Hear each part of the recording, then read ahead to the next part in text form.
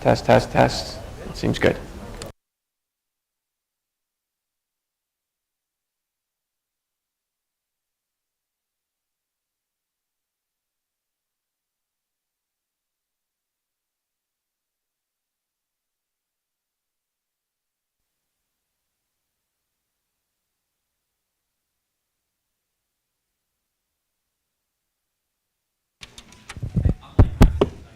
Hello.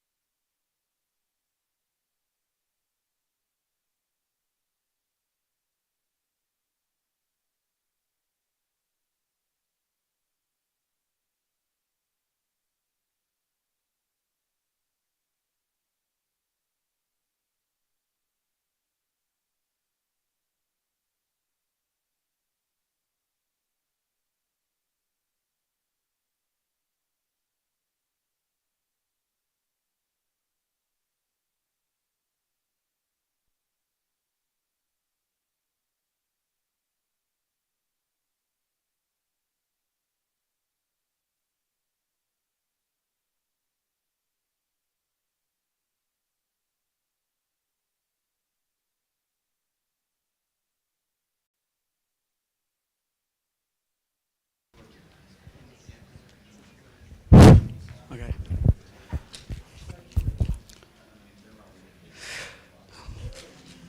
Good morning, everyone, and welcome to PLMW at PLDI 2025. It's wonderful to see this room filled with the future of programming languages research.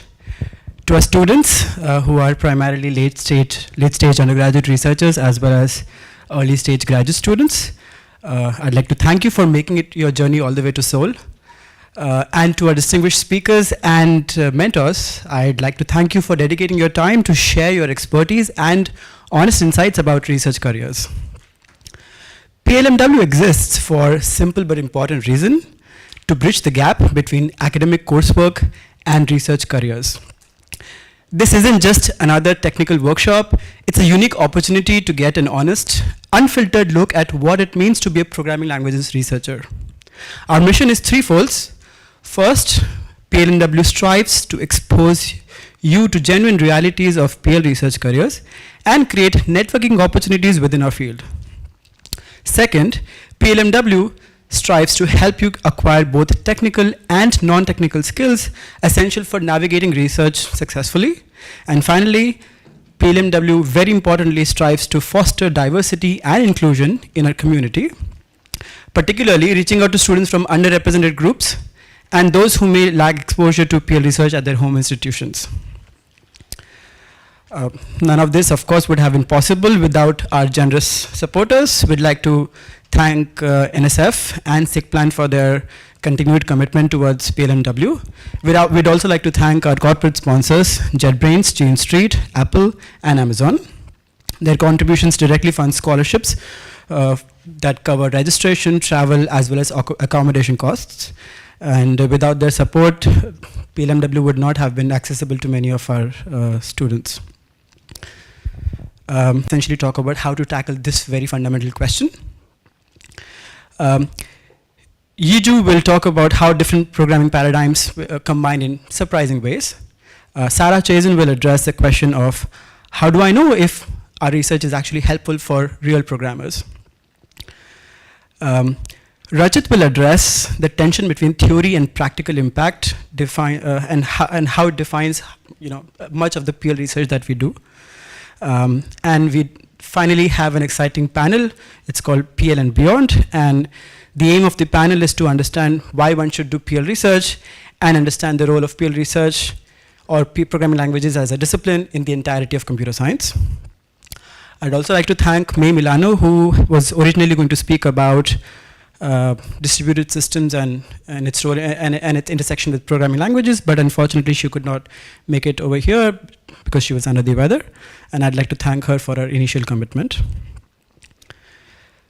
PLMW is part of a larger ecosystem of support with SIGPlan. I encourage you to learn about SIGPlan Cares, which provides confidential resources for anyone facing discrimination or harassment, and SIGPlan M, our international long-term mentoring program for programming languages researchers. What sets PLMW apart is the informal, honest nature of our conversations. This is your chance to ask questions you might otherwise hesitate to ask elsewhere. What does work-life balance look like really in academia? How do you handle rejections and setbacks? What are the different career paths available? How do you choose research problems that matter? These are some of the popular themes that PLMW repeatedly talks about. Our speakers and mentors indeed are here to give you candid insights about these topics. Take advantage of every coffee break, every social session, and every moment between talks to connect both with peers as well as your mentors. So yesterday, we started out with an informal set of events or social events that also included a nice and interesting game, PL Cards, and I could see that many of you enjoyed it. I hope that it gave you an opportunity to connect with your fellow attendees. Today marks the formal beginning of our workshop, where you'll be exposed to cutting-edge research areas, practical career advice, and most importantly, a community of people who are passionate about programming languages. Some of you may discover new research areas that will excite you as well. Others might gain clarity about whether a research career is right for you. All of you will leave with new connections and a better understanding of our field.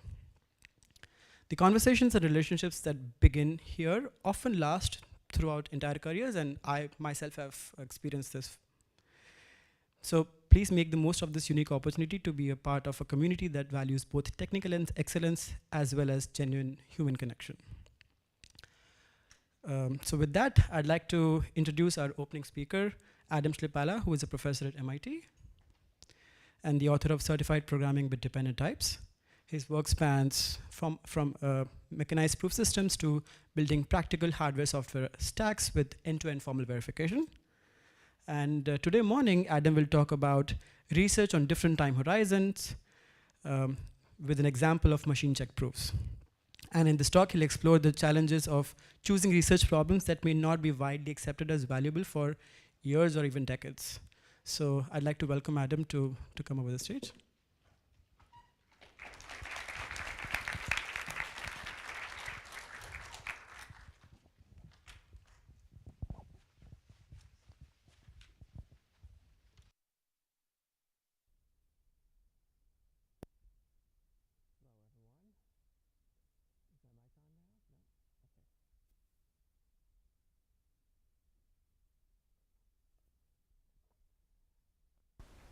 How about now? That sounds like it's on. Okay. So I'm glad to have this opportunity to cover kind of two topics in an interleaved way. I'm going to both present one of the major research areas associated with PLDI and also offer kind of bigger picture philosophical take on choosing what kind of problems to work on and what the kinds of feedback that you get about the success of whatever strategy you're following at any particular moment. So to start with, the area that I'll be telling you about is proof assistance, which is a category of tool that folks use to write really rigorous mathematical proofs that can be checked by algorithms.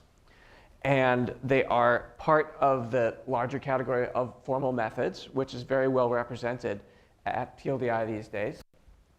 And in particular, I wanted to give you a sense for how this element of PLDI has changed just during my own research career. So I happened to start as an undergrad in the nice round year of 2000. So I'm using PLDI'25 as a baseline here. And I used a highly scientific methodology of quickly reading the titles of all the papers from this year and that year and deciding which ones were about formal methods and which ones seemed to be using proof assistance. And well, one thing you can see, there are about 3 times as many papers at PLDI this year as in 2000. Makes sense. There are 3 times as many tracks as well. And I have very confusing axes on this graph, but I'm also graphing the percentage of papers that were about formal methods or proof assistance in each year. You can see, by my count, it was about 10% of papers 25 years ago, and it's more like a third of papers this year, and about 15% of papers are using proof assistance. And that's the topic that I'm going to drill down on a bit. But about formal methods overall, there have been all kinds of really promising developments over that time period. Probably one of the best known is that Amazon has a big effort in formal methods. They have an automated reasoning group that's had a lot of important impacts on Amazon as a company, with more than 100 full-time engineers just doing this kind of thing.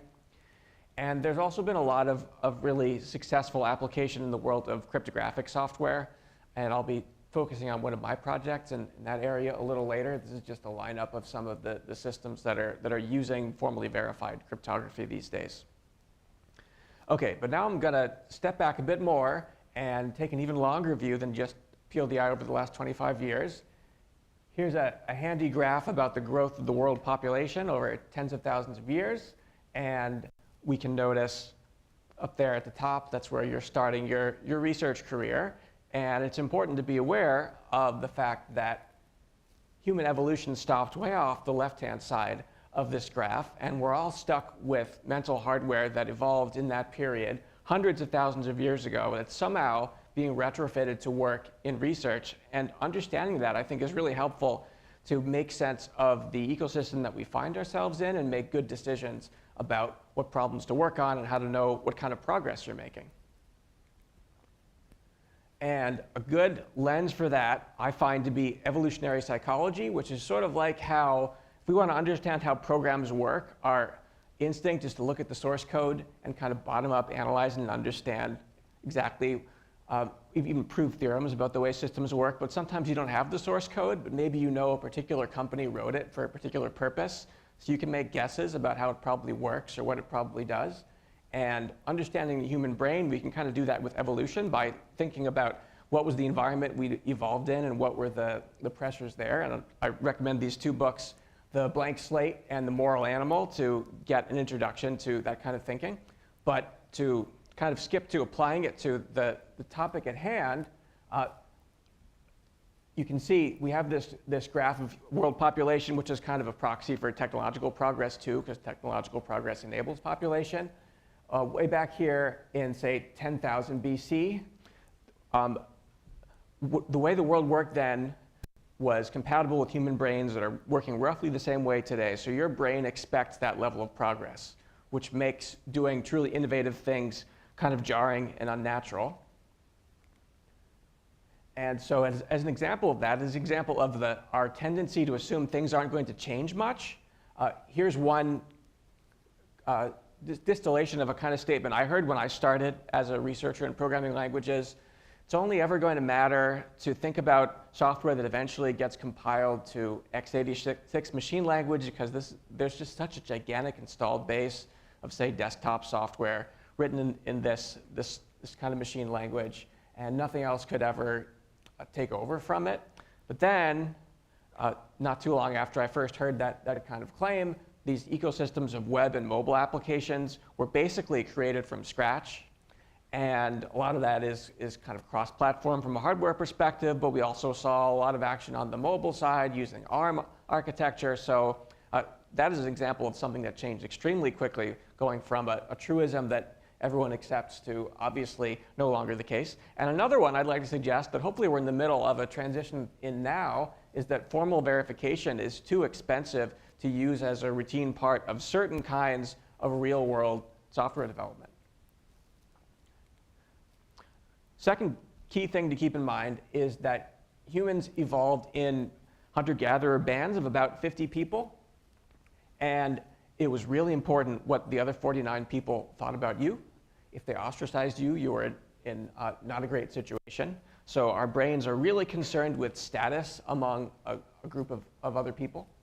And there's a lot of common context in a group of just 50 people. It's very hard for all sorts of different innovative ideas to be explored in that kind of setting, which makes it rough for us to make bets on new ways of thinking about things. And all sorts of interesting institutions have been built up to kind of build on top of the brains that we're stuck with to support this kind of innovation. And students and researchers throughout their careers often find these institutions kind of unnatural and uncomfortable, from the way that we fund research to the way that we use a publication system to kind of both disseminate and evaluate research, to the ways that we hire people in research positions and decide on promotions, and even aspects of the adjacent world of support for startups that can take research ideas and turn them into products. So if you think about what would be a statement you can totally get away with making in the tech industry today, it makes sense in principle that we'd want to do mathematical proofs that compilers are correct. But come on, we're building a product. It has to ship in 6 months or something. Obviously, it is slower and more expensive to build compilers with machine check proofs. So this is kind of a goofy academic idea. I would suggest that to some extent, a statement like this is a rationalization from the fact that what folks would typically be thinking is, if I go to a party in Silicon Valley and I tell people I work on compiler verification, they're going to think I'm a low status person. This is not an idea that matters. It's very poorly understood what it even means, and it doesn't seem to be used at popular companies. So this is not a path to riches or acclaim. And the challenge here is that when a new idea is early in its curve of development and eventually being adopted in the world, the only people who can tell it's a good idea are the subject matter experts. And so the vast majority of people you run into whose opinions you might care about don't have access to the easy heuristic of just checking if enough big name companies are relying on a particular technical idea today. And so they're just going to kind of by default dismiss new ideas before they make it over a crucial point in the curve of adoption. So I would argue this means that for a certain kind of research that I'm going to make the case for here, you have to thread the needle between, on the one hand, trusting the expertise that you've developed to think deep thoughts about which new approaches are someday going to be practically valuable. And on the other hand, having humility to know that you can't just analytically predict all the aspects of how new ideas of this kind will play out in real engineering projects, you have to build prototype systems and see how they operate. But these are not products, by the way. They are prototype systems built to answer specific research questions where there can be, almost by design, glaring holes that would keep them from being adoptable in real engineering projects with deadlines today. But they have to be real enough that you can answer the questions that you're setting out to answer. So this is a delicate balance to combine these two elements. And I want to situate this in a way of thinking about styles of research and research projects and topics that I don't think is widely enough used in the community. I'm going to use two axes. One of them is going to be short-term versus long-term. Think of this as how long it's expected to be before an engineering team in industry can responsibly use an idea and really predict when the project can be done and it's done on a reasonable timescale. And then let's also compare a theory versus systems axis, whether we're on the theory side concerned with, let's say, a mathematician's aesthetics of looking for inherently pleasing ways of thinking about systems and having them seem simpler than they were before, versus systems where we're building tools that, or thinking towards the eventual building of tools that will make engineering productive. So we know a lot of examples in the short-term systems category. Maybe you add an optimization to a widely used compiler, instant performance benefit for people in the real world, clear payoff there. And we're very familiar with long-term theory research.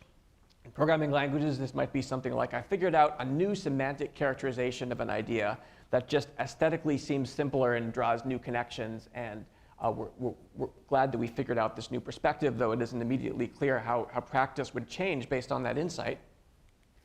There are also examples of short-term theory. I think a good case here is kind of reverse engineering a popular artifact and coming up with a formal semantics for it, where maybe that artifact we don't necessarily expect to stick around for too much longer, but it sure is widely used in the present.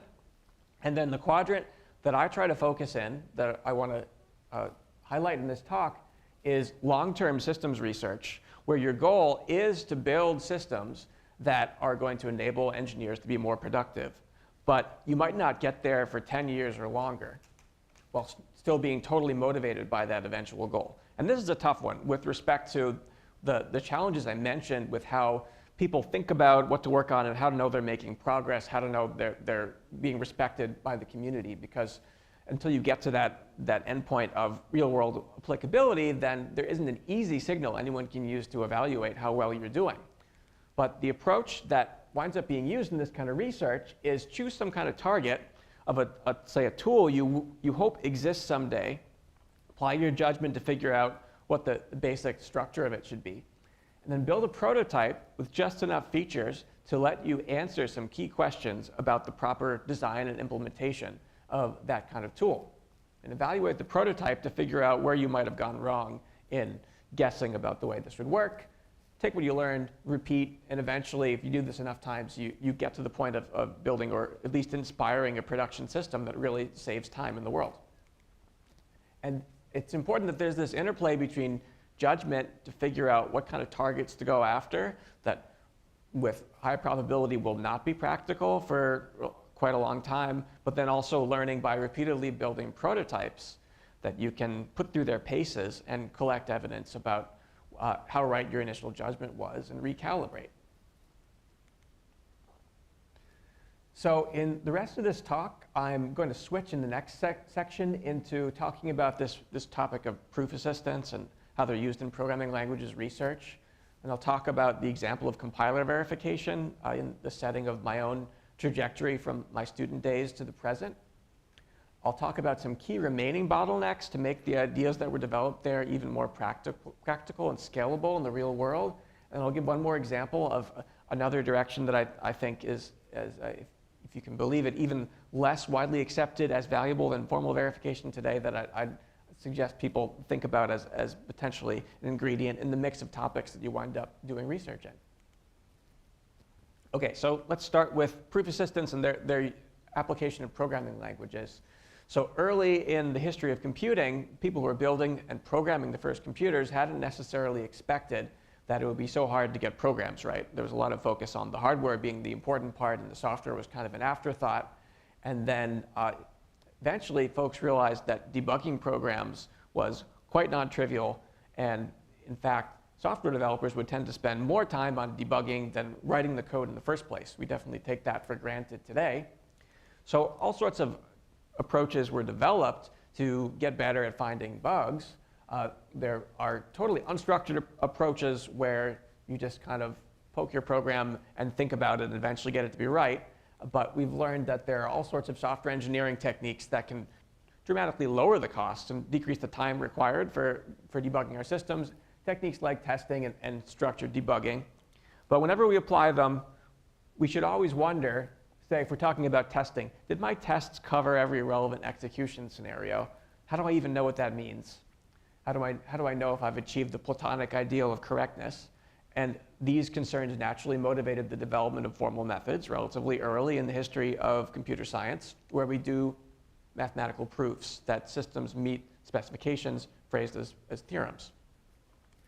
But still, there's all sorts of potential worries left with formal methods.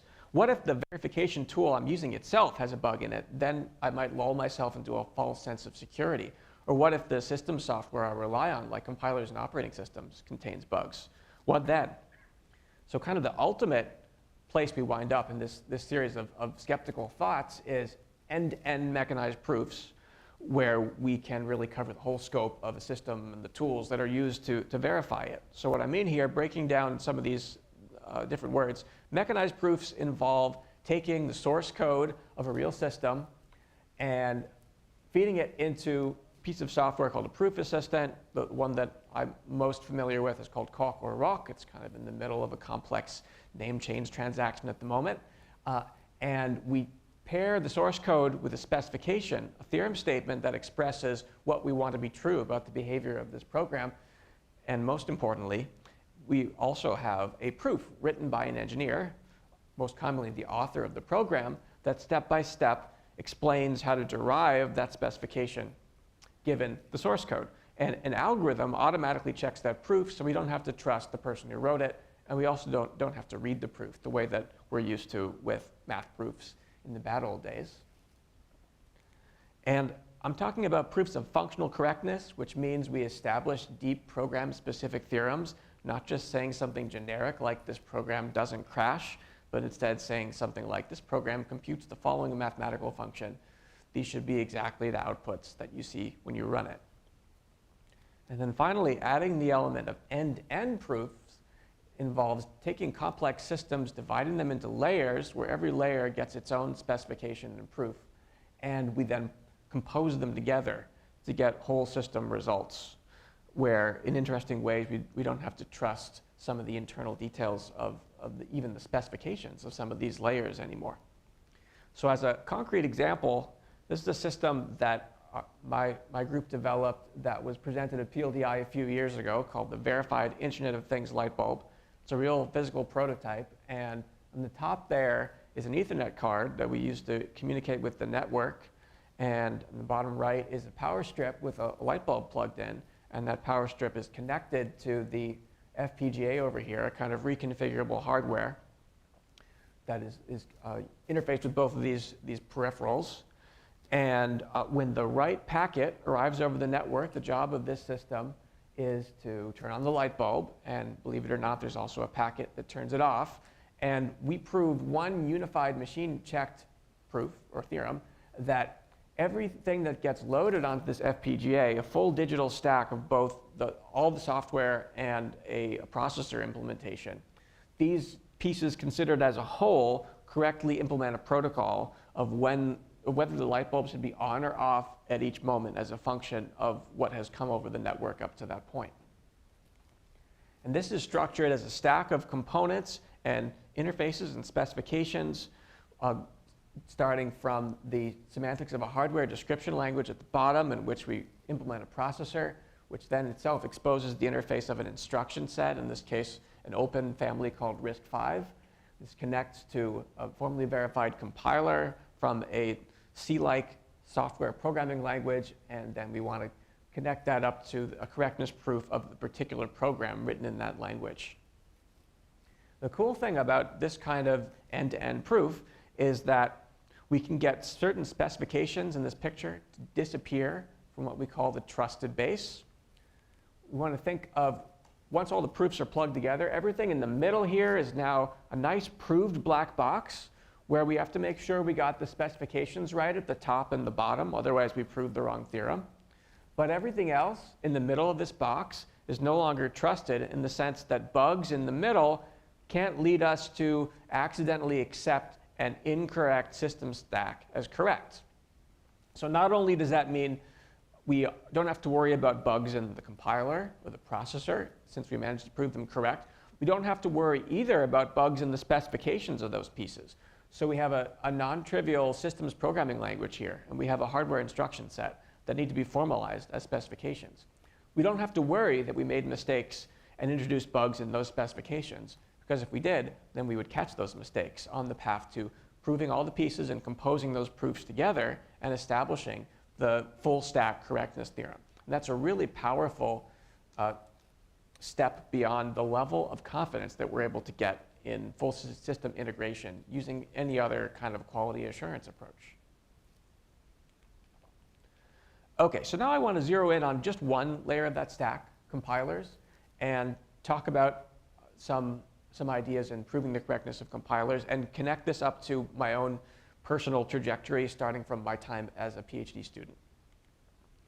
So when I started working on this kind of thing, in theory, it was recognized that it was possible to formalize and prove the correctness of compilers, but it was broadly viewed as a pretty ivory tower kind of thing that wouldn't be practical and certainly wouldn't reduce the cost of developing compilers.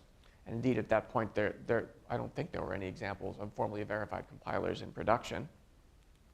So I wanted to explore ideas that could lower the costs of using the tools that existed at that point to, with the highest level of rigor, demonstrate the correctness of compilers. And the idea I started out looking at was this idea of dependent type systems that was even built into proof assistants like the one calc that I was using, where we managed to reduce correctness of programs into type checking by using very expressive types. So my next set of slides are going to be bringing in examples of real conference talk slides from my time as a student and a postdoc. So here's one from ICFP 2006, thinking about programs that we don't trust, that we receive as binary code. We want to convince ourselves that they're safe to run. We might want to prove memory safety or even all the way up to total correctness properties of such programs. And we can use a variety of program verification techniques to analyze the code and become convinced about that sort of thing. I list a few here, which I won't go into detail what they do, but I will point out by today's standards, all these tools prove relatively weak theorems about programs, not nearly what we typically have in mind with full functional correctness today. But still, they can have bugs and lead us to make the wrong assessment about a program.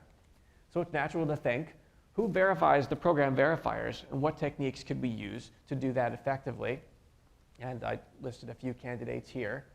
And in particular, wound up studying how we use proof assistants to show the correctness of program verification tools. And the technique I was looking at is dependent typing. Here's a very tame example of it here, where we write a program with a static type that expresses what correctness means for this program. So in this case, the thing we do is we declare the function that we're writing as a proof goal in the theorem proving tool, calc in this case. And we use very expressive types like this one, where I take a logical proposition, put it inside brackets, and use that to stand for basically proofs of that proposition, which this function is obligated to return when called. This function takes in a number and optionally returns a proof that the number is even. And so we write out the functional program computational content of this kind of procedure.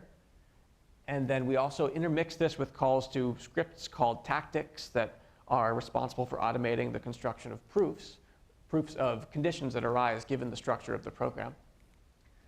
And various pieces of syntax in this code generate the proof obligations that we're proving in that way. And there's this interesting syntax inspired by monads from functional programming for chaining together different parts of a program that are constantly generating proof obligations and that need to be kind of composed together in the right way. And there are still a lot of fans of dependent typing in the SIGPlan community.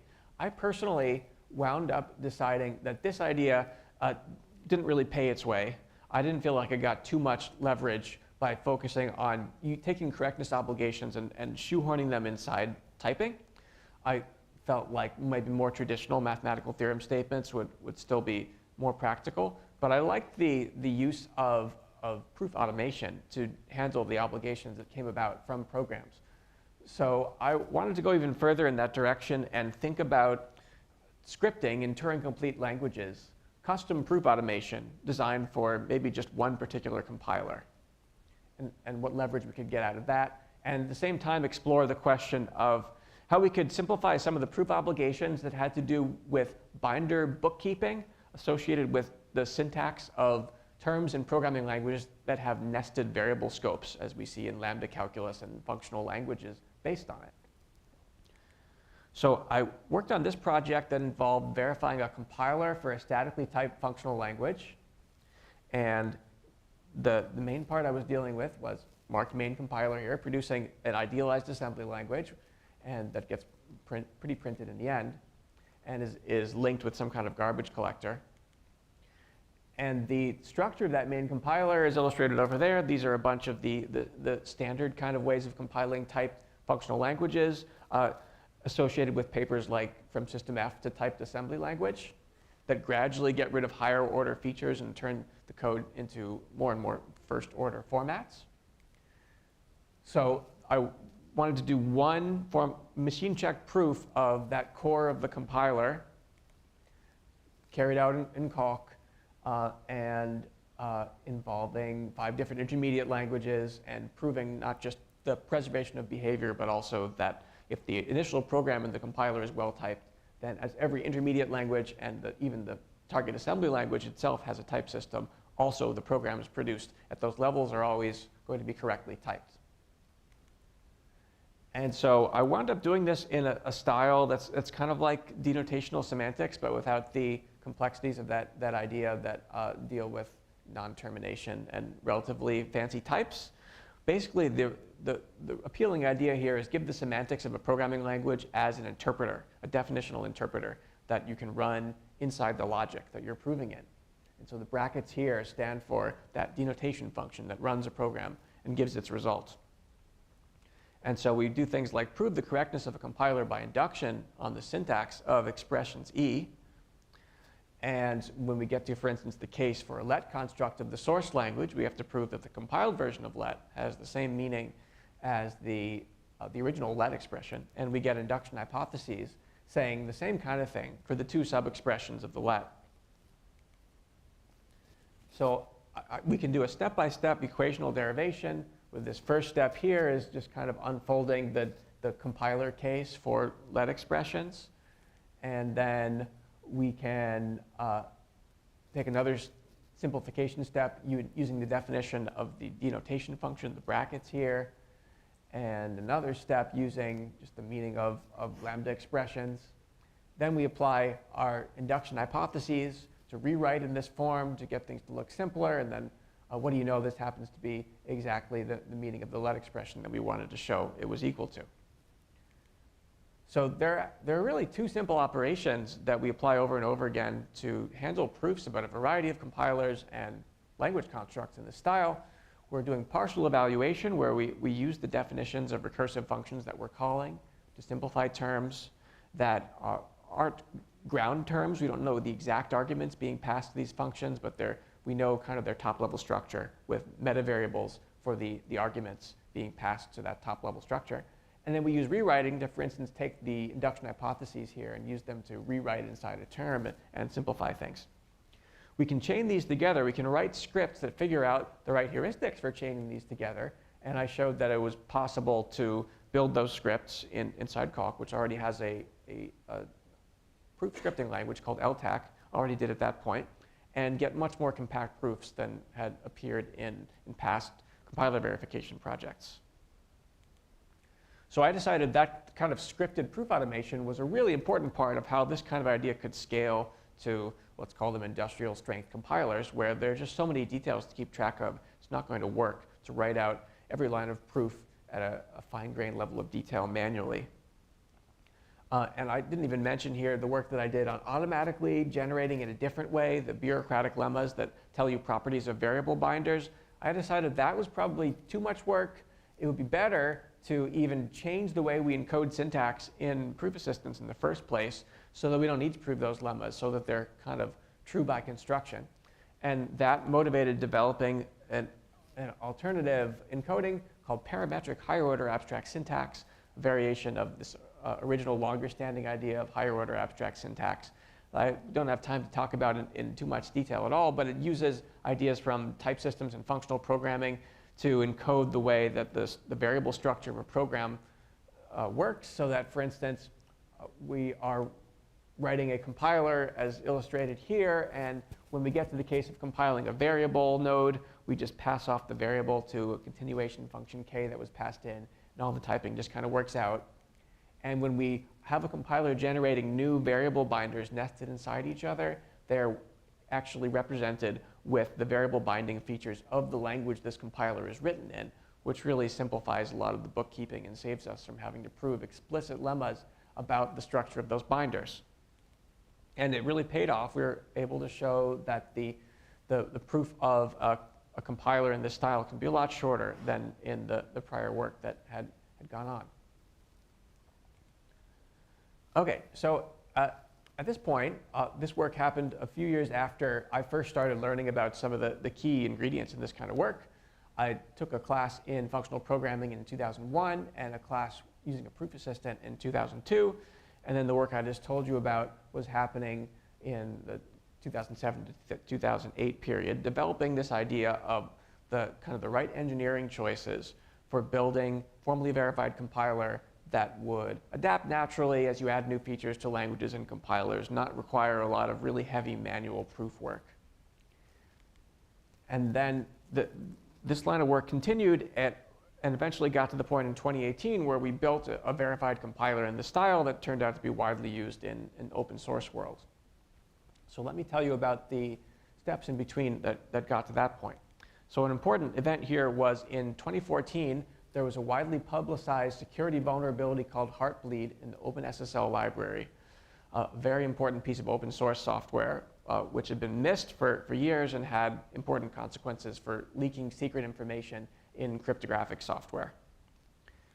And the Linux Foundation, a nonprofit that tries to promote the quality of open source software, decided that based on this shock to the community, it was a good idea to start organizing a series of workshops to bring together, on the one hand, academics studying programming languages and formal methods, and on the other hand, the maintainers of some of the most important open source projects that we depend on for aspects like cryptography. And I think it was kind of a stroke of luck for me to get invited to the first of these workshops and decide to participate.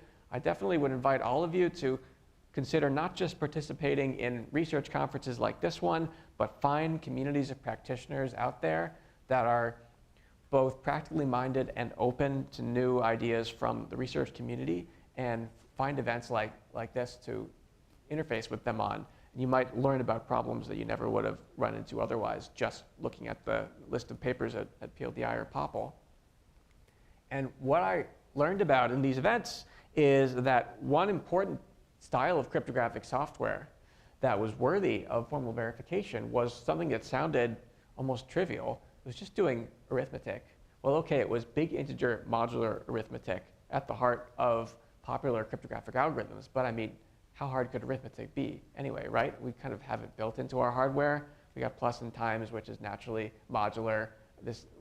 Crypto algorithms use modular arithmetic too, but apparently it was really hard for the experts to implement this code that drives, say, secure web browsing in a way that is simultaneously secure and fast and correct. So the reason that was non-trivial is that if you think of the universe of cryptographic algorithms, there are a moderate set of different algorithms that are formalized in, say, internet standards. They're typically parameterized over, most importantly for this example, a large prime number that's used as a modulus for arithmetic. And then there is a whole breadth of different kinds of hardware architectures out there with at least a few different categories that offer different enough hardware support that you want to tweak your data structures and algorithms for good performance on that particular family of hardware.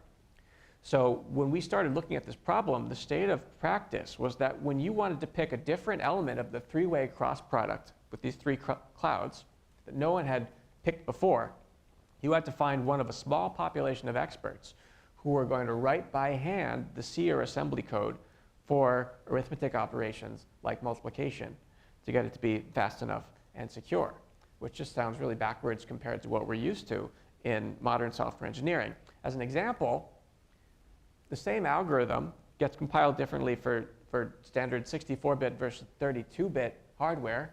I've shown the two variants here intentionally in small enough fonts so you don't feel obligated to understand all the details. But if you just kind of glance at these as ASCII art, it's not obvious this is the same algorithm. And if you zoom in more, you see magic numbers where it's kind of scary to convince yourself you put all the right magic numbers in all the right places. But this was really viewed as essential to have this level of detail to get good enough performance in these algorithms for really widely used pieces of software. So we built a system called Fiat Cryptography that at a high level is a library of verified algorithms of that kind and compiler support for taking the choices that one makes about different variations in this area and then automatically specializing the code in that library to the choices that were made. And library and compiler support is all proved in calc as a unit. And in more detail, there are a few layers to this support. At the highest level, we have generic functional programs implementing operations like multiplication. Then we apply partial evaluation, which I mentioned before, to specialize that code to parameters like the prime modulus and the choice of a data structure to represent one number. Now we have flatter functional programs that maybe don't use higher order functions anymore. And then we apply something closer to traditional imperative language compiler algorithms to figure out how to translate those flatter functional programs so that they literally are something like C code and meet all the semantic requirements, don't have any surprises from overflows on integer operations or anything like that. And we showed that we were able to use this new kind of compiler to not just increase our confidence in the correctness of the code, but also achieve better performance than all of the previous generic implementations of this kind of algorithm. These graphs are comparing against the GNU multi-precision library, which was the best known generic implementation of big integer modular arithmetic, showing that in both desktop and mobile platforms, we were able to create code several times faster than you'd get with this library. And even more importantly, because those libraries weren't usually used in cryptography, comparing against handwritten C and assembly code, we were matching the performance of the best known C implementations of all of the important cryptographic primitives in this family. One shown here, P256, is used very widely for secure web browsing. We were about a factor of 2 off from the best handwritten assembly code in this case, but hold that thought as we get a bit further along in the story. So it turned out that there were people at Google, like Adam Langley, whose blog post is excerpted here, who were getting very interested in the promise of formal verification to improve the security, the reliability of the cryptographic software they maintained. And working with those folks, we were able to, over a period of a few years, get these ideas tech transferred into Google with all the students on the project eventually doing either Google internships or joining there full time. And then in 2018, there was the first release of Chrome that had part of its cryptographic library, Boring SSL, generated using this verified compiler. And since then, every major web browser has adopted the same tooling flow for building their cryptographic libraries. There were still some issues at that point about practicality scaling to larger examples. So one thing we did is we built a very technical ingredient to, I'm trying to remember in the thesis of the student who did this work, how many layers of the word compiler he used to describe it. It was like something like a compiler. There might have been a fourth one, but a tool that takes a set of proved rewrite rules in higher order logic and automatically builds a compiler from them. And that turned out to be a critical component of how we do the partial evaluation and specialization of code in this domain. So with this approach, it builds a very efficient standalone command line compiler that applies all the rewrites that are needed to do this compilation. And I mentioned also we're still behind the fastest assembly code with some collaborators that brought expertise in areas like random program search. We also built this extension called Cryptopt that repeatedly mutates assembly programs and using operators that are guaranteed to maintain correctness, and keeps benchmarking every variant and just keeps the fastest one and combines that with a formally verified equivalence checker that we built. So you can apply this as a new backend of the compiler, get fast assembly code without having to trust that the generation process for it was fully sound. So in the end, this gives us this tool, which you can download from GitHub today, that provides the most automated generation of new cryptographic algorithms, has the most rigorous correctness proof for the code that results, and also, in many cases, produces the fastest known assembly code for running on the latest generations of CPUs. And starting a few years ago, a new Google team was formed to maintain this project, and the work has largely shifted away from MIT in that way. So zooming back out to the bigger story I was telling, or the way I was framing choosing research problems, the first part of this timeline is work driven entirely by the judgment of researchers about the potential of a technology to eventually be practical. And then after some key ideas are figured out, there's still a bunch of engineering work to do, getting to the point of creating some kind of implementation that is going to be worth deploying. And then N years later, this particular project got to the point where you could go to a Silicon Valley party and say, this might be a legit thing for you to look at because Google is using it. Appeal to authority kind of argument that might work for folks who are not experts in the science behind it. But still, even today, it takes some pretty specialized expertise to be effective building and maintaining this kind of verified compiler. And there's some fundamental tooling limitations that make it hard. So I just want to briefly talk about what I think are the key bottlenecks for the community to work on to make it even more routine for this kind of stuff to happen in production projects. A lot of people assume that AI in the form of large language models and similar machine learning approaches is going to be important for getting broader adoption, where they'll take the tedious process of writing machine check proofs and get machine learning to do more of it for us. I'm personally skeptical that that's the case. It's a little bit of a complicated position that I have that leads to that skepticism. I feel like only a small slice of software is really a good fit for formal verification, because very few programs written have clear specifications that you can write down and everyone can agree on, and the specs are a lot shorter than the original programs. These programs where you can write the specifications tend to be important pieces of systems infrastructure, widely relied on, and they're so economically important that the cost of, say, PhD students or proof engineers in industry spending time to write out proofs manually is effectively zero compared to the economic importance of these pieces of software. So I don't think it's so important to have machine learning writing those steps of proof, though of course it's nice to have proof automation. And we do know how to do proof automation in this domain using tools like SMT solvers, which I think are much better focused than machine learning. But when we want to have as little trust as necessary in our verification tools, we do want them to run inside of a more general proof assistant like Calc, where we don't have to trust a whole SMT solver, for instance.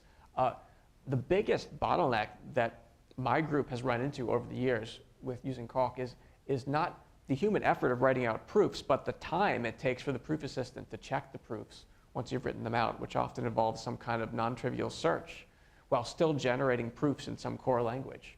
So I think it makes a lot more sense to think about optimizing the cores of these proof assistant tools with new data structures and algorithms that still maintain this nice property of trusting as little code as we can get away with, while providing a lot of flexibility in scripting automation for a particular domain, or even for just automating the proof of a particular program.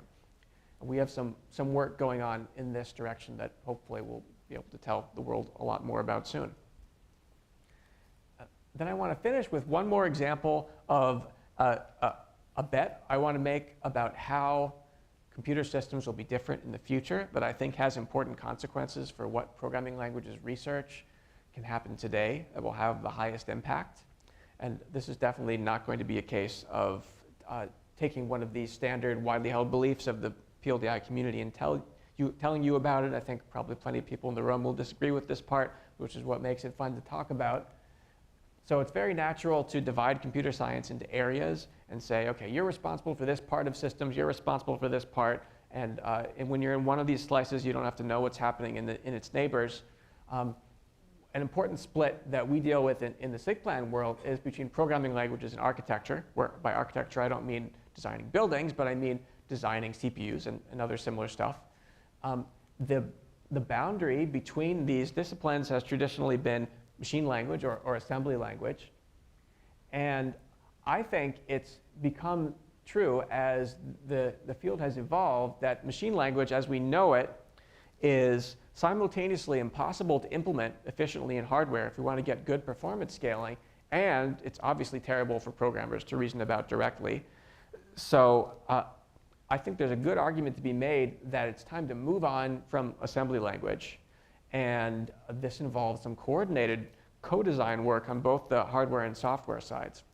I first started thinking about this perspective in my first exposures to hardware verification, which I was lucky enough to be kind of dragged into by students who were interested in it shortly after I started as faculty, and which today is about half of my research doing things like proofs of processors and hardware description languages. We did this project verifying a complete multi-core system with both processors and memory hierarchy being proved separately and then linking their proofs together. And here, I was just shocked to see all the work that goes on behind the scenes to provide the illusion that memory is a big array of bytes. It isn't. There's a whole complex cache coherence protocol with many caches that goes into providing that illusion, with so many opportunities for bugs there that it creates a whole cottage industry of verification. And that really opened my eyes about what fundamentally was possible to do in hardware and what we might simplify by changing the interface between hardware and software. So I would claim that as we think about performance scaling today, it's increasingly about parallelism. And it's just not going to fly to have our hardware-software interface be a language that's as sequential as assembly language, where there's one instruction after another. There are data flows that depend on the orders in which instructions happen in that sequential format. And it's also fundamentally not going to fly to keep this illusion of a global flat memory space, because it's fundamental, given the laws of physics, that it's expensive to communicate over long distances. And both of these properties are in assembly language, which makes it unsuited for performance scaling going forward. And that second point is all about the fact that computation has to happen at points in three-dimensional space. There's no way around it. And communicating between the places where computation is happening takes time dependent on the distance between those places. So a programming model that tries to hide this fact really hamstrings the developer who wants to reason effectively about performance. So if we have assembly language at the center of the hardware-software interface that tries to hide the physical reality of how computation is distributed, and we think about building the C programming language on top of assembly. C was originally described, I think, as something of a macro assembly language. And then we have improvements in that direction, like the Rust programming language. And then down below, we're interfacing with ideas like weak memory models, or even the broader idea of shared memory multi-core. I personally think all of these ideas and the directions they represent are incompatible with continuing to get good performance scaling. So as laudable as it is to reduce bugs in C programming by using Rust, it's connected to a fundamentally out-of-date 1970s model of how hardware and software should work together, and we can do better. Just one example I want to point to, the area of coarse-grained reconfigurable arrays or reconfigurable data flow architectures are very different from multi-cores as we know them. We have two-dimensional grids of really wimpy compute nodes that you can program with the equivalent of maybe a few assembly instructions each, and we explicitly send messages between nodes and their neighbors, and there are explicit memories divided in space where it's very clear a node can only access the memories that it's connected directly to. I'm mentioning two different projects here that are interesting in the sense that one of them is aimed at the highest performance, the other is aimed at the lowest energy usage, and somehow this idea turned out to be really effective for both of them. So I think this sort of target is really interesting for building programming tools and verifying compilers and I'm trying to spend more of my time on that direction, and maybe you'd like to consider too. I think the team behind this project, Riptide, has a talk happening at the main PLDI conference as well. Okay, so I'm pretty much done here. I just want to mention my co-authors are presenting two of our papers at the main conference that cover both the development of formally verified hardware as well as another step in this direction of theorems about cryptographic software. And I've dropped in also a link to our GitHub organization where you can see all the code behind these different directions. Thank you.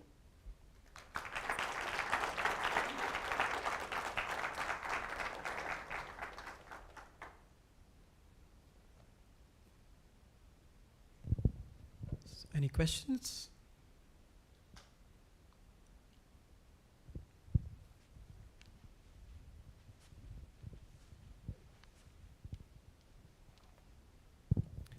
So recently there is this push to push WebAssembly, which is a more verified assembly language. Do you have any thoughts or inputs on that? I think since it's so assembly-like, it runs into the same challenges about getting good parallel performance scaling going forward. So it's not obvious to me that's the right direction to be thinking about. Something more like a standard format of data flow graphs, I think, would make a lot more sense than the standard format of assembly-like programs. Thank you.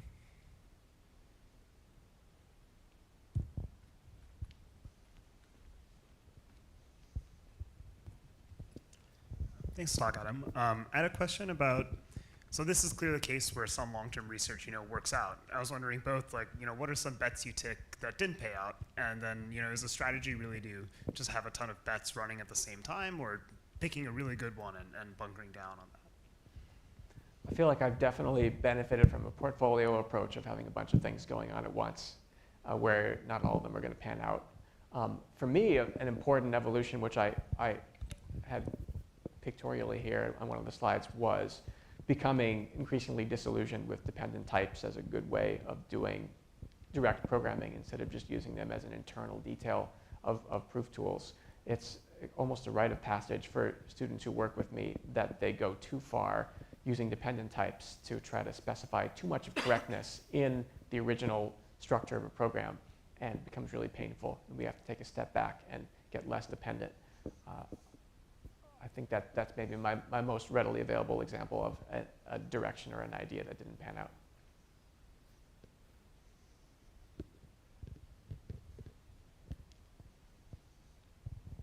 So you mentioned that you've benefited from this portfolio approach with many different ideas at once. At what stage in your career did that become appropriate for you? I imagine in my PhD I've found that kind of hard or a distraction, kind of my attention's too split. Sure. When did that become, I guess, appropriate for you? Yeah, I think a lot of PhD students who are headed towards being independent researchers would get involved with maybe 3 non-trivial threads of research at once by their last year, and it's hard to go much beyond that, and it depends on having fellow students who are going to do most of the work on most of the projects, and you really start to be a quasi-supervisor at that stage. But really, the idea of a portfolio approach is most compatible with being a research group leader of some kind, and not as much in being an individual contributor. Sure.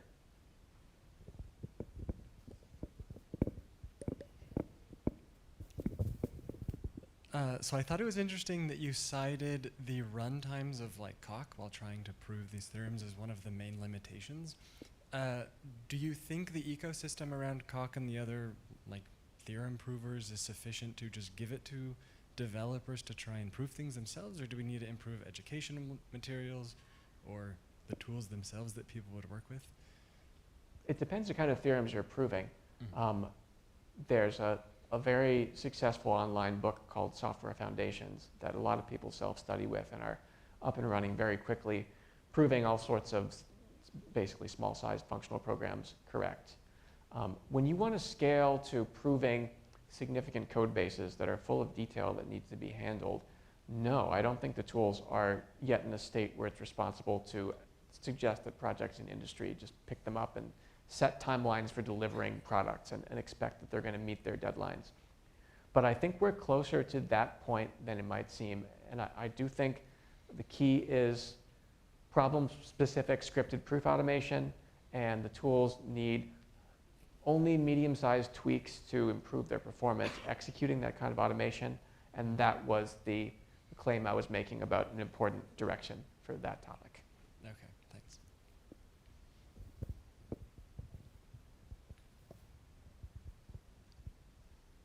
So I do have a question. So you alluded to to this thing that it's not a good idea to probably use some sort of data-driven language model style thing to prove your theorems automatically, especially for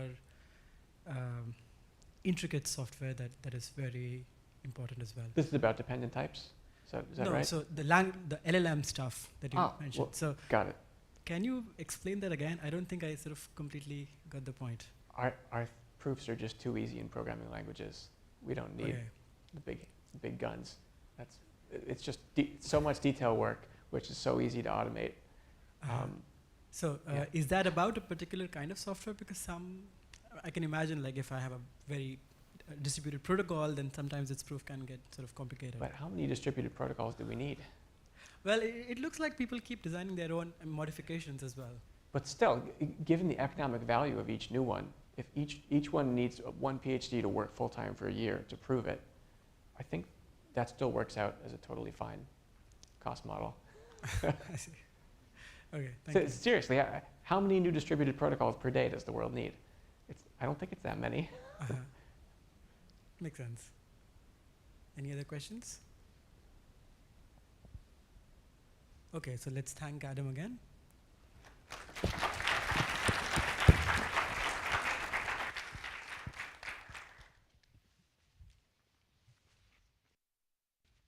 For the break and then come back for the next talk.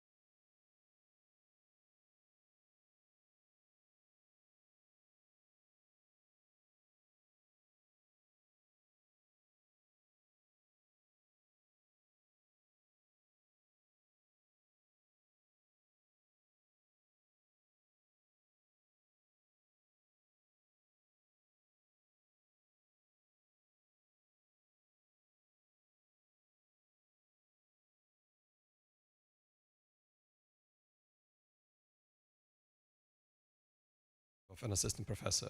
Thank you for dedicating your time to PLMW. My name is Qiren Zhang from Georgia Tech, and I'm an assistant professor. And my research area is in program analysis and compilers. Today, I'm super excited to be here to share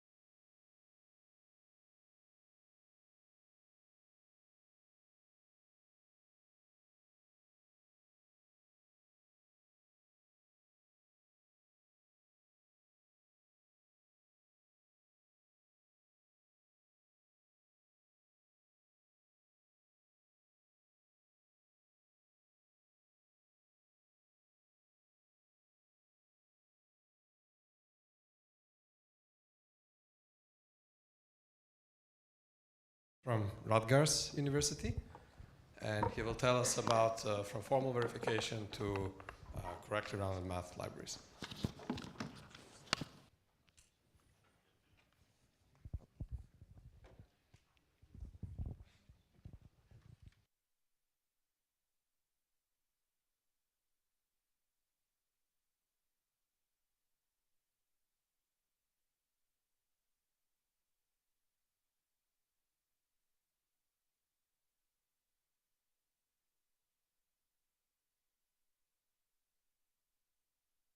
Just try to say something just first. Hello, can you hear me? Yeah.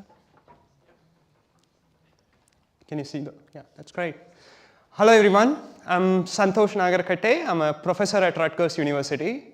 And when Umang asked me to give this talk, I tried to imagine myself 18 years ago sitting in the same seat like you are, and what would I like to hear? So then I said, like, I have a toddler at home, like I used to tell stories to him. So let me tell you some stories. And I don't want to tell stories like fairy tales, right? So I want to tell you the stories about how projects evolve. Like if you look at the, Adam gave a fantastic talk. He gave the entire spectrum of the projects that you have done. Sometimes you just look at his papers, you don't know why someone would venture into some problems. So I'm going to give you an 18-year horizon of various projects I have done and how they evolve.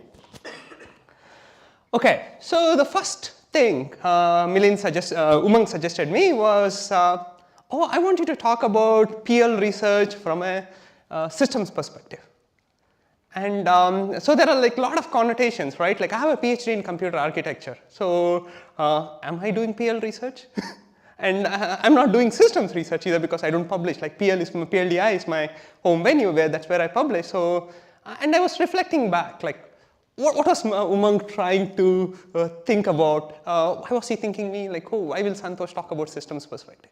And then I reflected back, so what were my goals in doing various projects, right? So my broad goal as an 18 years ago while trying to sit there, trying to get started in research was to build end-to-end systems and get these tools adopted by the community. I didn't know what end-to-end systems were, like what adoption meant. And over the period of 18 years, like I've developed these definitions of what adoption is, what my notion of end-to-end systems are. And if you look at the various projects that I have done, they look all over the place. Memory safety, concurrency testing, some semantics work, automated verification, Linux kernels. They look like all over the place, right? And what I'm going to convince you at the end of this talk is they're all interconnected. Okay? So I want some feedback. Like I teach to large classes, like if everyone is sleeping, oh, so I would sleep too in the stage. So if you are excited, like show some expression. Like I don't want like blank faces. Okay, so 18 years ago, one of the best decisions that I did in my life was retrospectively was choosing my PhD advisor. So some of you are already chosen your advisor, are still in the process of choosing the advisor. You need to choose an advisor. Choose wisely. So I think PhD advisor is one who will allow you to attain your potential. So there are no metrics, right? Like, oh, 10 papers or 15 papers or like best dissertations. It's all about someone who will try to make you attain the best possible researcher that you can be, that will enable you to attain that goal. So what was it? Like I applied for various PhD programs and I got into many of them. And then this is 18 years ago, right? There was no WhatsApp or any other thing, Google Meet, so we would Skype. And I had a Skype call with all the advisors and about various potential projects. And there was this assistant professor at Penn. His name was Milo Martin. I found a rapport with him. Like my gut feeling was like, oh, I will be successful if I go there. And he was working on a project on designing hardware to enforce memory safety. Okay, this kind of like tickled me primarily because I had written a lot of C code earlier for simulators and various things, and I had been haunted by it. simple memory errors would like cause various issues. So this, I found a rapport with him, and just to give you the segue into the part, like I enjoyed my PhD so much that I wanted to be a PhD student throughout my life, albeit with a better pay than what a PhD student typically makes. Okay? So my advisor Milo Martin was at the University of Pennsylvania. He's now the engineering director at Google Madison. So there was a nice article on Madison Online a few days ago, like you will find it online. Okay, so now you may be wondering, C programs, like Adam said, like abstractions are all changing, right? So who writes C programs? People asked me this question 18 years ago. And even today, this is even more relevant, right? C is like the cockroach of programming languages. If one thing can survive, it survives, right? Even today, you will be hard pressed to find a system that does not have any C code. You don't become ubiquitous for no reason, right? So it's in many cases, if you're writing an operating system, low-level device driver code, it is the right choice. And it's probably like the gold standard for performance. And people have misconceptions about C, right? C, oh, it's very antique. K&R designed it in '73 and it has stayed stagnant. No, C has evolved. Like there was C89, C99, C11. Now the latest standard is C23. It's becoming more modernized. But C still requires you. It does not protect its own abstractions. It requires you to be very smart. And you can shoot yourself in the foot easily. And one such drawback is memory safety. Okay? So lack of memory safety is like this weakling. So you build a fantastic foundation, and you can shoot yourself. You can, like, simple error, you can have a lot of issues, right? And this is what excited me, and I started to explore memory safety with my advisor. Okay. So what is, if you want to make C safe, like we are all PL researchers designing abstraction, right? We want to make C safe. It's a language problem, right? So what is the hard issue in making C safe? You get somewhere in your code a pointer void star C. What does this mean? This can be pointer to a single element, single integer. It could be a pointer to a floating point value. It could be pointer to the beginning of a structure. Or it could be a pointer to a subfield in a structure.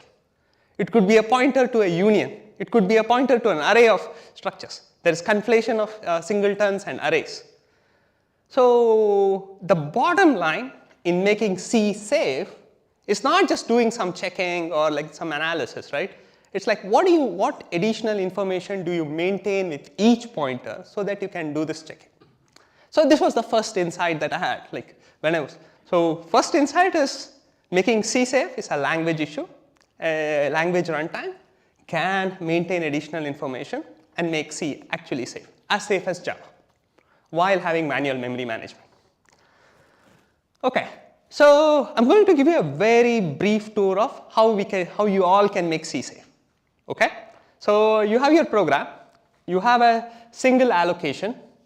Okay, this entire blue blobs are the single allocation. It has two subfields. Think of it as a structure. And there are two pointers at these two locations which points to two distinct fields of the same allocation. Okay? You want to ensure that when you perform an access, you don't go beyond the bounds of that access. What information do you need? Someone can like just prompt like, you need to remember the start, you need to remember the end for every pointer, right? If you know that, if you go beyond that, you can have a bound safety. This is what Java does, right? With array bounds exception. Okay? So to make spatial safety, to provide bound safety, with every pointer you need to maintain what is the start of the region that the pointer can legally access and what is the end of the region that you can legally access. Okay? So you're doing manual memory management. What do? You allocated this chunk of memory and made some pointer point to it, and maybe you copied pointers around. Another pointer also points to the same allocation, and now you freed the pointer. Okay? And then you try to dereference it through the other pointer. So you have temporal safety. That's a dangling pointer problem. So you want to detect dangling pointers. What do you need? What information do you need? So if you use, yeah, you need aliasing as well. But like doing precise aliasing, like requires you to scan the entire memory. So there is a well-known tool. Like if you're writing C code, you should definitely use fsanitize address while compiling, so that like you can detect like basic checks. So what does fsanitize address sanitizer do? The address sanitizer maintains 1 bit of information with every location. Is it allocated or not allocated? As long as you don't reuse the memory, it detects like dangling pointers. Now, what is the rule 101 of systems, right? Use your memory efficiently. So what does your memory allocator do? You freed something, next time you allocate something, it will reuse that same blob and give it to you.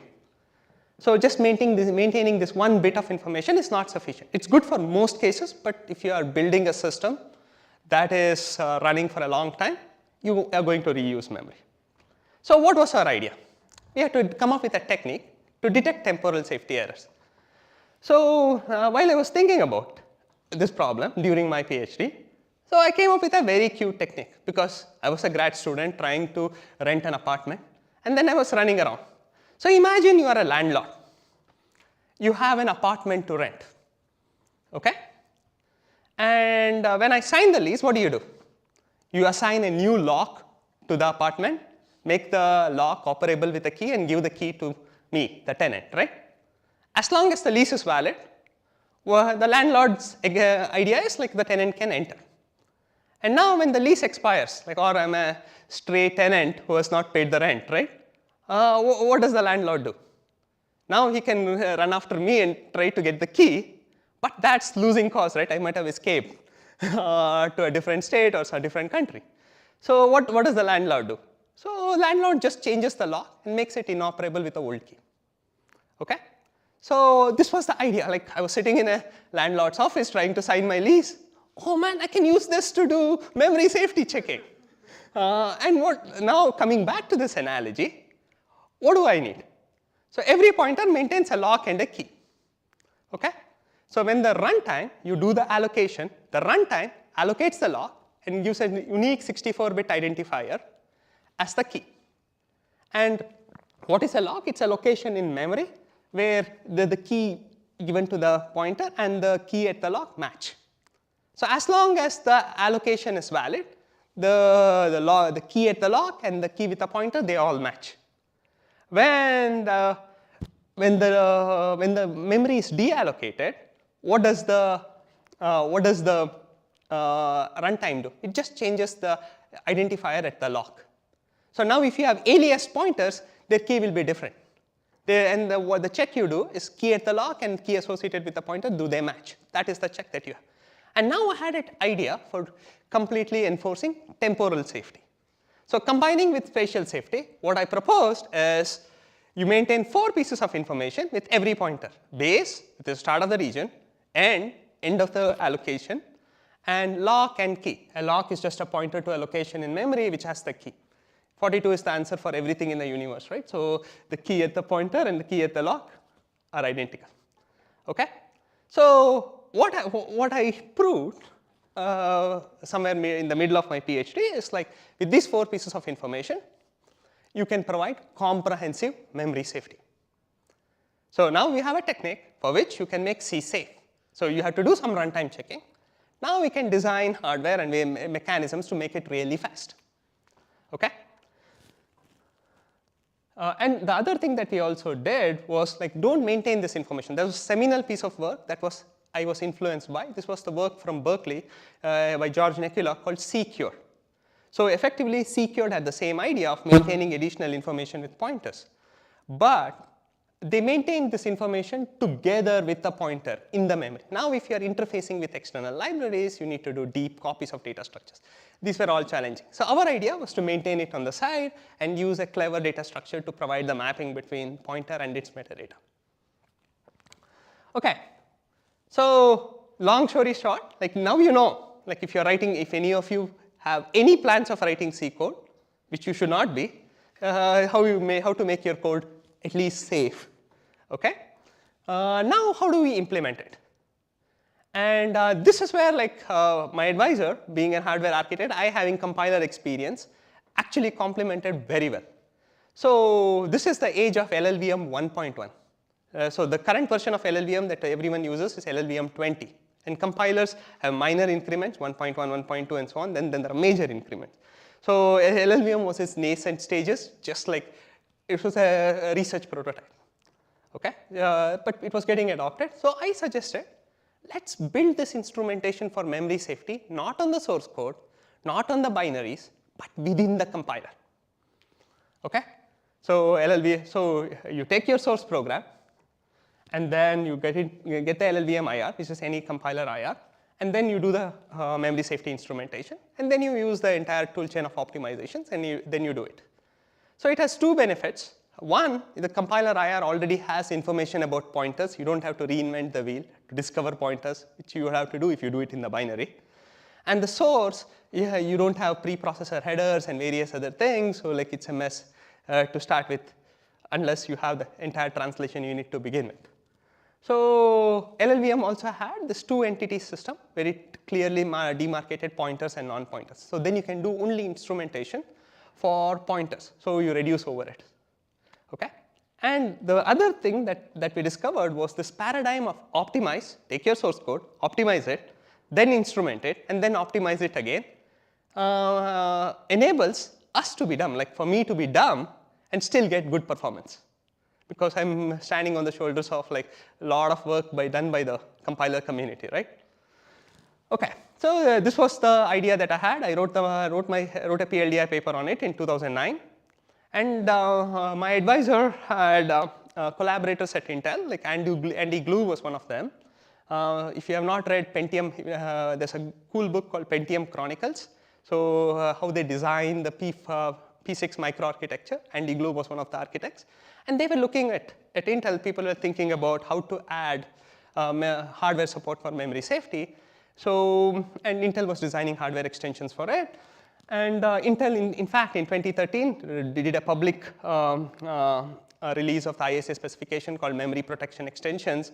And the people, the compiler team at Intel told me they use my softbound paper to implement the Intel pointer checker. So we collaborated with Intel, but now it's 12 years hence, right? 2013 was the ISA specification. Now the Intel MPX is deprecated. So that's the sad part of research. Even if you have transition, sometimes it becomes useless or things change. Okay, so all I have convinced is you can make C. C is still there. And if you don't want to write C code, you still will encounter C code. Second, you can use compilers to do this efficient instrumentation and do it within the compiler.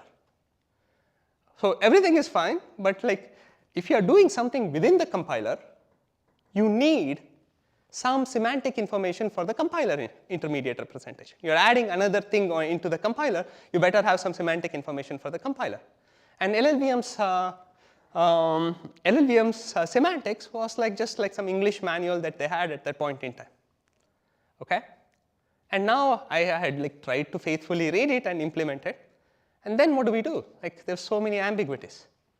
And this is where I had an amazing research buddy, Jinjo Jha. He was Steve Danzovic's student at University of Pennsylvania. He was my research buddy from day one of PhD, and I collaborated with him till the end of my PhD.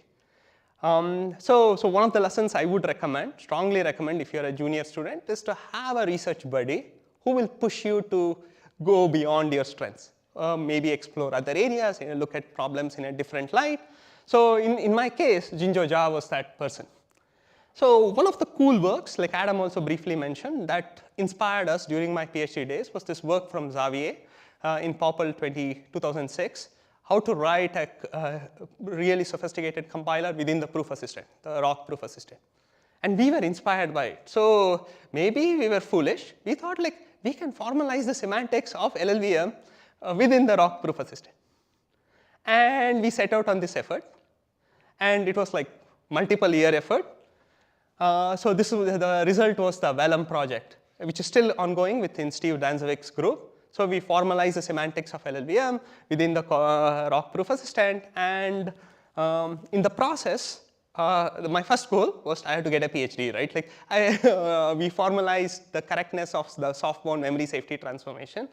And we also discovered a lot of ambiguities and inconsistencies in the LLVM-IR. We were already really excited. We wrote a very cool POPL paper, POPL 2012 paper, was very well accepted by the community. And like as a PhD student, man, like I've done something now. I was so happy. And so Emery Berger was a committee member on my dissertation committee, and he gave a very good keynote at PLDI in 2022. So how do you have impact with your PL research, right? He said you should go to real users, go to the mountain, right, and interact with them.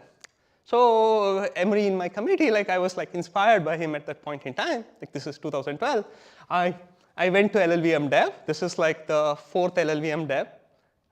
And I said like, oh, we have formalized Vellum, and we have discovered inconsistencies. Like, well, let's push these into LLVM. Let's make LLVM-IR rigorous and various other things. The LLVM developers like Chris Latner, Ted Kremnick, and various other people who interacted with us, they were like very enthusiastic. But their feedback was, okay, like we're not going to adopt it in our main toolchain. So give us something that we can use it as a push button. Okay? So this is where my foray into automated verification started. So here we had put in like multiple years of work formalizing the mainstream IR. And the sad part that we did not realize is compiler IRs evolve. Like if you look at like the change that happens, right? Like software is not just written once and it's like stagnant for like 10 years, right? They keep evolving. There are new features added, and old systems. LLVM, for example, does not maintain backward compatibility with the previous versions and various other things. So how do you maintain formal methods? So I have a PhD in computer architecture. I'm enamored by formal methods. Now I want to make formal methods usable by mainstream developers. This is my second transition. So now I'm a new faculty member at Rutgers. And my goal was, I want to make automated formal verification for mainstream systems possible. And if you have taken like automata theory course or even like any basic formal methods course, you know anything doing automated verifications you need to make. It's undecidable in general, you need to make some approximations. So what do we do?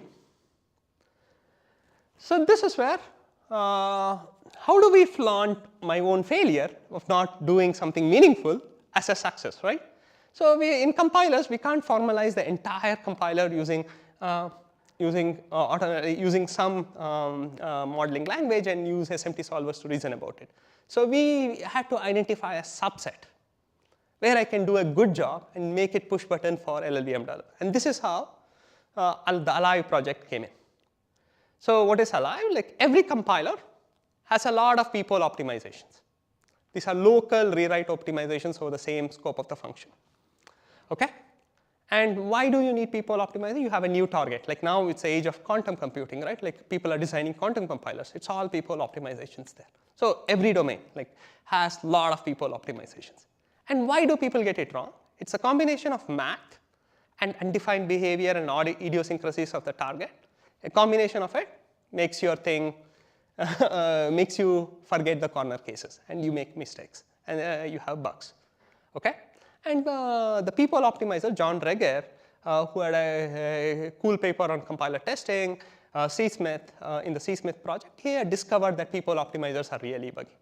So now I had found a subset where we can do a really good job, and this is what we wanted to do. We designed Alive, which is a domain-specific language, to specify and verify optimizations.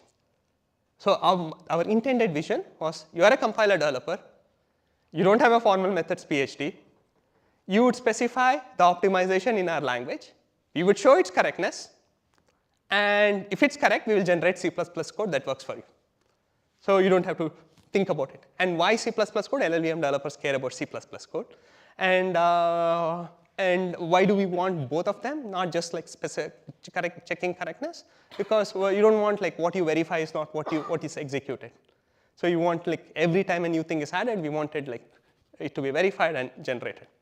So we did this And it's alive is both a specification and an implementation language. And we check correctness with SMT solvers. We encode them in with using a subset of bit vector theories, and the details are there in our PLDI 2015 paper. But what was interesting was Alive, and Alive 2 now with the effort of Nuno is used by 16 companies. Like everyone who has a compiler, every new optimization is checked by Alive. So this is a success story. Again, if you reflect back now, it's kind of like I can't do everything. I can't verify the entire compiler and show its correctness. I took a subset and did a good job with it. So in reflection, that was Alive. Okay, so now I'm doing a lot of formal verification work. My PhD student, David Menendez, was working on Alive. He had like a lot of cool results on how do you if you have a collection of people optimizations, one optimization undoes the effect of the other. Now your compiler does not terminate. How do you detect termination errors? And then initially we restricted ourselves to just floating integer optimizations with Alive. And then there is floating point. And if you look at compilers, the compiler developers reaction to floating point tends to be of two things. Oh, I don't want to touch anything with floating point. Okay, this is the general reaction. And then there are people who have these demonic optimizations called fast math. So floating point arithmetic is not associative. You do a plus b and then add c, or you do b plus c and then add a, they'll produce different results because of rounding. But the fast math considers such identities to be equivalent and optimizes your code. Okay? So initially we said let's just build a dialect of Alive that works for bit precise optimization. This was Alive FP. My student David Menendez did it. Even when compiler developers don't want to touch floating point, they're making mistakes. We had how many of you know floating point has 2 zeros? Okay, 1 or 2 hands. Floating point, everyone should know about floating point because when you say float, that's what that's the abstraction that you have. Floating point has 2 zeros, positive 0 and negative 0. If you're wondering where it matters, like William Kahn, a Turing Award winner, has a cool paper. When you change the sign of 0, you can introduce discontinuities in branch cuts. Anyway, so details aside. So we found a bug where the compiler optimization was changing the sign of 0. And we reported it. The LLVM developers immediately fixed it. Okay? And then we wanted to investigate fast math. But we didn't have a handle. So I asked my student, David Menendez, who had done sufficient work, please continue. We have to investigate fast math.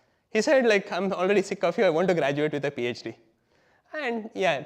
And then if you're a professor, you get some other student, and this student that I was mentoring was taking a machine learning course. And this is before this age of LLMs, right? So the instructor there was having a simple support vector machine algorithm that was given as an assignment on a curated data set. And the student, being my mentee, wanted to speed up his training algorithm. So he initially trained it. He had an accuracy of 89%. And then he was running out of time with a deadline. He just ran optimizations with fast math. The accuracy tanked to 50% or 40% or something. Okay, so and then he came and reported it to me. So, just doing fast math, I can change the accuracy of the model. Same algorithm, same number of iterations, and same training data. Okay, so I said, this is a great problem. What do you do? But the student was not interested in a PhD. He graduated with a master's or something. And then there was another student who came in. One of my students, Jay Lim, is in the audience. So Sangeeta Chowdhury, she was my other student. I just described this problem to her. Oh, this sounds so cool. I will explore it. So I said, why don't you run this algorithm and debug it? Now, how do you go about debugging? Okay, so there were no tools available to debug such an error. So we decided we will simulate the floating point program and the equivalent program with real numbers. And then compare lockstep. Where do the results change? Okay? And we built such a tool. So we had a couple of papers, Posit Debug, FP Sanitizer, and so on. And then it turned out the first discrepancy starts when you call math library functions, e power x and so on. And I didn't know anything about how to implement all these functions. My student Jay Lim is around. We didn't know, but it sounded like very interesting. Okay, so we set out like, let's investigate. Why are these functions wrong? Okay, so this started my foray into the next line of work on numerics, correct numerics. How do we build correct numerics? The shadow execution tools and correctly rounded math libraries. Okay, so what do these errors look like? So sometimes like when we say error in the PL community, it's like, oh, the radiation machine giving you, instead of 10 micrograms, giving you 10 milligrams of dosage. Like no, so these errors are like, if your grade instead of being 99.43, it will be 99.40. Is it a big deal? Okay, but these errors can get amplified by other operations. So we were always wondering, is this real? Then I happened to meet one machine learning researcher who pointed me to his talk he gave at NeurIPS. His name is Ali Rahimi. If you can search his talk. He won the Test of Time Award in 2016 or 2017 at NeurIPS. He gave a Test of Time Award talk, and he describes, somewhere 17 minutes into the talk, he describes all he did, like they had a curated model, they changed the rounding mode of that model from round to nearest to round to 0, and the model accuracy tanked to 25%. The pages were all beeping in a large company. Okay, so that gave us even more motivation. Oh, now we are onto something, right? Like we need to investigate. And my student, like he was looking for a problem. He took the bait and he trusted me, like, oh, let's learn something. We don't know anything. So as Chirun was suggesting sometimes, right? Research is all about discovery. You want to explore things. And when you're trying new things, there's very good chance you will fail. But even in this failure, you will find a meaningful lesson that you can tell the community about. And this is the process of discovery that we are talking about. So we wanted to explore correctly rounded functions. So now, like, if you had asked me, we started this project in 2018. If you had asked me in 2007, oh, Santosh, you will be exploring numerics and correctly rounded functions, I would have said, are you joking? Okay. So now coming back.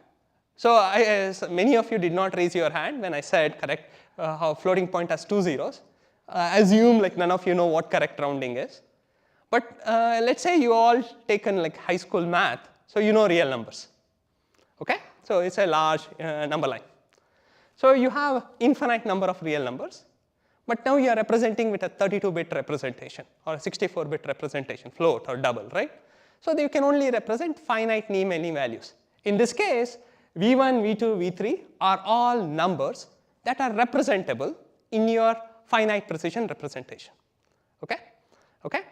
So now when you have log of x or ln of x, these are irrational functions. These are called elementary functions. They produce irrational values. So it will produce some real value, which is not representable in your representation. What do? You find the best known algorithm for representing ln of x, Taylor series with infinite terms, evaluated with infinite precision. And then you do one final rounding to the value in the target. Okay? And according to the rounding mode that you have. A typical rounding mode is round to nearest, ties to even. So V2 is the correctly rounded result. If your library produces this result for all inputs, it's called as a correctly rounded library. Okay? So all you want to do is you want to do just one rounding. You don't want to do a lot of intermediate roundings. In essence, this is what correct rounding is. Okay, so we were wondering, there are experts, people who build like a lot of like projectile studies, people who do libraries, they have studied this for a long time. So why haven't people built correctly rounded libraries? What's wrong with them? Okay, so the typical way anyone approximates functions is through polynomials, because it's an easy way and it's a fast way to do it. And you can do polynomial approximations only over a small domain. So you take an input, the domain of floating point is 2 to the power of 149, very large, to 2 to the power of 127 to 2 to the power of minus 149. It's very large for a 32-bit float. But that's very large for approximation. So you reduce it to a small domain, 1 to 1.5. And then do the polynomial approximation over this value, and then compensate the result to produce the result for the original input. So the first step in this process is range reduction. It's called argument reduction. You reduce it to a very small value. And then this range reduction is also happens in finite precision. Okay?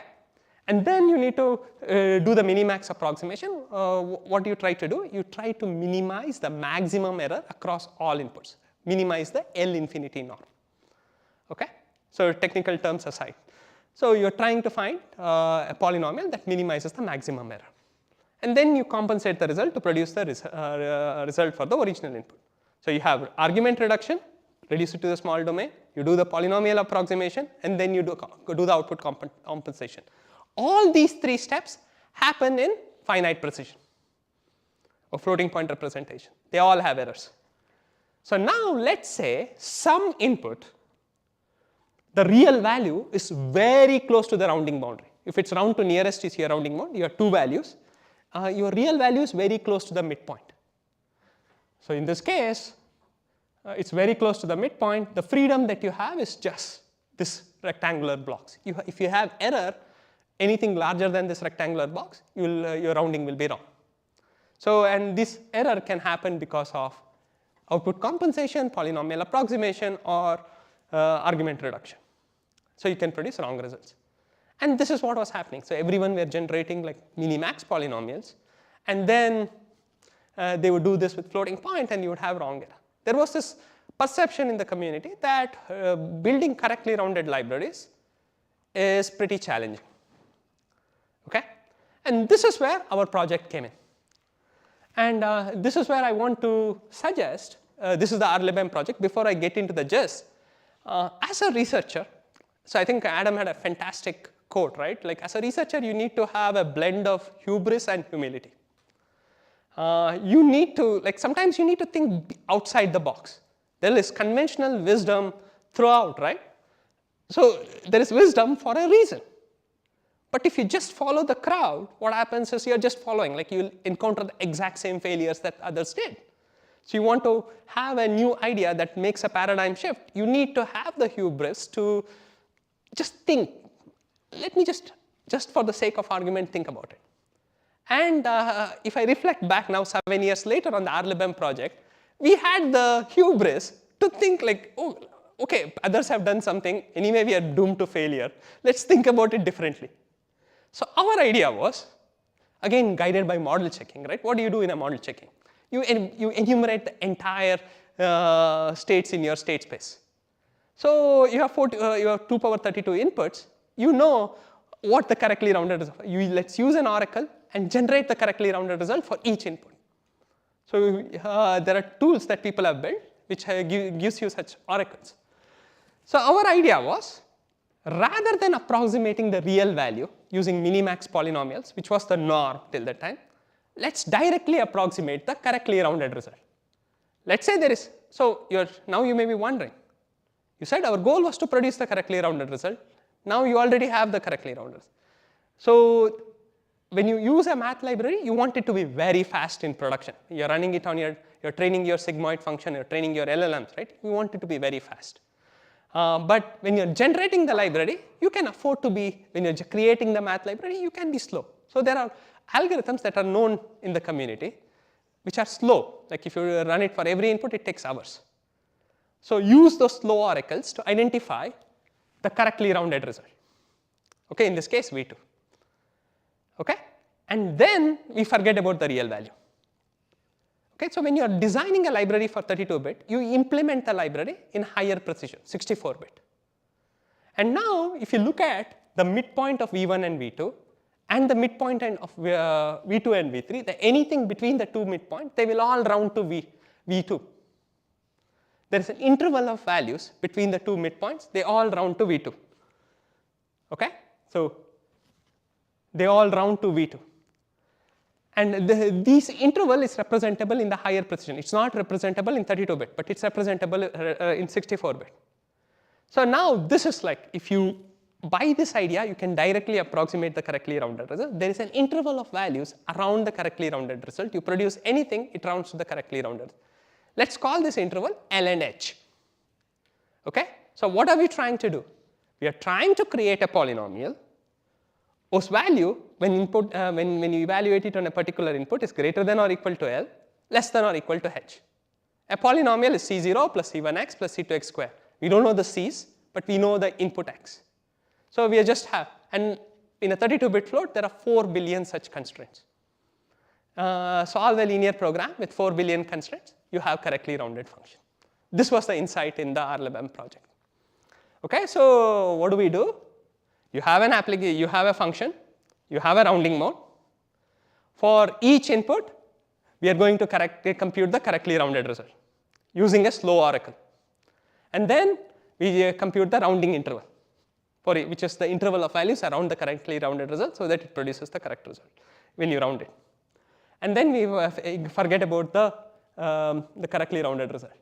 And we create a linear constraint to produce, to make sure that the result of the polynomial evaluation is within this. Use an LP solver and solve it. You get a correctly rounded function, which satisfies all the inputs. So this was RLBM in a nutshell, and this was Jay Lim's dissertation. And we showed like you can build really fast math libraries using this approach. So over the last few years, courtesy of Jay's work and my other students, we have correctly rounded functions now integrated into LLVM's new correctly rounded library. I'm part of the IEEE 754 working group and P3109 working groups. We're making correct rounding something mandatory going forward in the next standard.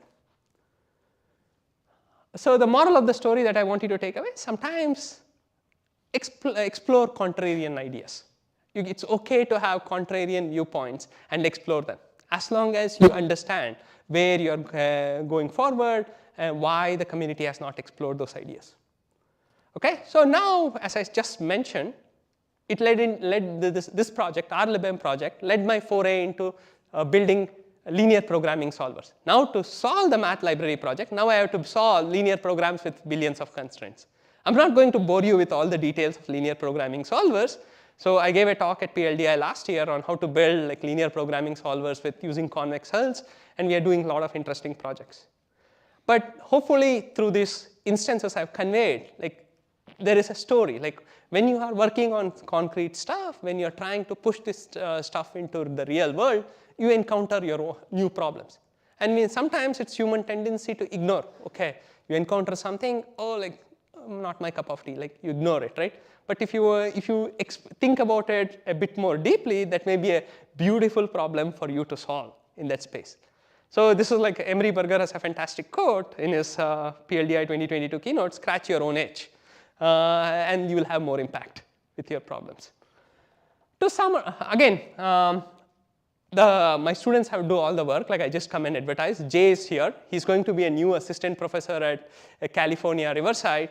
If you're looking, if you're some of your new students who want a new advisor, consider him. He's fantastic. He did really cool work. Also, his dissertation won the SIG Plan Doctoral Dissertation Award. So I have this slide for another reason. Sometimes the students have this perception that, oh, your advisor knows everything, right? In reality, your advisor learns from you. A good student teaches their advisor and makes them explore uncharted territories, right? So as a student, like your job is to teach your advisor and make them interested. And Chirun had a good point. Like if some student comes to me and says, I want to explore cancer research, oh, I don't know anything about cancer research, I cannot advise you. But if you want to explore areas that are aligned to my interests, and I may not have published papers on them, but like most people are willing to explore. So don't consider an advisor to be a boss. Like you are like a peer who's you are a teacher to your advisor. It's a different, good, useful perspective to have. To summarize, so what are the takeaways? Like I told you a lot of stories, but I want few things for you to remember. Like again, I'm envisioning 18 years ago, if I was sitting in that spot, like what would I want to tell myself? One, find an advisor who will help you nurture and make you accomplish your goals. Okay? And I think Adam had a fantastic point. Don't silo yourself into a single area.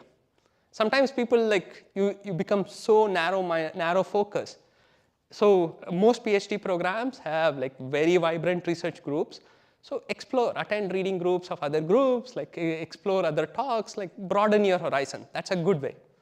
And get a research buddy, like in aligned or slightly broadly aligned areas so that who who can help you accomplish accomplish new objectives or accomplish you to grow much more rapidly in a different area.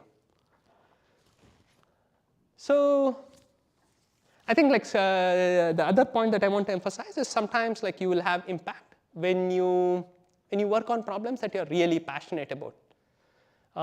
You have real users who are worried about it, and you sometimes don't be opinionated. Everyone is opinionated, but take their concerns. Sometimes have empathy with the users. They have empathy with the issues they are facing and talk to them. So give good talks. Go, as Adam suggested, go to industry venues. PL is a very broad area. There is Strangeloop. There are ScalaConf, various other conferences, Linux Foundation summits. Go talk, advertise your work to other people. So that's where you'll have practical impact. Explore contrarian ideas. You don't have to follow the herd. Sometimes it's a tendency, there is a year 1, I will follow this. Year 2, I'll do this. Research is a process of exploration. It's a process of search. And you should be willing to take some risks. You don't have to follow conventional ideas all the time. And more importantly, I want to emphasize this fact more. Research is fun. I know everything you propose will not be working. It will not materialize into PLDI or Popple papers or whatever.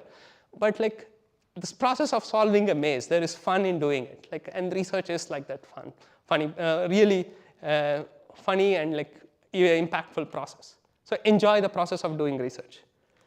All the stuff that I talked about is available on my webpage. If you're interested, drop us a note. And I want to thank my students, and I also want to thank you for listening to my random rants. Thank you.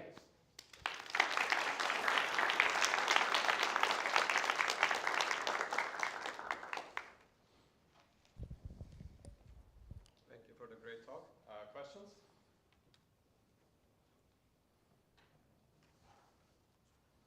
So in normal technical sessions, it's the job of the session chair to come up with a few questions.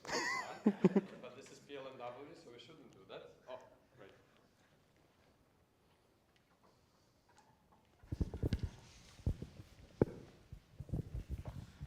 Hi, thanks for the talk. It was a very nice one.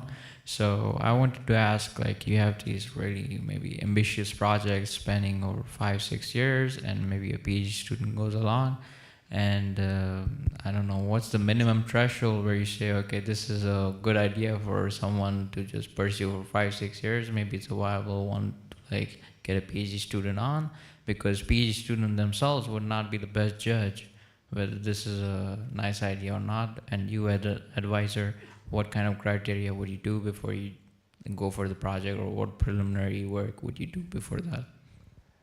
So it depends from advisor to advisor. So every project involves risk. In academia, right? One of the advantages in being academia is to explore ideas which the industry may not pursue because there's no reward in the next 1 or 2 years. So you want to be a bit more ambitious. So there are multiple perspectives to think about. One from a student perspective, as Chirun was suggesting, one from a professor perspective, right? From a student perspective, you want to manage risk. You want to just don't put the rule 101 of investing, right? Don't put all your beans into one basket and now you have too much risk. So you have to diversify. And so this is where your advisors feedback. Typically you spend a year, you get some initial results. Those make the research look promising. You venture more, and I think you hit a home run with it. From an advisor perspective, before I give any project to my students, I do some homework. Before we have PhD students committing fully 100% for the particular project, we actually have a vision, where we want to end up, why we would be successful. For example, if you venture, if you say LLMs and LLM training, if I start to work on LLM training, the probability of me making any impact is 0. So I should have a unique insight to venture into the space. So what is my unique insight? As an advisor, I would be making those trade-offs. And typically, so if let's say there's a student like who has some projects. I know the technical strengths and weaknesses of that student. And as Chirun pointed out, research is also about perseverance. Like you need to have a reasonable technical strength, but also it's about like persisting through problems and like making progress on it. Sometimes like PhDs, like in some PhDs, you will have stellar results, like which are you build up new abstractions, you have mind-blowing results. In other PhDs, like you push the boundary of knowledge. Even if you have a negative result, you identified something that is worthwhile to tell to the community. So nothing is a failure in that aspect. So you need to hedge your bets. So there is no definite answer, right? So I would say like at least explore. So if you're working on some project, like you spent like a couple of years, you don't see any light at the end of the tunnel, then maybe like having a risk mitigation plan. Like we're not saying like drop that project, but have a risk mitigation plan. What is your fallback mechanism if like I spent 2 more years, it does not pan out? So this is the conversation you would want to have with the advisor and have a strategy. Thank you. Maybe one Bhargav, right? Go ahead. So this was your analogy, like when like I last heard about RLMM, but it's like driving with a seatbelt and choosing not to drive with a seatbelt. The overall adoption of correctly rounded math functions has only been limited to LLVM, the LLVM libc. Is there like, have you like in general, when you have like these iconoclastic ideas that are very different from what's already being done, how do you deal with frustration that people are not seeing what you're seeing?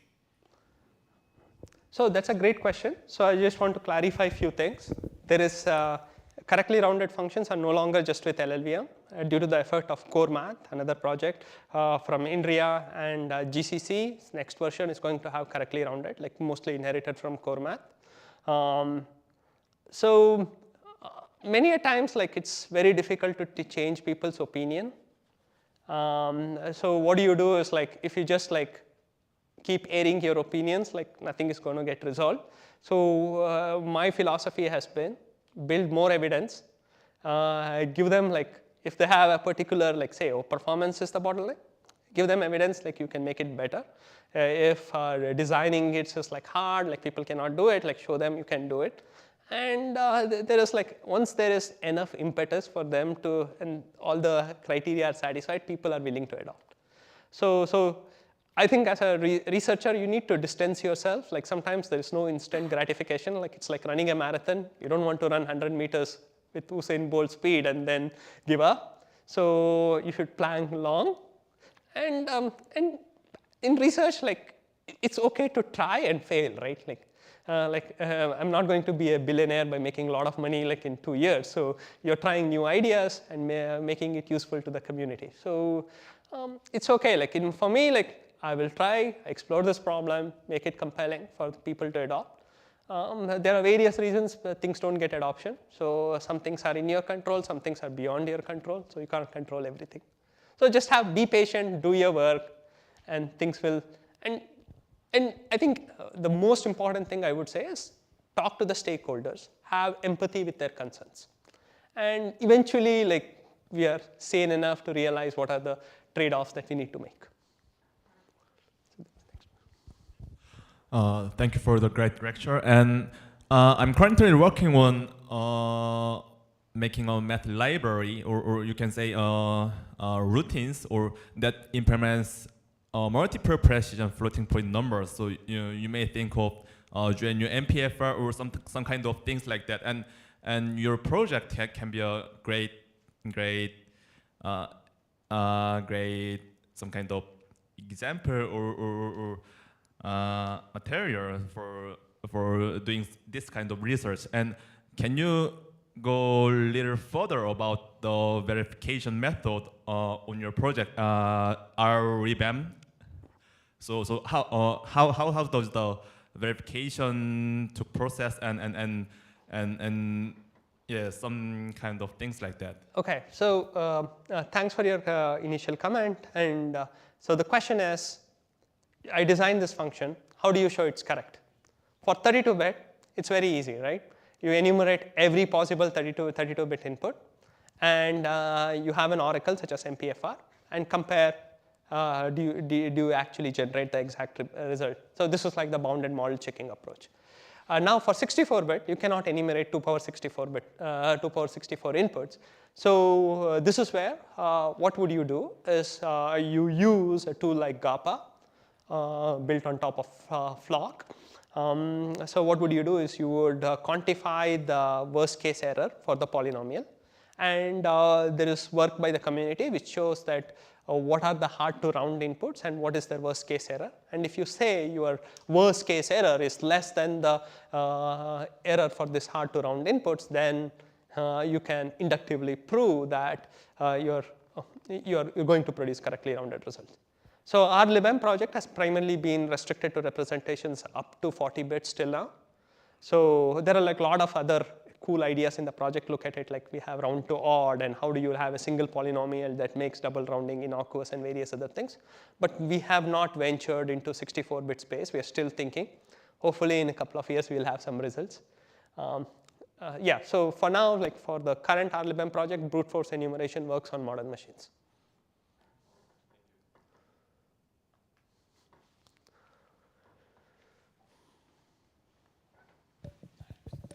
Thank you very much for the talk. I have a quick question, which is a lot of the motivation behind this RLibm stuff was on, we have these machine learning models, and if we do like the math slightly differently, that like the performance of these results, like tanks, did you end up remeasuring those with the the correctly rounded functions, and did you find that the accuracy of these models improved? So I think we did revisit it back. And actually, there were multiple issues. Like even correct rounding is not sufficient in those examples. What you needed was like a much more higher precision value. So how do you address it? Like we haven't explored it, like how to fix because my expertise is not in machine learning, so I have not ventured that space. But in general, like how do you build debugging tools to analyze these errors? So one such way is like there's a good tool by Pavel and Zach's group called Herbie, which rewrites the expression to reduce the error. Those may be useful so that like you have these. Typically what happens is why do you get like totally mind-blowingly weird result is because you somewhere produce an infinity or an an because you divide by 0 or you divide 0 by 0 or something. And that like propagates and pollutes your entire result. And then you have a softmax function somewhere clamping it to 0. So that's where your accuracy tanks. So if you identify where this error is happening and then rewrite that expression, you can avoid it. But we haven't done it because I haven't found the need. Any other questions? If not, let's thank Santosh for the great talk. Thank you.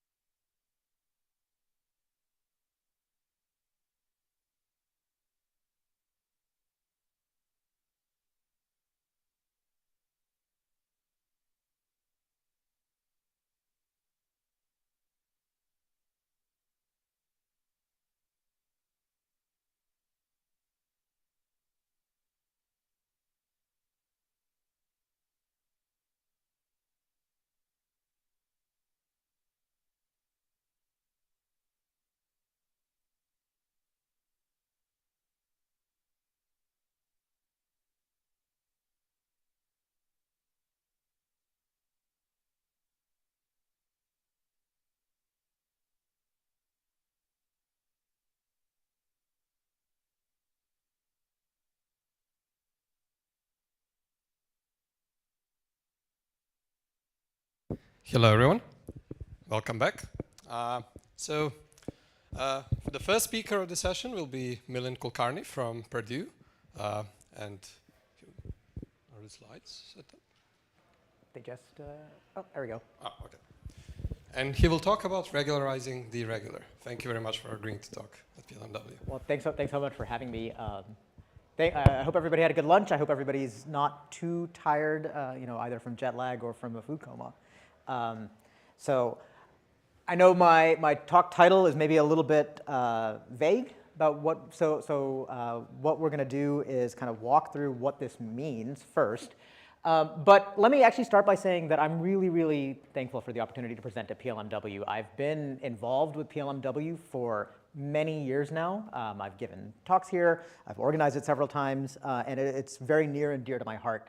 And one of the things that I've always liked about PLMW is that it is a mix of research and mentorship and fellowship. And what I'm hopeful that we can do in this talk is kind of get a mix of those things. So what I want this talk to be is both about some research ideas and some research perspectives, but also some perspectives on life and maybe how you might think about your own career. And to get started, when I talk about regularizing the irregular, what I'm actually talking about is abstraction. People often ask me, especially like freshmen that are coming in wondering what they want to do, like what makes a computer scientist a computer scientist? What makes computer scientists good at what they do? And I tell them that one of the things that makes us, our superpower as computer scientists is our ability to abstract, our ability to take complicated ideas, complicated objects, complicated systems, and add layers of abstraction on top of them that hide a lot of the messy details and give us a handle on how these systems work and what these systems do, so we can use just the pieces that matter in order to build much more complicated things. And we see this in computer systems all the time.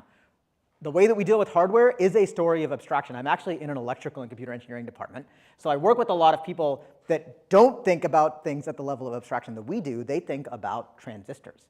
But we don't want to think about transistors in terms of transfer functions, right? We very quickly put layers of abstraction on top of that and think about transistors as switches. But we don't think about switches. We put those switches together to create logic gates. We don't just think about logic gates. We put those logic gates together to create integrated circuits and to create ISAs and all the different things that we layer on top of billions of transistors so that we can actually take this insanely complex system and reason about it in a tractable way.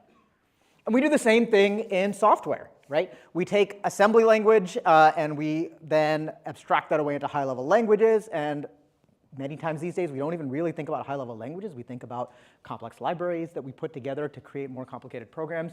So this process of taking complicated systems and layering abstractions on top of them, hiding all of the messy details so that we can focus on what's important, is our superpower as computer scientists. And this is the thing that I think we all develop over time, and I think especially as good researchers we develop it. We think about how to generalize from a lot of examples of things in order to create useful abstractions.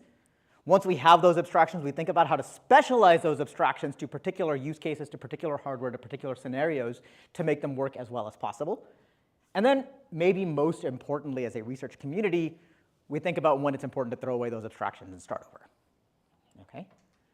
And my take on this in general is that abstractions are what let us kind of sand off the rough edges of objects of interest, of things that we care about, so that we now deal with the spherical cow that physicists like to talk about, and we can think about these things in a much cleaner way, right? They let us regularize things that might seem irregular. And so today's talk is both a little bit about research and a little bit about mentorship. And really, I want to think about how regularizing the irregular, how building these abstractions provides perspective actually on my own life and my own work. And I want to think about both the advantages and the disadvantages. I want to think about times that hiding the details unlocks new ideas and lets us do new things that we never thought we could do before. But I also want to think about times that hiding those details and this power of abstraction actually obscures more than it reveals and can actually create problems. So we'll do these things kind of in turn. But where I want to start is what I do for research. So I work on the compiler side of compilers and programming languages. And in particular, I work on optimizing compilers. This was a thing that at PLDI was all in vogue back in the 80s and 90s, and it's kind of died out, although there's still a lot of people that, like me, that do optimizing compilers.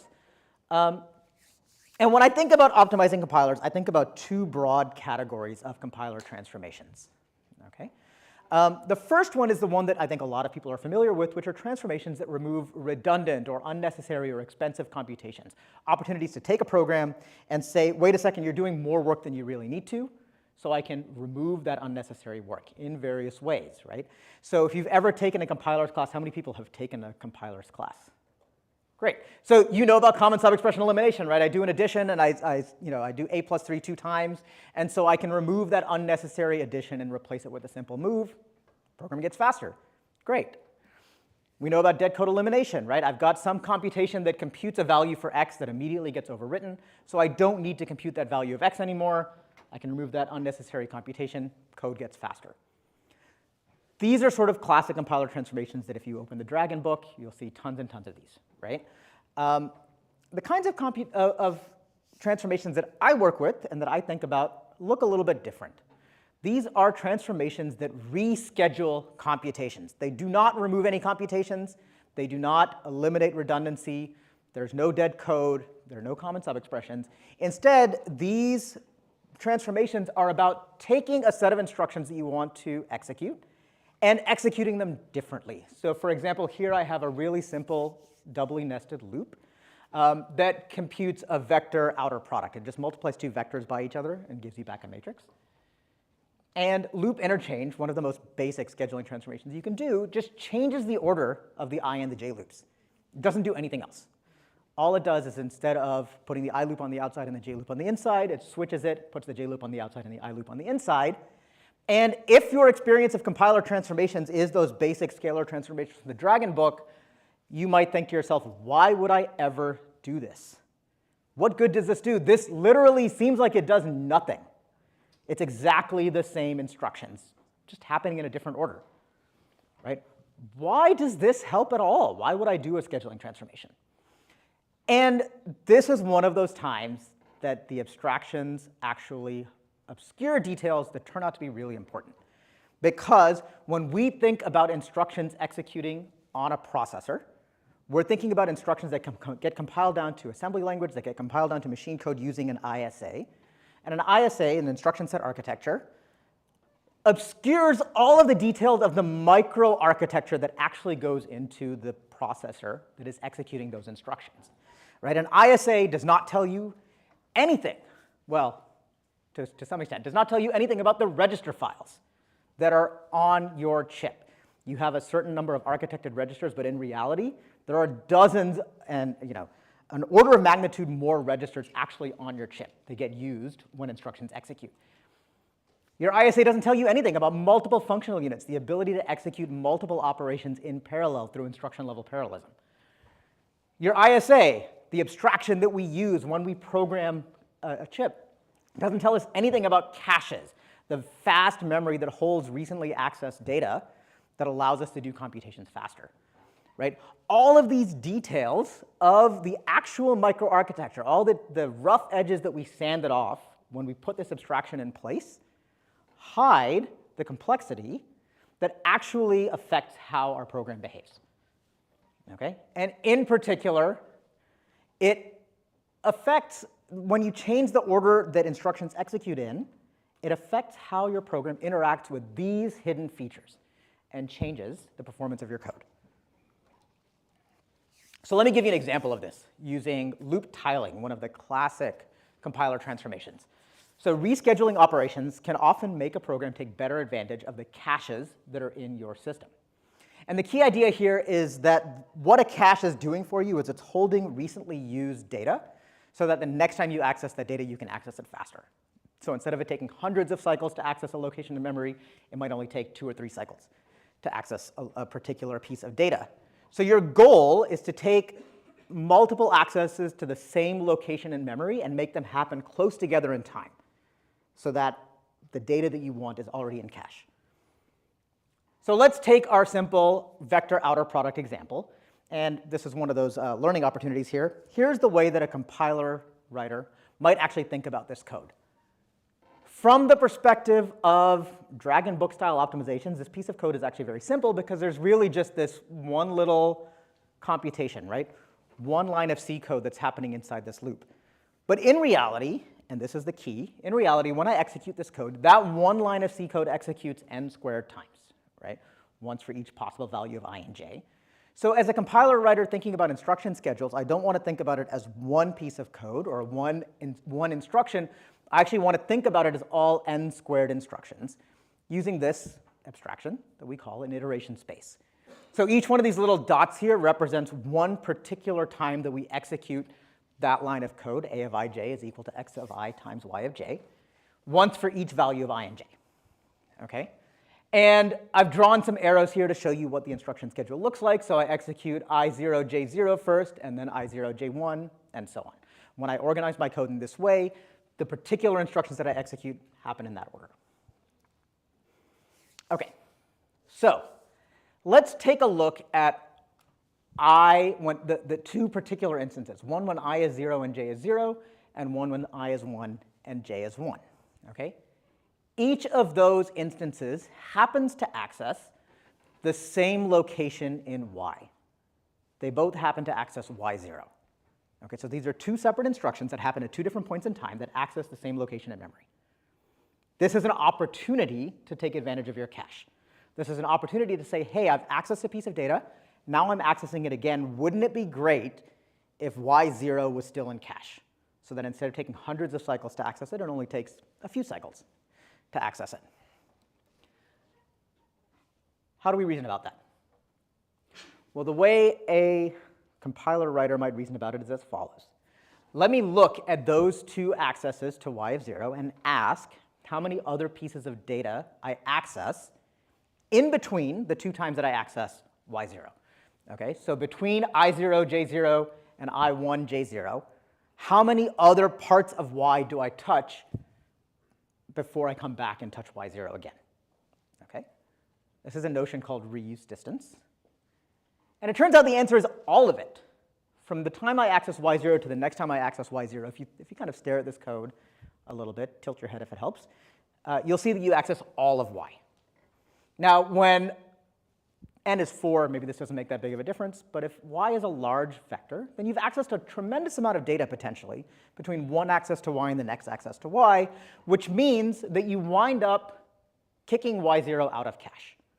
By the time you come around and access y0 again, it's no longer in cache. You get a cache miss. Your performance sucks. So what we do is we apply a transformation called loop tiling, which basically restructures the code to look like this. Now, from the perspective of classic scalar optimizations, this looks really crazy. Not only did I not remove any redundant instructions, I actually added instructions, right? This piece of code with 3 loops here executes more instructions than the original code does. But the reason this helps is if I think about the order in which I execute the instructions, and I think about the order in which this particular piece of code gets executed. I get a new schedule. Don't worry too much about exactly how it happens. It looks like this. Okay? It basically walks through 2 values of j entirely, and then walks through the next 2 values of j and the next 2 values of j, and so on. Okay, this is a transformation called loop tiling. And I can ask my question again, how much of y do I touch between accesses to y0? So I touch y0. How long does it take before I come back and touch y0 again? Well, now I only touch two total elements of y.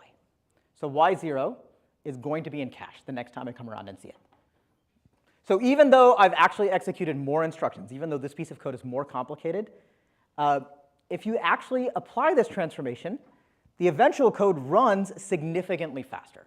Because instead of getting lots of cache misses every time you access elements of y, you get cache hits every time you access elements of y. Right? You can get orders of magnitude speed up by doing these kinds of transformations. And to me, this is an interesting example of how the abstraction that we love as computer scientists can actually hide important details. Right? We have this abstraction of how programs execute, where we think about the instructions that are executing in terms of just this ISA. And from the perspective of that abstraction, doing this transformation shouldn't make a difference, or in fact should make the code slower because you're doing more work. But in reality, everything runs faster. Abstractions can hide important details. So this is the first lesson. And what is interesting to me is that abstractions don't just hide important details when you're talking about computer science. Abstractions can hide important details when you're talking about people also. How many people have heard of imposter syndrome? Okay, so imposter syndrome, for those of you that have not heard of it, is this idea that everybody out there is better than you. Right, that's a gloss on what imposter syndrome means. But one way to think about it is you get into a room and you think everybody here is smarter than me. They're all more successful than me. They know more than I am, and I don't belong here. Okay. Now my take is that one of the sources, not the only source, but one of the sources of imposter syndrome is that when we interact with other people, we interact with them in terms of abstractions. Right. We look at the spherical cow version of them instead of all the messy details.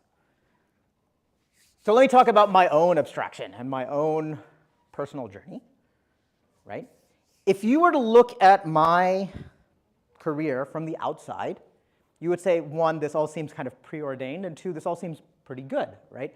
I am one of those examples of how being an academic is heritable. Both my parents have PhDs. My dad is a college professor. He just retired this year. So of course, I'm going to become a college professor. I went and I started my PhD at Cornell. And so time is going along and success seems pretty good. I'm at a top department doing computer science research. Can publish lots of papers. I got a job at Purdue. I've been there for 16 years now, doing hopefully fantastic research, getting lots of funding, and being very successful. And if you look from the outside, you might get that sense that, hey, this is exactly the path that you would expect a successful academic to take, right? Right down to the fact that his parents were academics. So let me tell you what's actually happening under the hood. So I did start my PhD at Cornell, right? And I certainly was hoping that I was going to publish lots of papers. But actually, I published no papers in my first 4 years as a graduate student. Research was not going well. And honestly, I didn't think I was going to do academia, right? I was like, I don't think research was for me. It didn't seem like it was, like I was really struggling with it. I didn't have great ideas. I didn't really know what I was doing. And I was getting ready to just kind of get some sort of degree and go off to industry. Things turned around. I was able to publish some papers, and then I went on the job market. And from the outside, you're like, okay, you got a job at Purdue. Great. Top department, things are going well. What this hides is the fact that actually I was on the job market in 2008, 2009. And now I know a lot of the people in this room are maybe a little bit young to remember, but that was an epically bad time to be on the job market, right? This was in the throes of the great financial crisis. Everything collapsed. Nobody was hiring. I actually got incredibly lucky to even interview at Purdue, right? And Purdue was the only academic job offer I had. As an aside, and you can come talk to me after the talk about this, the fact that I was able to interview at Purdue is actually an example of why it's so important to build a good network. And that's the only reason I was able to get the job. So I got to Purdue. Things seem okay. I'm going to do hopefully fantastic research and get lots of funding. But in reality, my first 2 years at Purdue, I got no grants funded. I submitted a dozen different grant proposals. Not a single one got funded. And so this is, I think, one of those situations where from the outside, the abstractions that we use to interact with each other can obscure a lot. Somebody would look at me, potentially, and say, oh, yeah, these are the kind of people that I'm not, right? And this becomes a source of things like imposter syndrome. But actually, if you peek under the hood, there were a lot of challenges. It really didn't go very well. In fact, I was on the other end, on the other side of imposter syndrome for a very long time. But one of the things that I did do after I finally got a cool idea while I was at Purdue was I decided to stop writing grants about little incremental things, small ideas, and instead to pursue a particular crazy idea that I had. Now, a particular crazy idea comes back to thinking about compiler transformations, and in particular, scheduling transformations. Because those scheduling transformations that I showed you earlier, right? This loop tiling, loop interchange, things like that. Most scheduling transformations that people had done in the past focused on what are called regular programs, programs that deal with loops, programs that deal with arrays, programs that deal with matrices, the kinds of things that you see in linear algebra, right? The kinds of things that you see in scientific computing. These kinds of programs are characterized by predictable data access patterns and predictable computation, the kinds of things that compilers can get a handle on because you can predict what's going to happen, and a compiler can therefore restructure the computation in order to get better performance. And there's a good reason that people focused on those kinds of programs, right? These are the kinds of programs that exist in scientific computing because when you solve systems of differential equations, you wind up with big matrices that you have to do linear algebra over. When you have stencil codes, you wind up with big matrices that you're doing computations over. When you're doing image processing, you've got big two-dimensional arrays that you're doing computations over, right? Regular programs, programs that deal with matrices and arrays and loops are everywhere, and that's what compilers had historically focused on. But not all computations are regular. Not all programs deal with loops and matrices and arrays. Lots of domains that still need high performance are irregular. They don't deal with well-structured data and well-structured accesses. Things like n-body simulations, things like data mining codes over irregular data, things like ray tracing. These programs are characterized by much more complex data, data that is not necessarily represented in arrays and matrices, but instead use pointer-based data structures. They use trees and graphs and lists. And because they use these trees and graphs and lists and they use these very data-dependent structures, their access patterns are much harder to predict. They're very unpredictable. And so the question that I wanted to answer, and the crazy idea that I had was, what if we think about these irregular programs at the right level of abstraction? What if we sand off the rough edges and think about them in a different way? Can I do those same kinds of scheduling transformations, loop interchange, loop tiling, stuff like that, on programs that look like this? So really quickly, to give you an example of what one of these programs look like, this is another one of the fun kind of learning pieces here. Let's think about a really simple data mining algorithm. It's called two-point correlation. The idea here is I've got a bunch of data points in some data set, so like n data points, and I've got some query point p. And this is a very simple query that I want to run. I want to know how many points from the data set are within this radius r of my query point p. Right? This is an example of an n-body computation, because the naive approach here is that what I'm going to do is I'm going to take all n points in my data set, all those gold points, and compare them with the gray point, and just do a distance computation. Right? This works, but it's slow. When you run these kinds of programs, you're often running them over millions or even billions of points. And so you wind up doing this big n-squared computation. Right? Every point is getting compared to every other point in order to compute this correlation. And it's extremely slow. But it turns out there's a better approach that people use where you use spatial acceleration data structures. In this case, something called a KD tree that lets you compute the result much faster. So the original n-body code looks like this. For every point in the data set, I just compute whether that point is close to my query point, p, and if it is, I just increase my count. But instead, what I'm going to do is I'm going to build this tree structure that basically captures spatially where points are in this space. Okay, so what does this look like? In order to decide whether my query point p is, whether a particular, In order to decide which points in the data set are within R of p, here's what I do.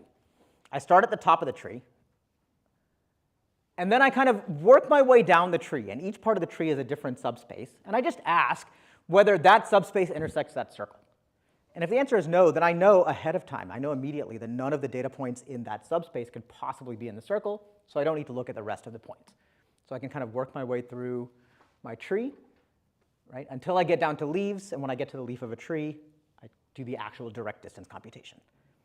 Okay? So I'm going to basically build this tree structure over my data points and walk over the tree in order to compute this correlation. And what I wind up with is a piece of code that looks like this. It's a recursive piece of code instead of a simple loop over all my data points. I walk recursively over the tree, right, doing a simple tree walk. And at each step, I ask whether or not I'm supposed to keep walking down the tree. Okay?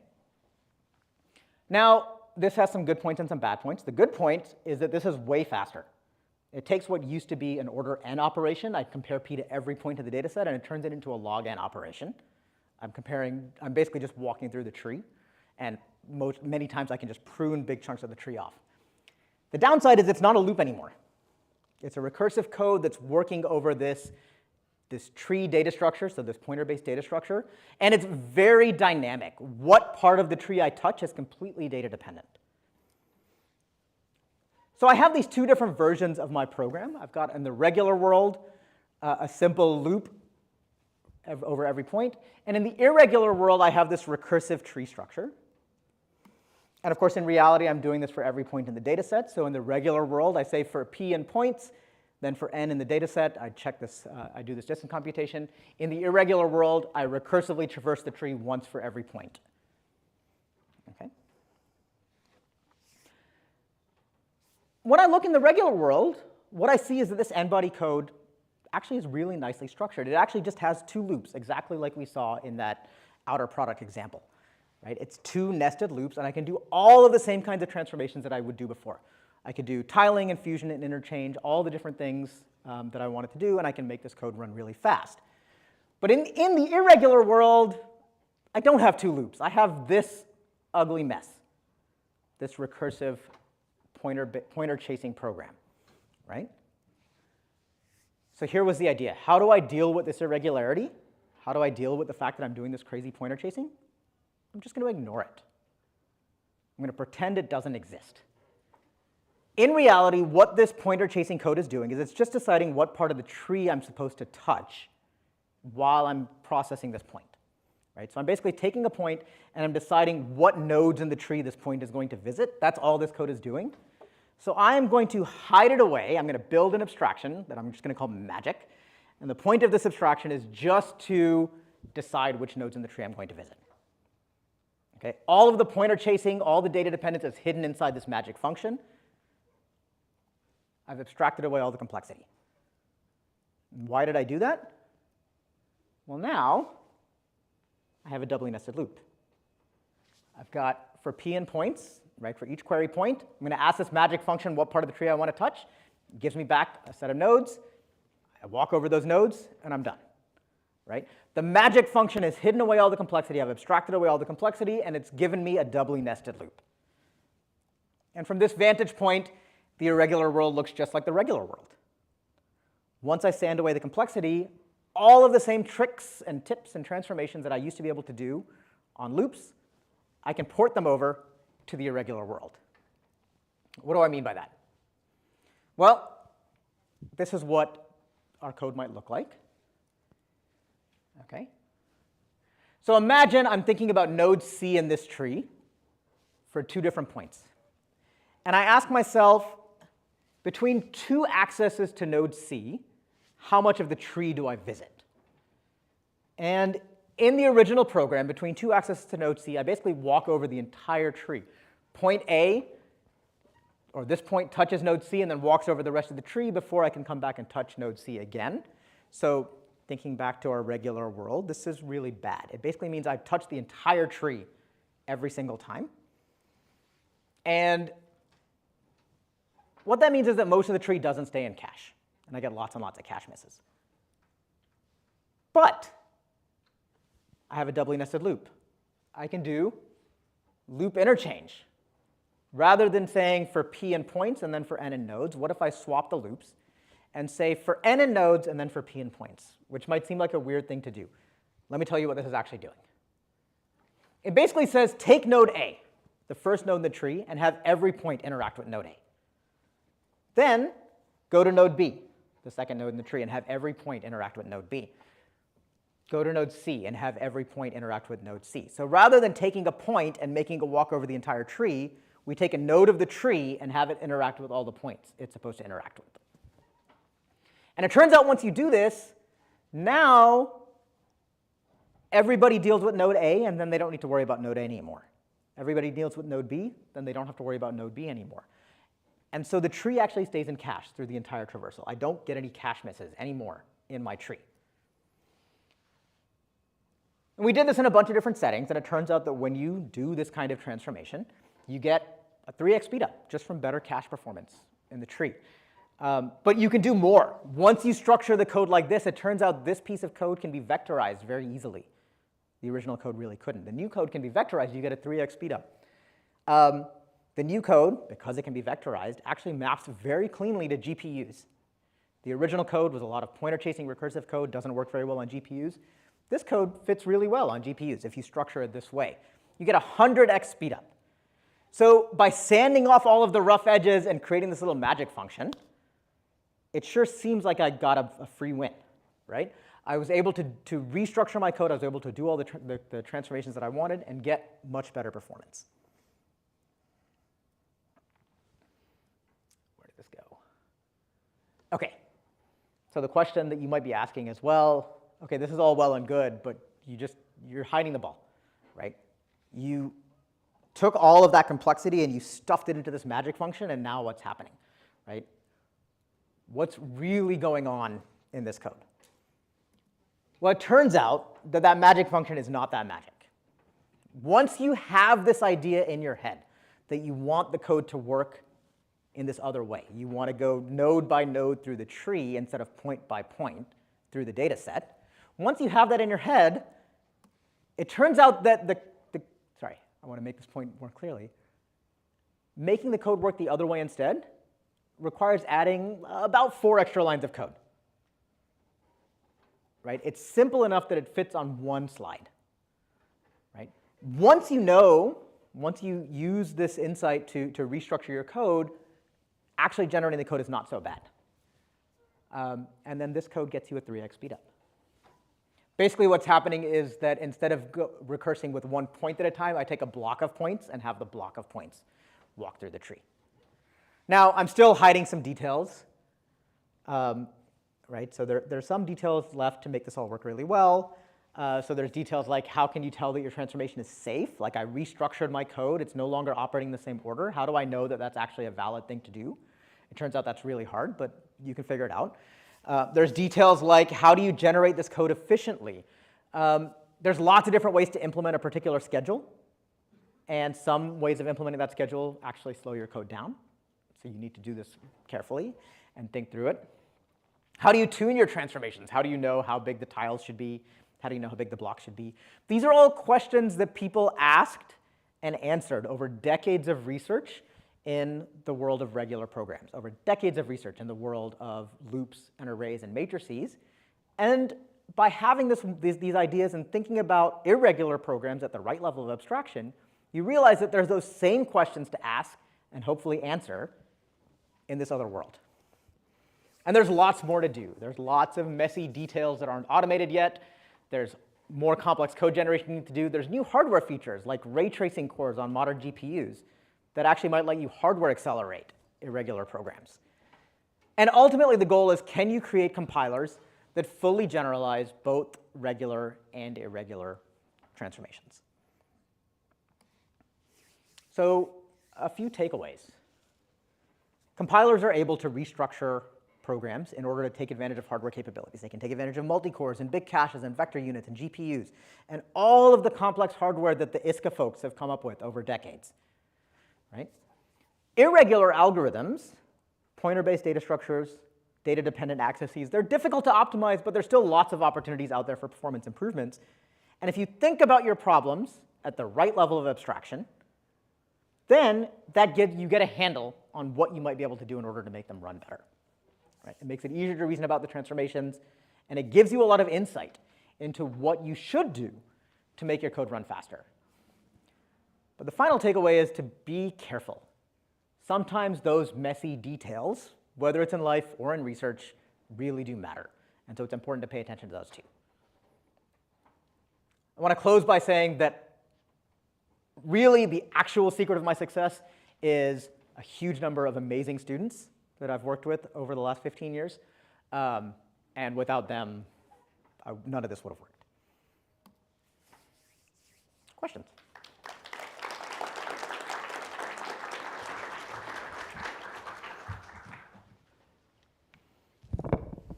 All right, questions?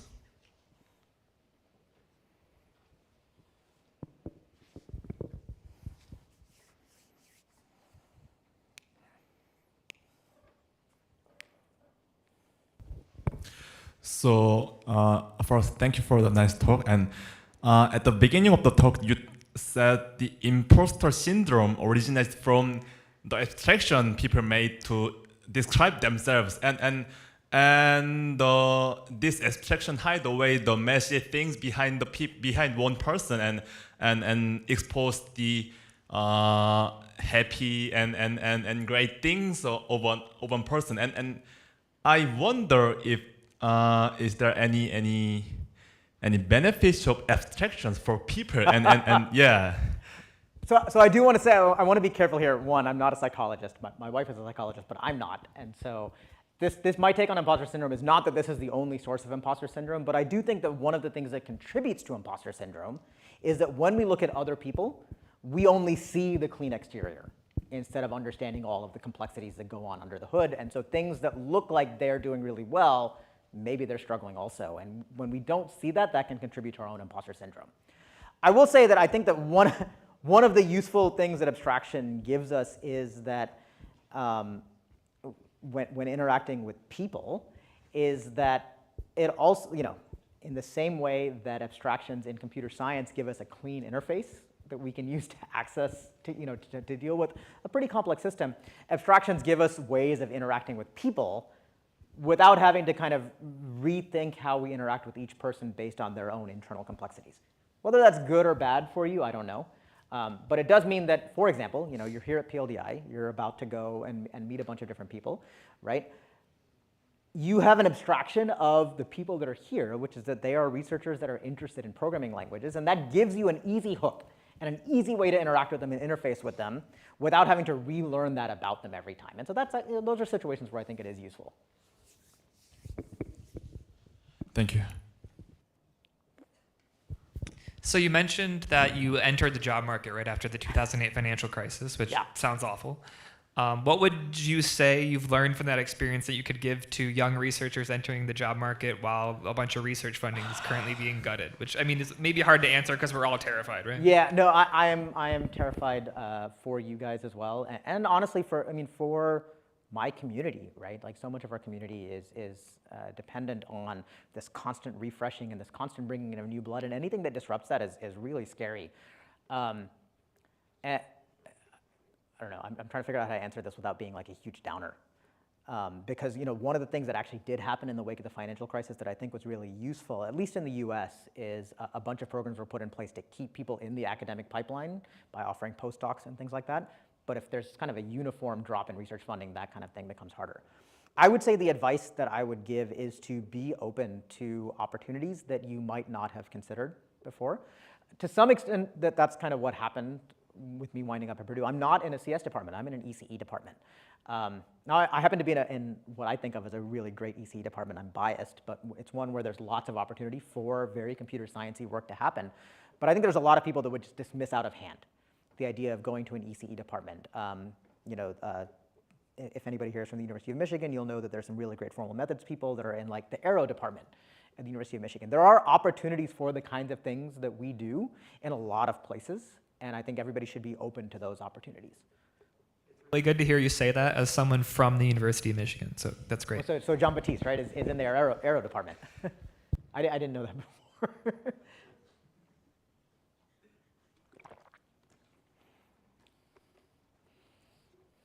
Thank you for the presentation.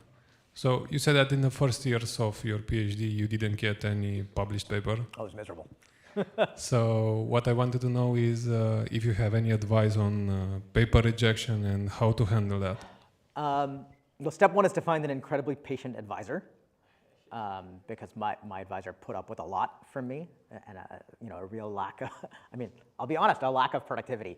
I spent a lot of time trying to figure out what I wanted to work on. It wasn't even really paper rejections. It was, I didn't really know what the right problem was and what I should be trying to do.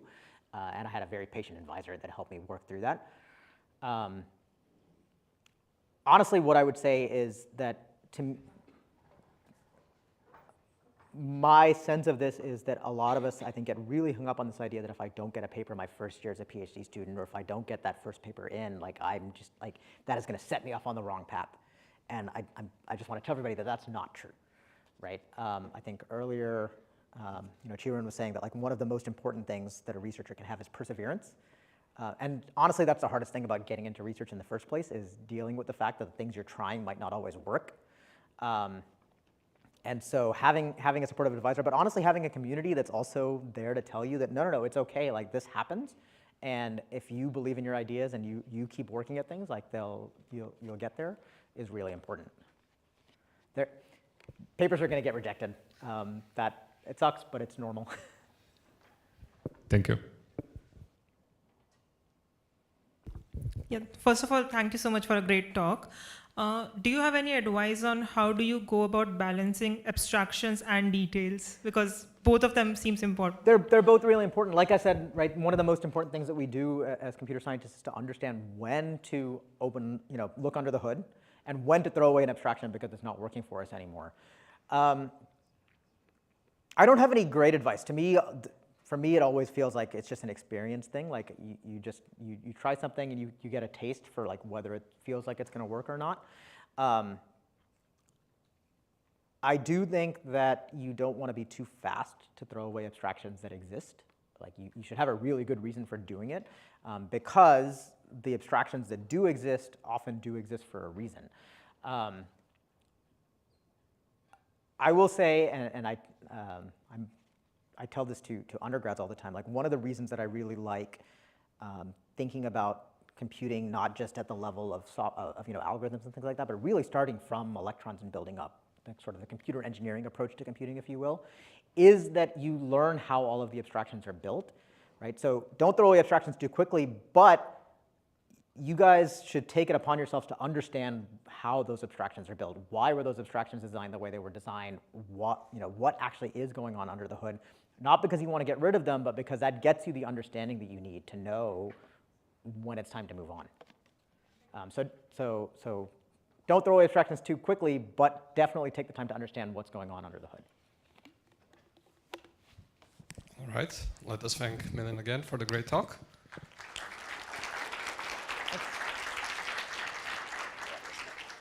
So our next talk will be by Yizhu Zhang from Waterloo, who will talk about design, where paradigms meet.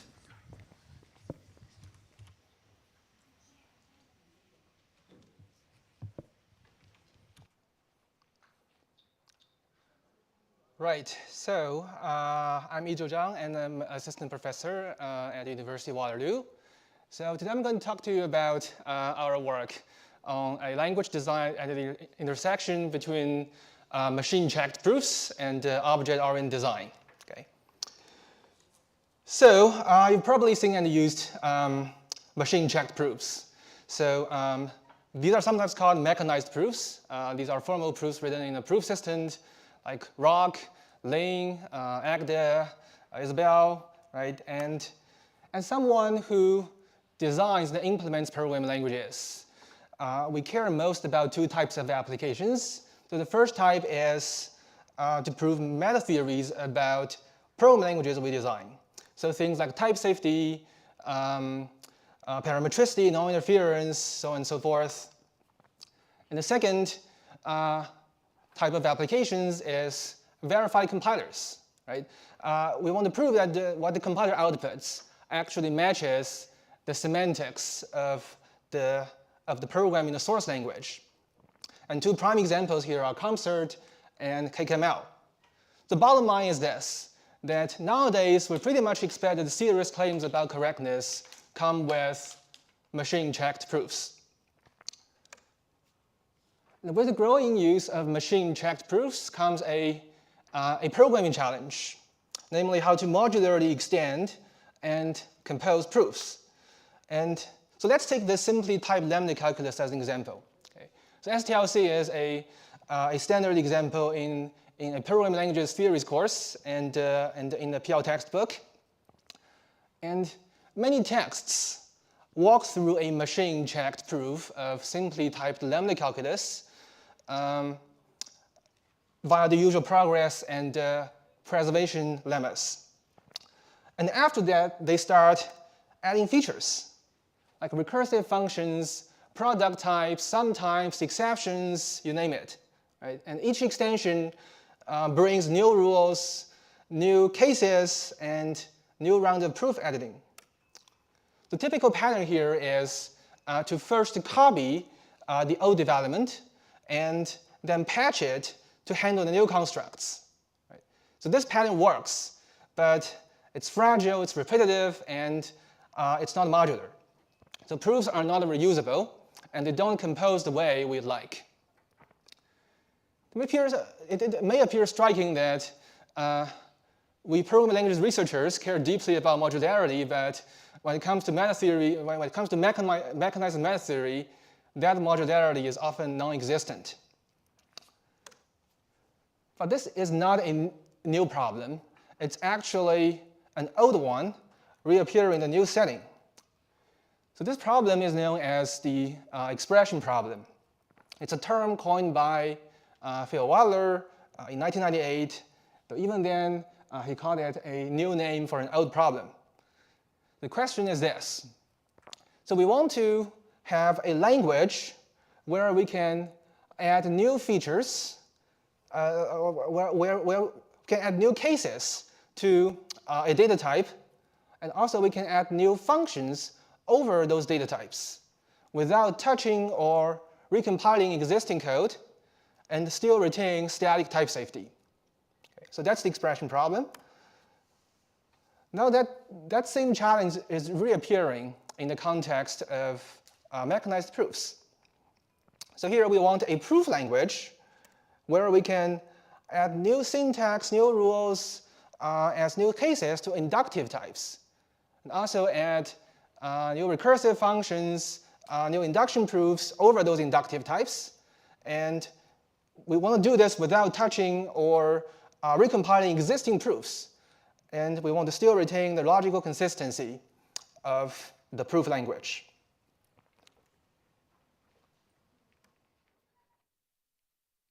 So this is not just an academic puzzle that we made up to entertain ourselves.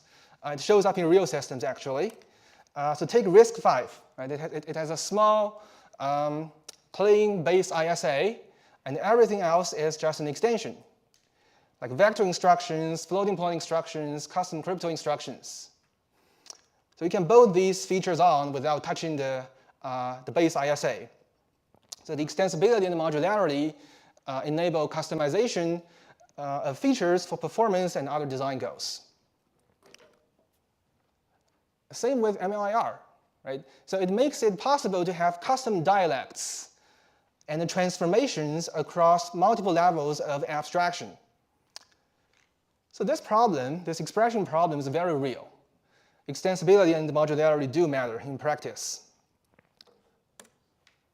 Now, back in the setting of mechanized proofs, of machine-checked proofs, the problem shows up not only in meta theory proofs, but also in compiler proofs, in compiler verification. So here's Magnus Meyring raising a key challenge in compiler verification in his keynote at last year's PLDI. So here Magnus pointed out that compiler proofs are often hard-coded to specific languages. They're not reusable. So take a common feature like variant types or pattern matching. Can we isolate just that part of the language? Can we verify the translation of that feature once and reuse that verified component across different compilers that incorporate that language feature? So right now, that kind of modularity is non-existent, and each compiler has to redo the work. But solving that problem would be a big step toward scalable, modular, verified compilers. So that brings us to the key idea driving our work. What if we looked beyond traditional proof languages? What if we borrowed ideas from the object-oriented world, where extensibility and reuse are first-class concerns?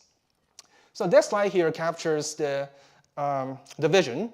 On one side, we have machine-checked proofs, precise, tightly typed, zero tolerance for non-termination.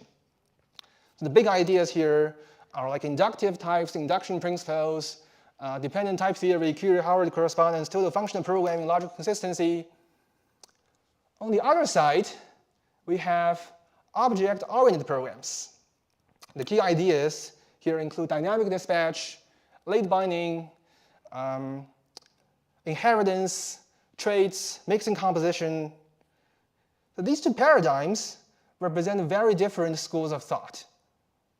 They bring very different assumptions and values. And our goal here is to define languages and proof systems that live in this unified space. And that's where I'm heading in this talk. Language design that we created called Rocket that extends Rock with programming abstractions inspired by object-oriented ideas. And the goal is to combine the mathematical rigor of proof systems with the modularity and extensibility and flexibility of object-oriented design.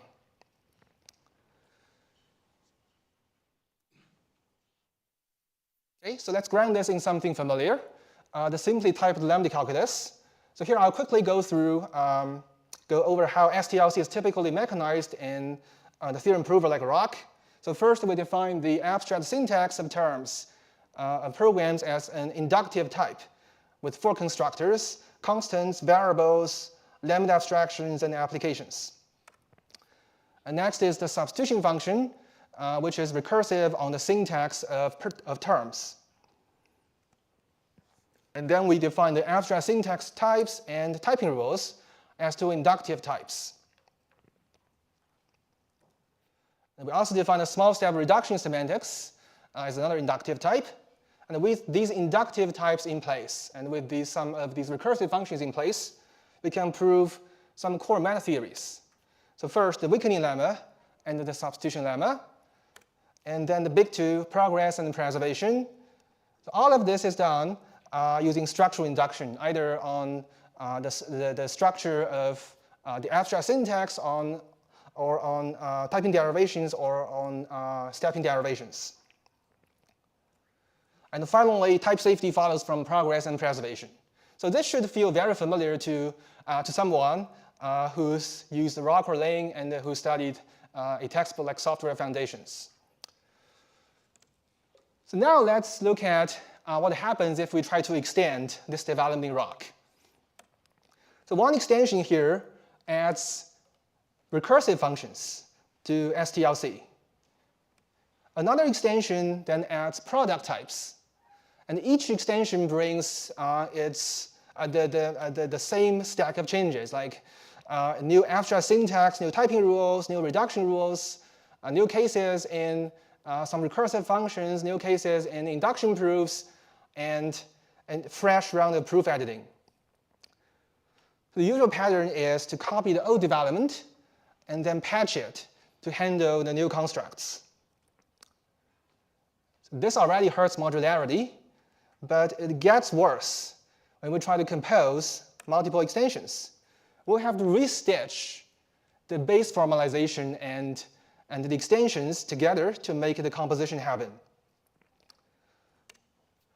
So what starts as a clean conceptual separation turns into a tangle of overlapping definitions and copy-pasted proofs. So this creates TDM, obstructs changes, and destroys the clean conceptual separation between extensions. It limits how we scale verified systems. So let's look at how this can be done in Rocket. So we start with the base STLC, the base simply typed lambda calculus, formalized in its own module. This formalization looks much like what we would do in Rock, except that the module here is known as a family. Okay? Now here's the key difference. So each extension to STLC is packaged as its own trait. Each trait modularly adds its own syntax, its own typing rules, reduction rules, and adjusts those proof cases relevant to that feature we need to add to STLC. Then we compose the base family and the extensions and the traits with this one-liner. Okay. Then the result is automatically a module that automatically gives us a complete machine-checked formalization of STLC extended with the selected language features.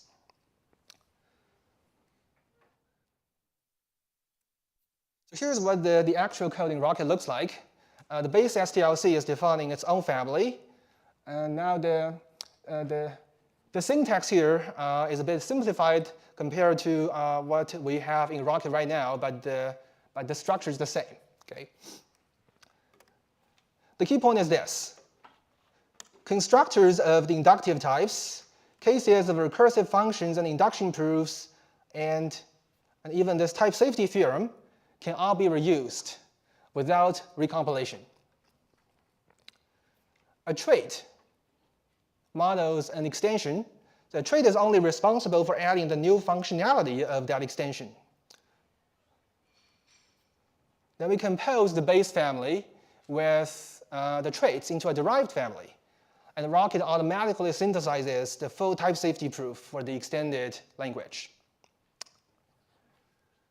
Okay, so that's Rocket, and hopefully that looks cool. And from this point on, I'll start talking about how Rocket does this. Okay, so there are deep tensions between these two paradigms, between the world of machine-checked proofs and our desire to freely abstract and extend. So we cannot just import an OO abstraction mechanism into a proof language and hope it works. Right? We have to ask ourselves some important questions, like what does inheritance even mean for proof terms? And is late binding compatible with dependent types, with logics? So let's start with the first tension here, closed versus open inductive types. In proof systems, in any proof system, inductive types are close to extension. Once you define inductive type, you cannot go back and add new constructors later. Right? That's by design. It ensures that case analysis is exhaustive. It allows recursive functions to be, so this exhaustivity allows recursive functions and induction proofs to be written by enumerating all the possible cases. And under the hood, the Rock prover associates every inductive type with a recursion principle, also known as a recursor. And when we write a recursive function or prove something by induction, we're actually applying this recursor. But here's the problem.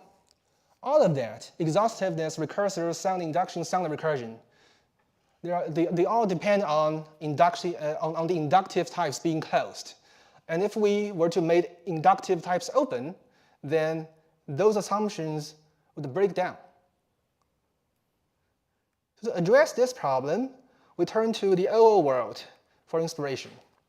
So in OO languages, there is this idea known as family polymorphism. Okay, so it's a way to define a group or a family of related classes where the meaning of each class, each family member is late bound. That is, each family member is polymorphic over the current family.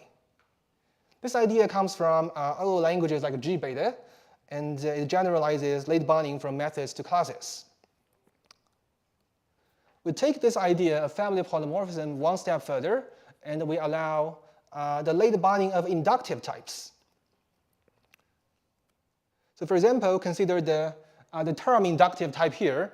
In Rocket, its meaning is polymorphic over the family it's nested within. So if term is mentioned in the STLC family, then it's considered to have 4 constructors. But in the derived family, the term inductive type can have more constructors. And because of this late binding, any code or proof that mentions this term type, like the substitution function, can be inherited and reused automatically because they remain well-typed when reused. Okay? And accordingly, when a trait adds a new constructor to an existing inductive type, it must also handle that constructor in the case analysis, okay, in the recursive function or induction proof. So that gives us open inductive types, and still enforces exhaustiveness in a modular way. But late binding brings even more challenges, and one of the most serious challenges is this. Late binding is at odds with definitional unfolding. So let's take the substitution lemma as an example here. So this lemma shows that substitution preserves typing. So it's a standard result in the meta theory of STLC. And the first move in a proof like this is usually to apply the induction principle and unfold the substitution function to look at its definition and to do a case analysis. But in Rocket, that substitution function is late bound. Okay? So we cannot unfold because we cannot see the exact definition of the function. Its definition is polymorphic over its enclosing family, so we cannot assume that it is exhaustively generated by those 4 cases. And then we ask this question. Do we really need definitional unfolding, definitional equality to prove the substitution lemma? And the answer is not necessarily. It suffices to know how the substitution function behaves in specific cases. So if we think of the exact definition of a function as its implementation, then these behavioral equalities here are like its specification. They tell us how the function should behave in specific cases, and any concrete implementation of the function can refine that specification by adding additional cases. Okay? So although the new abstraction mechanism hides implementation, we can still use these behavioral equalities as our reasoning principle. So they give us just enough to reason about open inductive types without needing to unfold the definition of recursive functions over those open inductive types. And the Rocket automatically makes these behavioral equalities available in the proof context and has tactic support for them.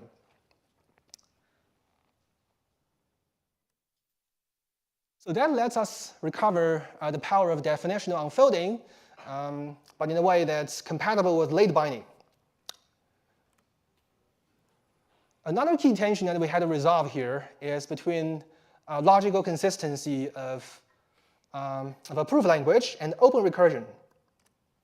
So what's open recursion? Open recursion is at the heart of many extensibility mechanisms, like dynamic dispatch, inheritance, mixing composition, family polymorphism. Okay? So it gives you a way to extend behavior. In practice, open recursion just means parameterizing over self, a self parameter, which acts as an extensibility hook. But there's the catch. Open recursion can create cycles. And cycles mean divergence. And divergence can break logical consistency, which means we can prove contradictions. And when that happens, everything becomes provable and nothing is trustworthy. Okay? So while open recursion gives us the extensibility, it also threatens the foundational guarantees that we rely on. And here's one idea to recover logical consistency. We trust that ROC is logically consistent. So if we can have a type-preserving translation from Rocket to ROC, then we can reduce the question of logical consistency to the ROC prover. And here's a first attempt at this type-preserving translation. Here we follow the classic recipe of open recursion. We compile family to a module parameterized over self. And anytime a family member is referenced, we make a late bound. We route that reference through self. So this gives us the extensibility we want. At the end of the day, we will need to take the fixed point of open recursion. But this fixed point here does not type check. Okay?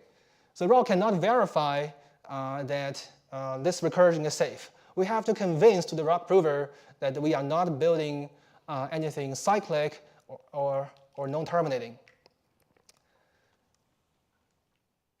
To solve this problem, Rocket uses a strategy which we might call well-founded open recursion.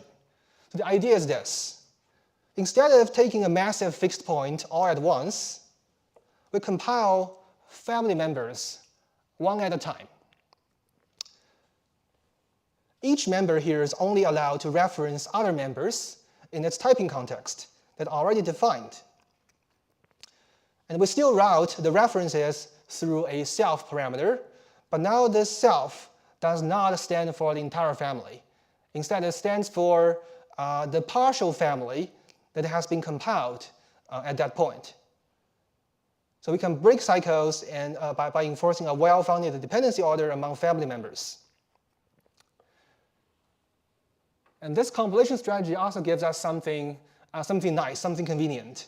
So we can recover the iterative, the kind of interactive proving experience. We don't have to define the entire family before we get feedback. Proofs are compiled and checked incrementally as each family member is defined. And the fixed point of this well-founded open recursion can be taken by iteratively instantiating the extensibility hooks. We're using already compiled proofs. So the key benefit of Rocket's compilation strategy here is the reuse of already compiled proofs.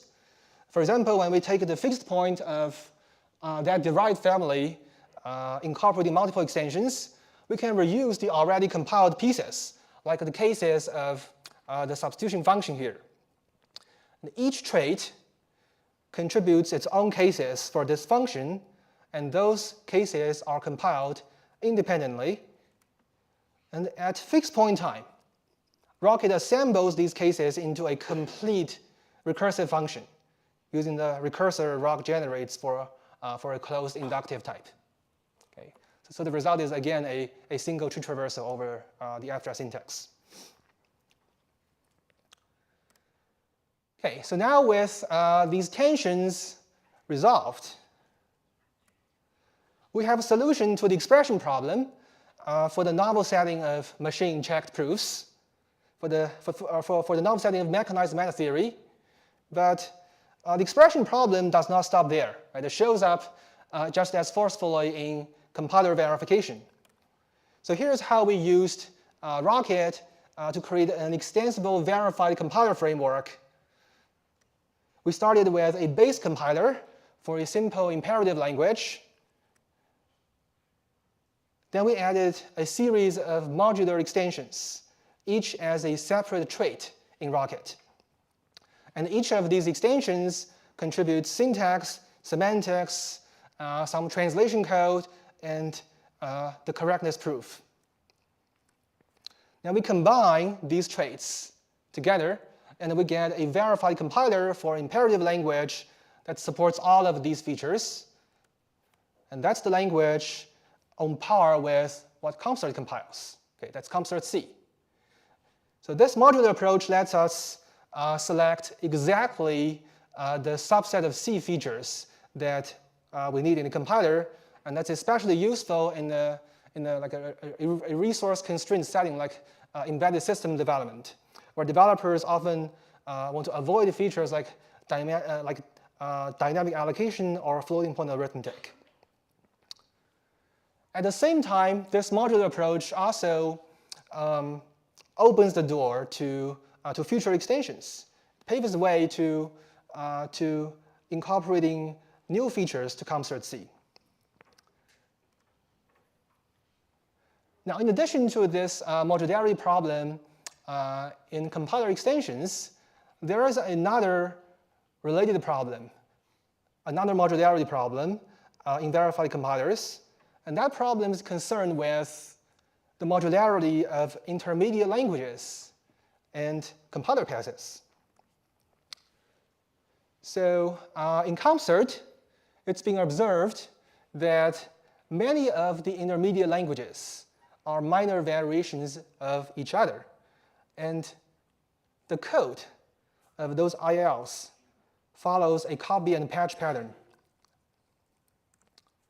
And this isn't unique to CompCert. In KCML, the ILs are often defined with excessive boilerplate. It was noted that it would be ideal to define each IL as a readable diff of the previous one in a similar vein to the nanopass framework form scheme. So TLDR is this. We want the modular ILs and passes to cut redundancy and to boost clarity. So let's see how this can be done using Rocket. So let's say we want to verify a nanopass compiler containing 4 ILs and 3 nanopasses. Each IL here is a small variation of the previous one, removing or adding some language feature. We can define these ILs, these intermediate languages, without redundancy using Rocket support for traits. So for example, IL1, the first IL, can be defined by composing a base IL with 3 traits, X, Y, and Z. And the same goes for nanopasses. Each nanopass is defined as a Rocket trait, just specifying the program transformation and the correctness proof, the feature it cares about. And here's the icing on the cake. When composed, all of these nanopasses can be fused into a single tree traversal. Okay. So we keep modularity at the spec and the proof level, and also we still generate efficient compiler code. And that's what we call nanopass fusion. It's modularity at design time and the performance at runtime. And we try to apply similar code organizing techniques to the concert. So in the front end, we refactored the C to C-Lite pass into a series of nanopasses. We observed that C-Lite, C# minor, and C minor are very similar, so we refactored them to reduce duplication. In the back end, we refactored an IL called MAC and another called linear to enable more reuse. And for the redundant pipeline, we used Rocket to create an extensible ISA model for RISC-V.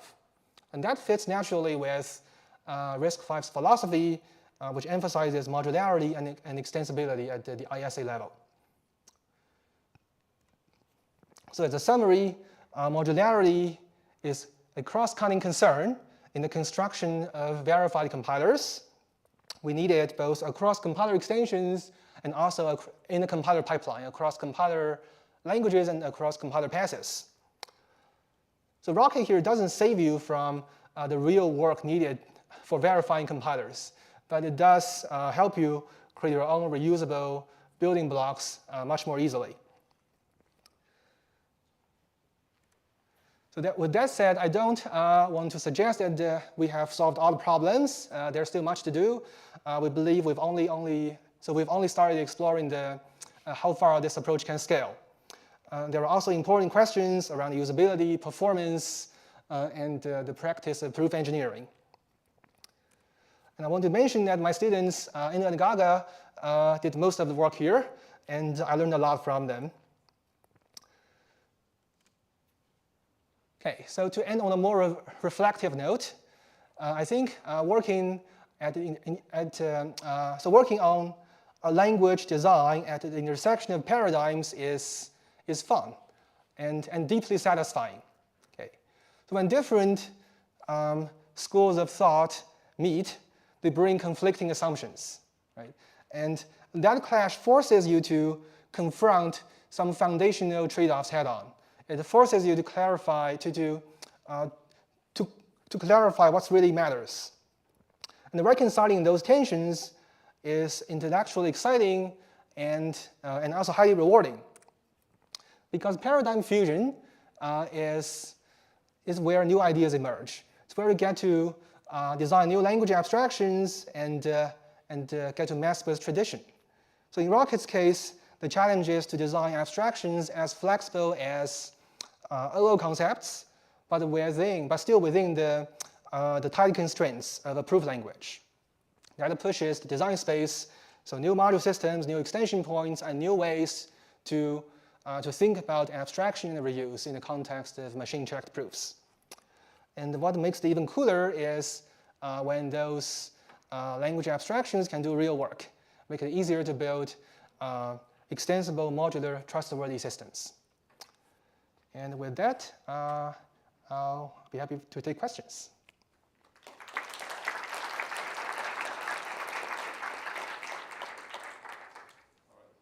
Questions?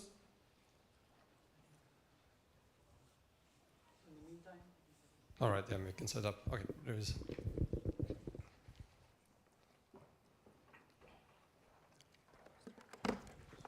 So the original CompCert work is not compositional in the sense that the compiler theorem doesn't tell you what happens if you link with code that wasn't produced by the same compiler.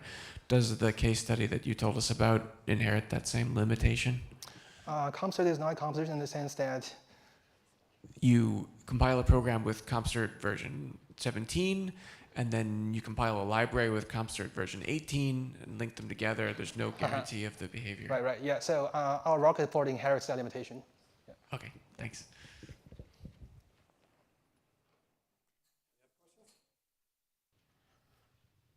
If not, let's thank Iju again.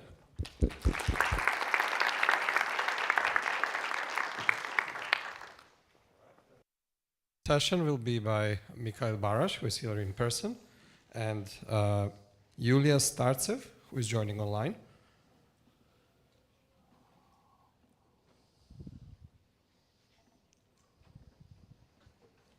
Right. Okay.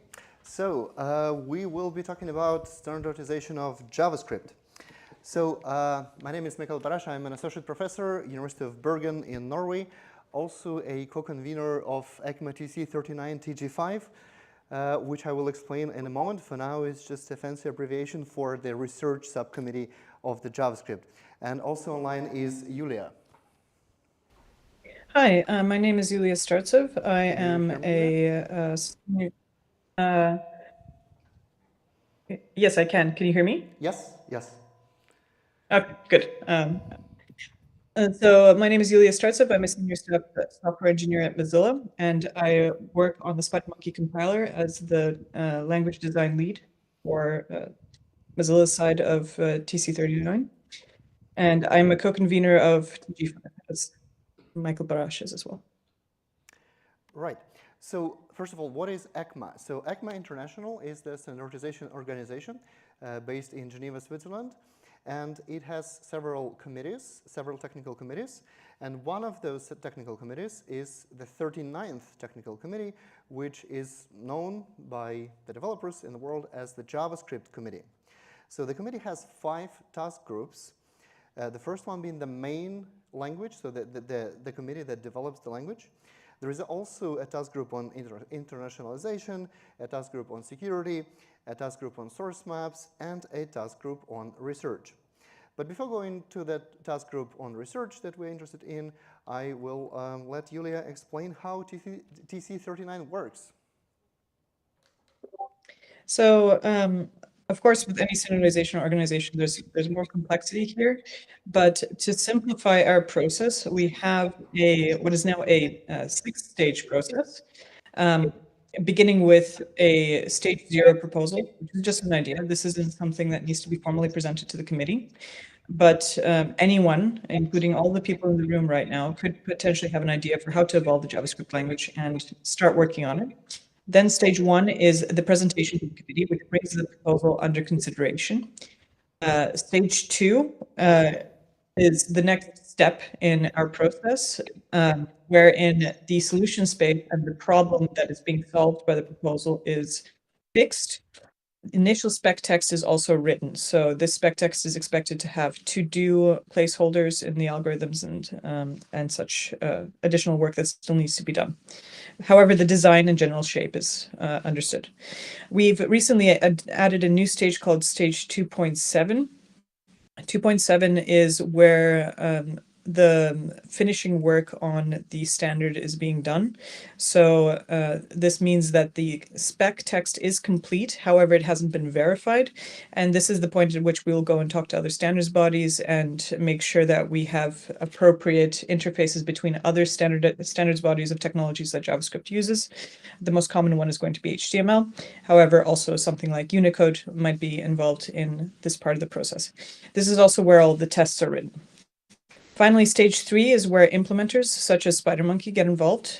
We go ahead and implement the proposal as written and give feedback to the committee. At any point in these stages, we can actually move backwards. So for example, if an implementer finds a problem at stage 3 that is blocking the proposal from being successful, on a platform such as the web, then we'll move back to stage 2.7 or to stage 2, depending on how severe the flaw that's found is. Finally, stage 4, when everything has gone well, this is the point at which the proposal is introduced into the standard. And I think we can go to the next slide. So TG5 is a home to do a slightly different kind of work. Of course, there's lots of different kind of work that happens at TC39. And one of the areas that we've been wanting to improve on for many years has been how we integrate ourselves with the research community. We've had several different approaches to this over the years, stretching back to the very beginning of the committee, where we would have just informal discussions at universities that we were holding the TC39. TC39, by the way, stands for Technical Committee 39. We're the 39th committee of ECMA. So we had various informal partnerships. Eventually, I started a new research group called it was a research call, which was informal, in an attempt to get a more continuous conversation with academics and industry folks going about the evolution of JavaScript.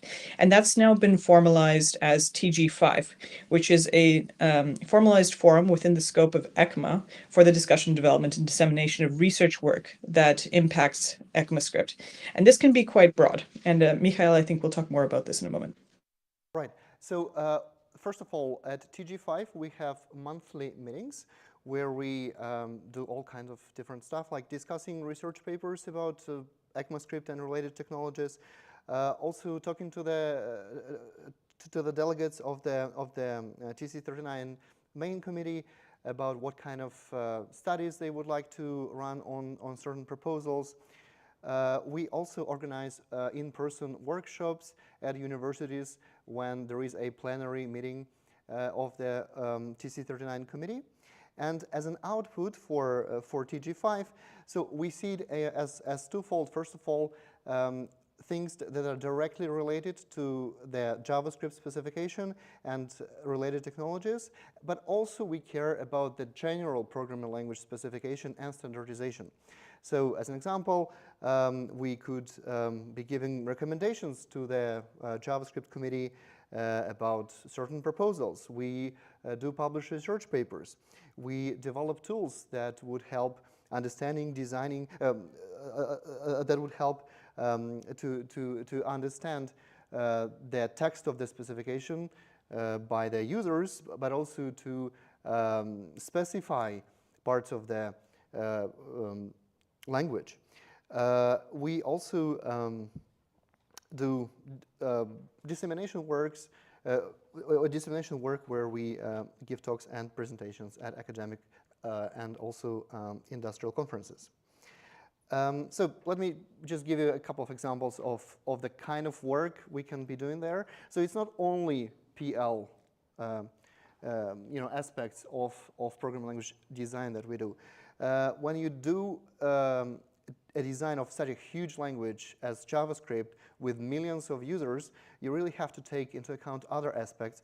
For example, decision making, governance, also research which would span across different standardization bodies, language drift, but also completely sort of non-PL at first side stuff like natural language properties of the standardees, like the language in which the standard document is written, or intellectual property rights that arise when you do PL standardization, or integrating PL standardization in the computer science education.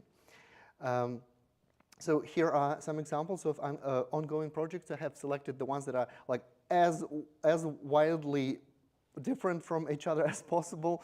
So it could be user studies like human-computer interaction. It could be more sort of work on the proposals in general, like the meta studies of proposals. But it could also be like a very, I think, known to you all, things like formalization of some properties of some proposals in a proof assistant, or implementing some tool support for improving how the specification is designed and written and perceived by the users. So what we want from you is to participate, to help us, improve JavaScript, we do have monthly meetings last Wednesday of each month at 4 p.m. Central European Time. We also have a list of open issues, and please welcome to open an issue or contribute to an open one. And you have this code on the top left, which would lead you to the github.com/tc39/tg5. And if you have some research that you have done around JavaScript, we would be very happy to host your talk at one of the meetings. And now I have a question to Julia. Why is this important to industry? So this is the reason why we want to collaborate with academics and folks who are well versed in various areas of programming. Take back our decisions when we commit to something in TC39.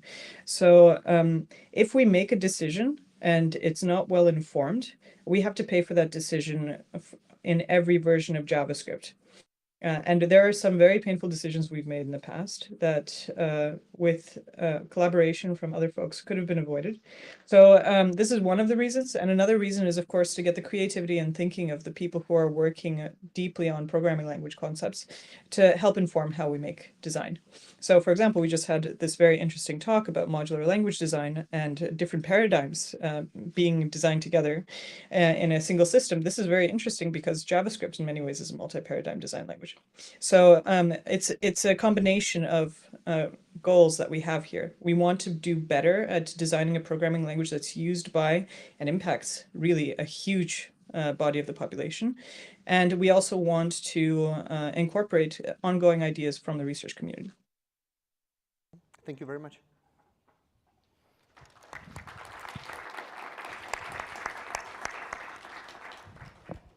We have time for a quick question.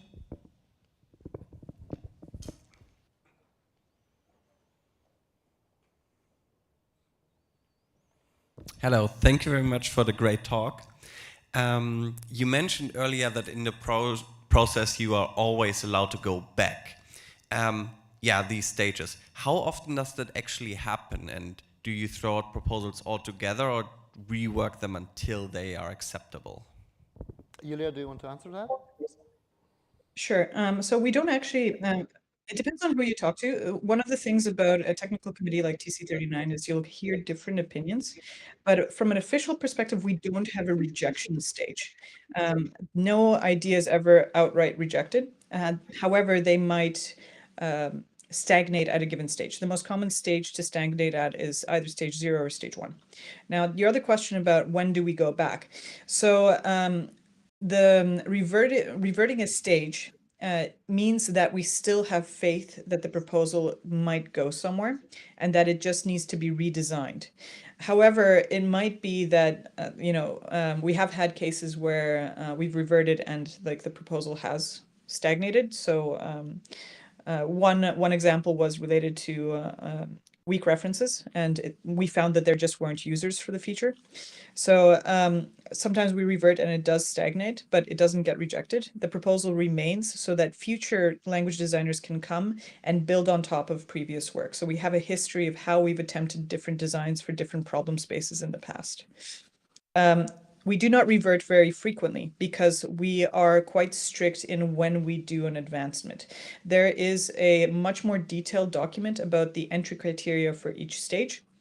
So this is a simplified view, but in order to get, for example, stage 2.7, this is a very high bar. So if you've gotten to stage 2.7, it's because the proposal has the work and the design that warrants this level of confidence in the proposal. I think the most common revert happens from stage 3 because a problem has happened at the implementation stage. So hopefully that answers your question. Right, let's thank speakers again.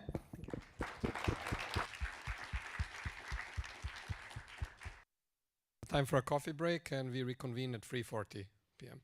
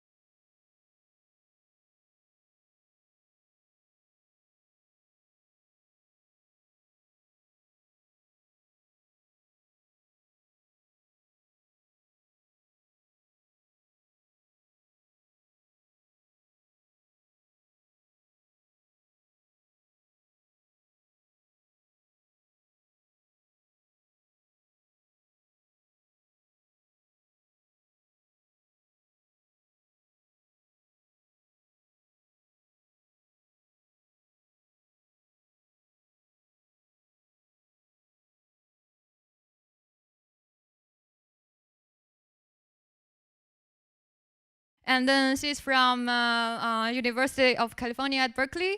And then she's going to talk about human-computer interaction for PR research. Sarah, please go ahead.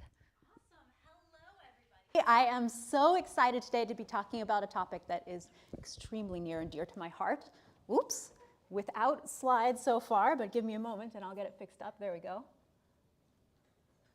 All right, so today I'm going to be talking a bit about the connection between programming languages and human-computer interaction. I work in general on projects that require expertise from both of these. Some of the work that my lab does really only requires PL. Some of the work that my lab does really only requires HCI, but the vast, vast majority really does require combining the two, right? And so I think a lot about this general idea of how do we build that strong bridge between them. And so it's a little bit weird because if we take a look at, well, okay, first let me give you a little bit of a taste of what it looks like to do work at the PL-HCI border.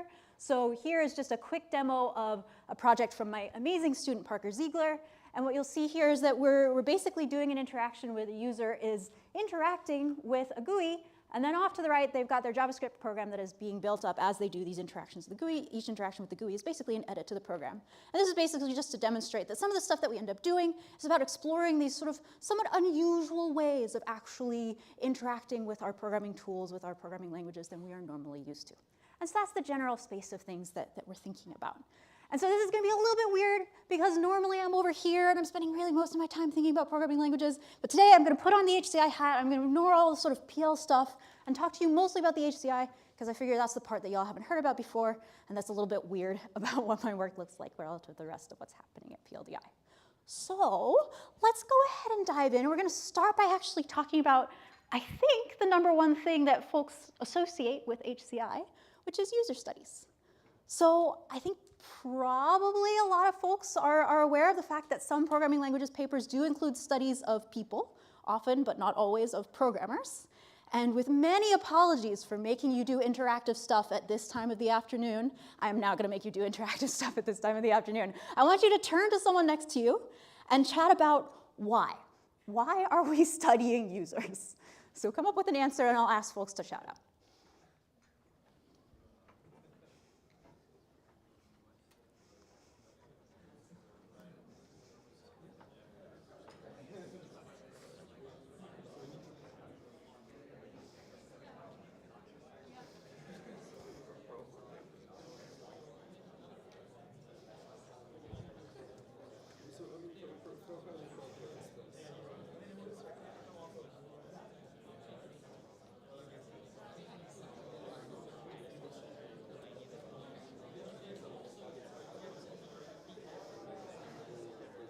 All right, what do we think? Why might we be studying people? Anyone want to shout it out? People use programming languages, absolutely, right? There's another thing in this system other than the programming language. There's also the person who is writing programs with that programming language. I love it. Any other thoughts? Yeah. Sorry to make you run around with the mic. Can everybody hear me? Okay. So programming language is ultimately a tool for tool to build other tools that are also used by non-programmers as well. So. I love it. Yeah, there's another answer back behind you. To see if you're delusional or is it actually needed? This is my favorite answer, to see if you're delusional. Absolutely, right? Like, we made this programming language thing.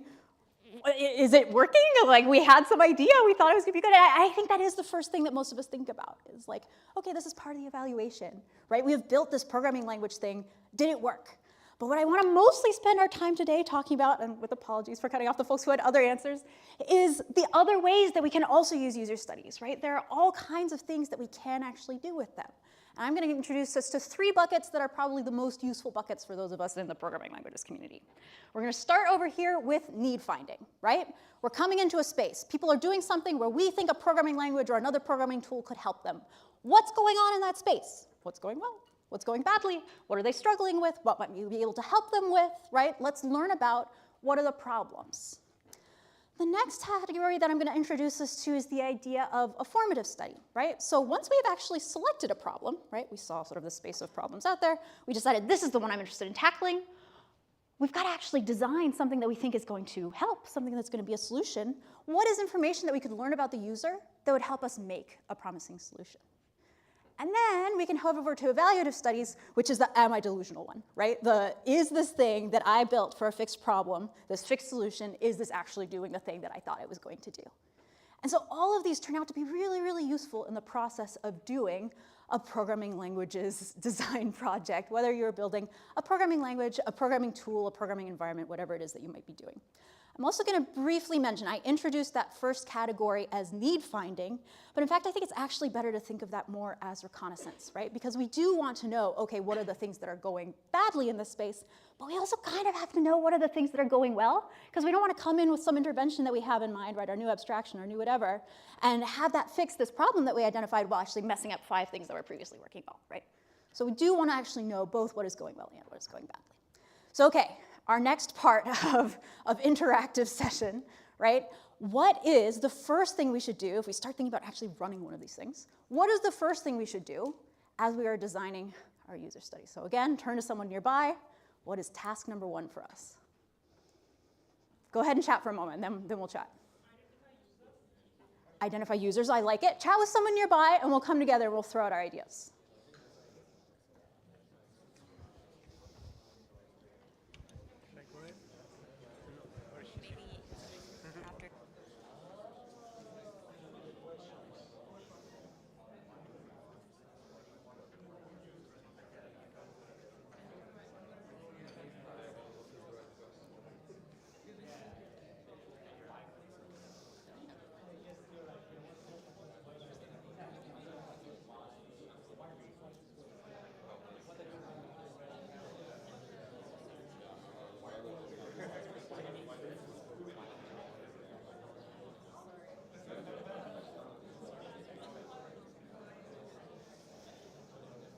All right, so I've put this on this memorable background because this is the thing that I find that students forget most frequently when they start trying to run user studies in this area. So we definitely want to remember this step. Anyone want to throw out an idea?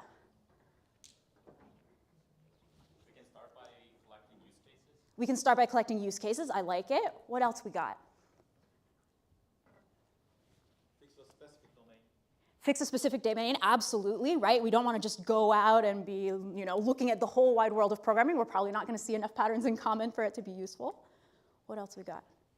Select tasks which define a control group and the experiment group. Select tasks. Okay, so we're thinking about the idea of a controlled experiment where we would have a control condition and an intervention condition. That makes sense for an experiment. Figure out who we want to be part of the user study in the first place. Figure out who we want to be involved in the first place. Who are the users that we care about? Absolutely.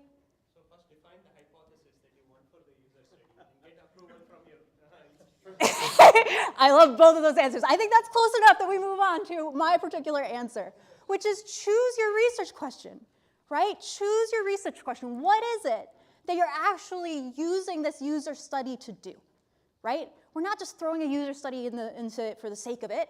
Right? It's hard to run a user study. It takes a long time. It takes a lot of energy. You have to do a lot of emailing, right? Go ahead and make sure you're actually going to do something with the information that you get out, right? So again, basically thinking about okay, why is that the first step? It comes down to we're not doing this just for the sake of doing this, right? We want to learn things that are going to help us design and implement useful and usable languages and tools and interventions, right? So how can we figure out if our study design is going to help us get the answer to our key design questions if we don't yet know what our design questions are?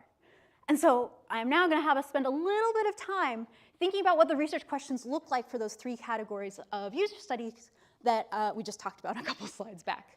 So this, I think, is probably sort of the most open-ended and, in some ways kind of limited template. So this is thinking about what is going to be the shape of a need-finding or reconnaissance user study question. And as I mentioned before, we are also looking to learn about what's going well, not just looking to figure out challenges. But in general, this shape of research question is often what you will see, right? You will see what kinds of challenges is a particular category of users facing in a particular category of tasks. And that definitely connects back to some of the answers that we heard, right? You have to pick who you care about. You have to pick the kinds of tasks you care about, right? For formative research, it can be a lot more open-ended. I didn't even bother trying to write just one template.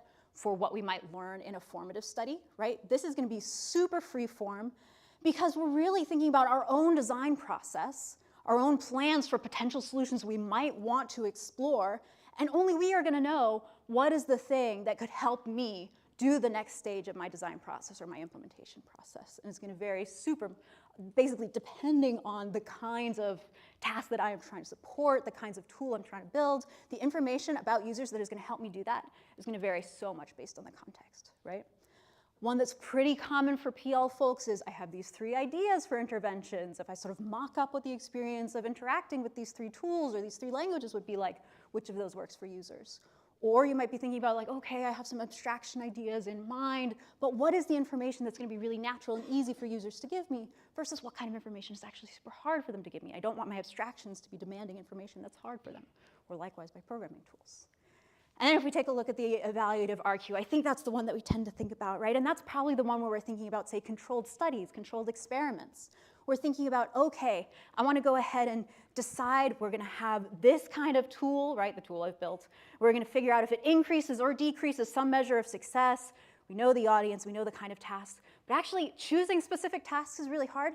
And honestly, turning this idea of a measure of success into a number is also super hard, right? If we are trying to measure time to correctness, well, what is correct? Who's deciding when we're done with building this program? Are we leaving it to the participant? Are we the researcher stepping in and doing it? Are we doing it by providing them with some kind of automated check?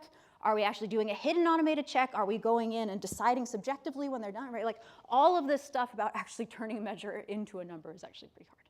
But this is the general shape of the research questions for these 3 categories. And so now we get back into our interactive time. I'm going to have you turn to someone next to you. And basically what we're reflecting on is we can use the research question to figure out what kind of study we are dealing with. So turn to the person next to you. Which category is this paper's study? They have a couple of studies, actually. But for the study that was answering this research question, what kind of user study were they running? And I've reminded us of our 3 categories on the right here. Discuss for 20 seconds.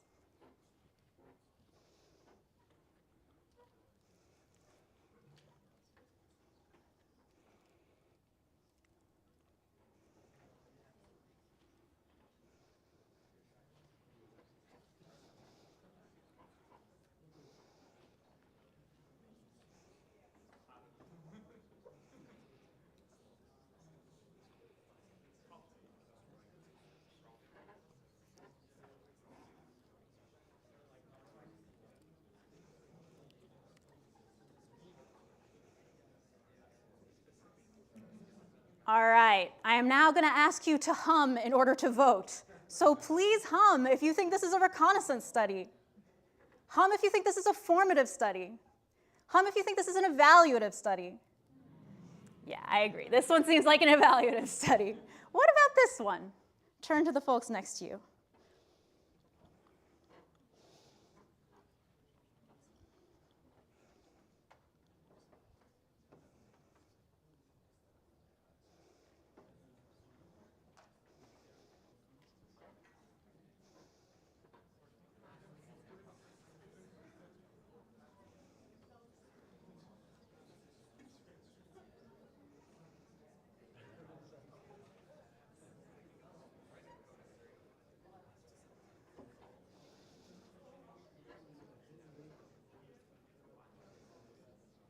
Hum if you think reconnaissance study. Hum if you think formative. Hum if you think evaluative. Yeah, I agree, right? This one seems like a reconnaissance study. We're coming in, we're figuring out what's happening in that space. What about this one? This time I'm giving you 10 seconds. I think you're getting the hang of this.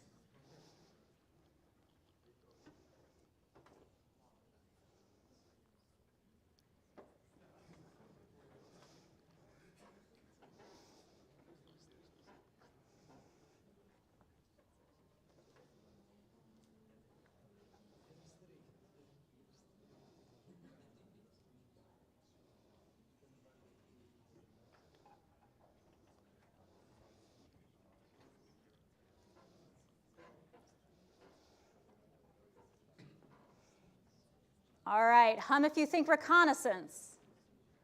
Hum if you think formative. Hum if you think evaluative.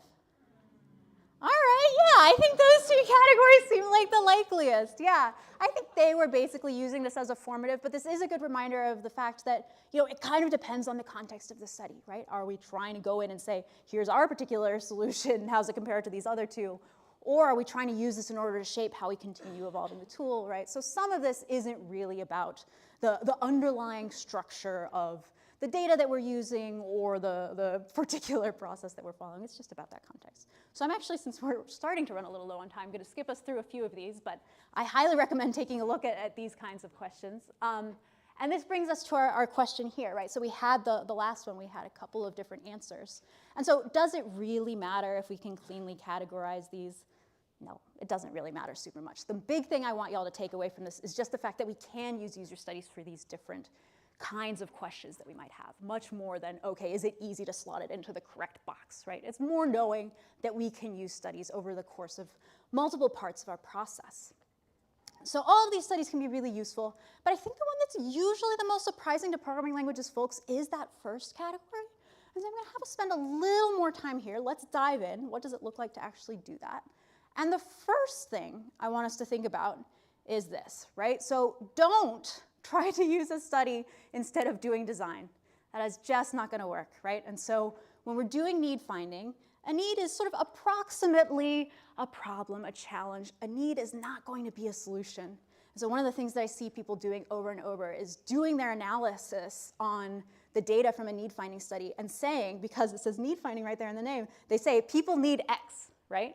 But then X is a solution rather than, a challenge, right? And so the thing that I want us to think about here is that when we are doing need finding, we're doing what the name says. We are finding needs. We're not finding solutions. We'll brainstorm solutions later. And good need finding typically also doesn't actually involve asking people what they want, which I will also dive into a few slides from now.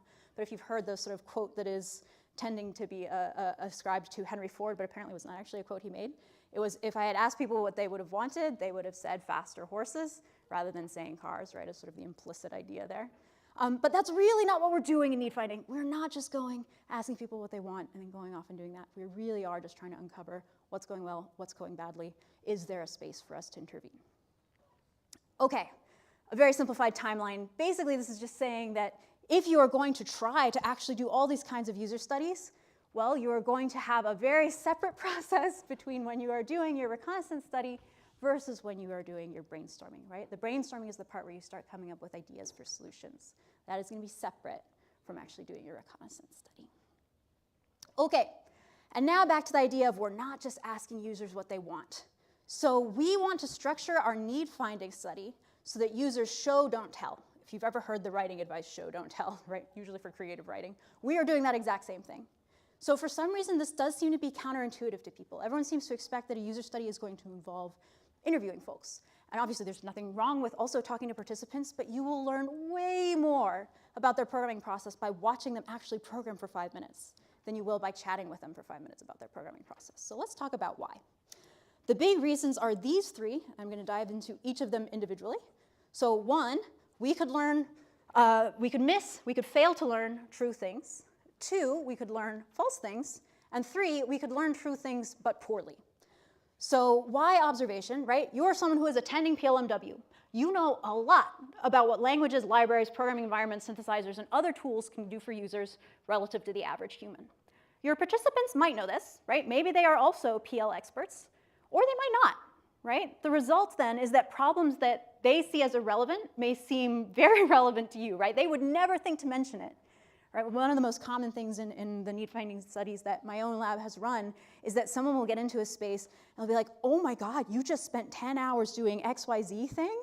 And they're like, oh yeah, it's really embarrassing. Honestly, I should have been doing that all weekend so that I'd be ready already. And this is something that we know that a tool could come in and help. And they didn't even think to mention it because to them it's just so natural that this is just a process that they need to do, right? So they're not going to always be able to point to the things that are going to be relevant information to you, which is why we come in and watch. Another good reason, it is actually pretty easy to learn false things if we just try to ask folks. So at this point, this is a pretty well-established idea from the psych literature. It turns out that the questions we ask shape responses, often unintentionally. We don't have, as humans, a durable, reliable memory of facts. We also turn out not to have a durable, reliable database of our own preferences. So you may think, oh, well, okay, if I'm not asking them about facts, that at least when I'm asking sort of what they prefer, that's something that it's safe to just ask them about. Even that can be sketchy. So let's quickly talk through a couple of these psych studies that have studied this. So this is a study where they showed folks a video of a car crash. There was no shattered glass in that car crash. And then they asked folks, I believe it was a week later, did you see shattered glass in this video? And if you ask folks, did they see it when these cars crashed into each other, the rate, or sorry, no, it was, yeah, when these cars hit each other, the rate was pretty close to when they didn't use any particular words to describe what happened to the two cars. Versus if you ask, did you see any glass when the cars smashed into each other, all of a sudden the rate of people saying, oh yeah, I saw shattered glass goes up.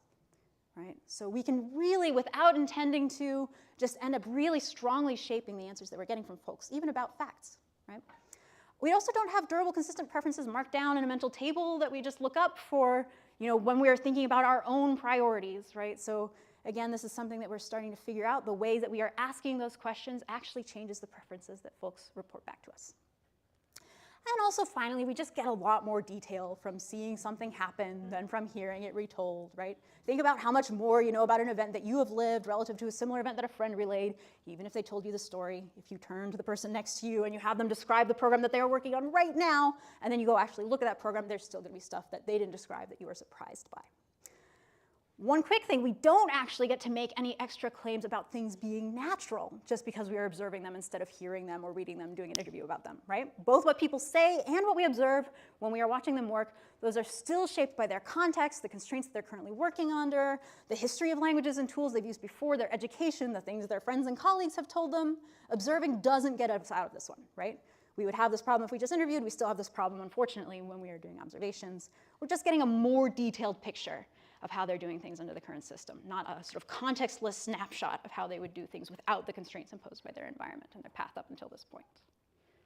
Okay, to do PLHCI work, do I have to run user studies, right? This talk is focused a lot on user studies. Does that mean we gotta do it if we're trying to do stuff that mashes together PL and HCI? Definitely not, right? I have focused on it because it's one of the things that we don't encounter that much in a PL space. But it's just one of the many tools in the HCI toolbox. You can definitely do PL/HCI space without doing user studies. In fact, 2 of my students here are presenting 2 examples of exactly that, some PL/HCI work that does not actually include user studies at the main conference. It's totally normal. It just changes what you can claim. Just as you can't make performance claims without including performance data, right? Although the data does not have to be a user study.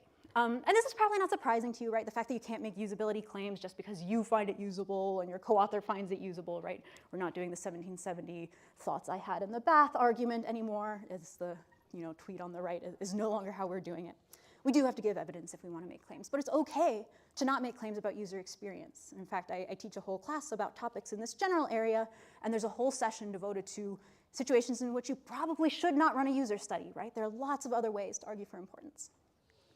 All right, we're going to wrap up. One last message as we wrap up. You don't have to do a full-on user study in order to get the benefits of observation, right? Even if you never want to publish a user study, you don't care about doing a full-scale thing of it. If you care about making tools that are useful and usable by real people, go ahead and put your tools in front of real users. Do it early and often. So even if you don't ever make any user experience claims in your papers, if you do care about it, at least do this casual, unofficial way of observing users. I promise you will learn so much by just sitting down and watching a rando use your tool for 5 minutes, 10 minutes, an hour, 2 hours, whatever length of time you can give to it, you are going to learn a lot. And it's going to be very tempting for you to intervene, for you to teach them how to use the tool right. Don't do that, right? Don't watch yourself use the tool by sending them instructions for what to do with their hands. Instead, just go ahead and watch them use the tool and see what happens. All right, I will wrap it up by reminding you of the 3 categories of user studies that we have chatted about today, and reminding us how they can help us do stronger programming languages research. In particular, if we're doing reconnaissance studies, we can go ahead and use HCI techniques to try to pick higher impact problems. If we are doing formative studies, we can use it to refine more promising solutions. And if we are doing evaluative studies, we can go ahead and use our HCI techniques to understand whether we are delusional, whether the languages, the environments, the other programming tools that we have designed are in fact having the impact that we want. I will leave it there.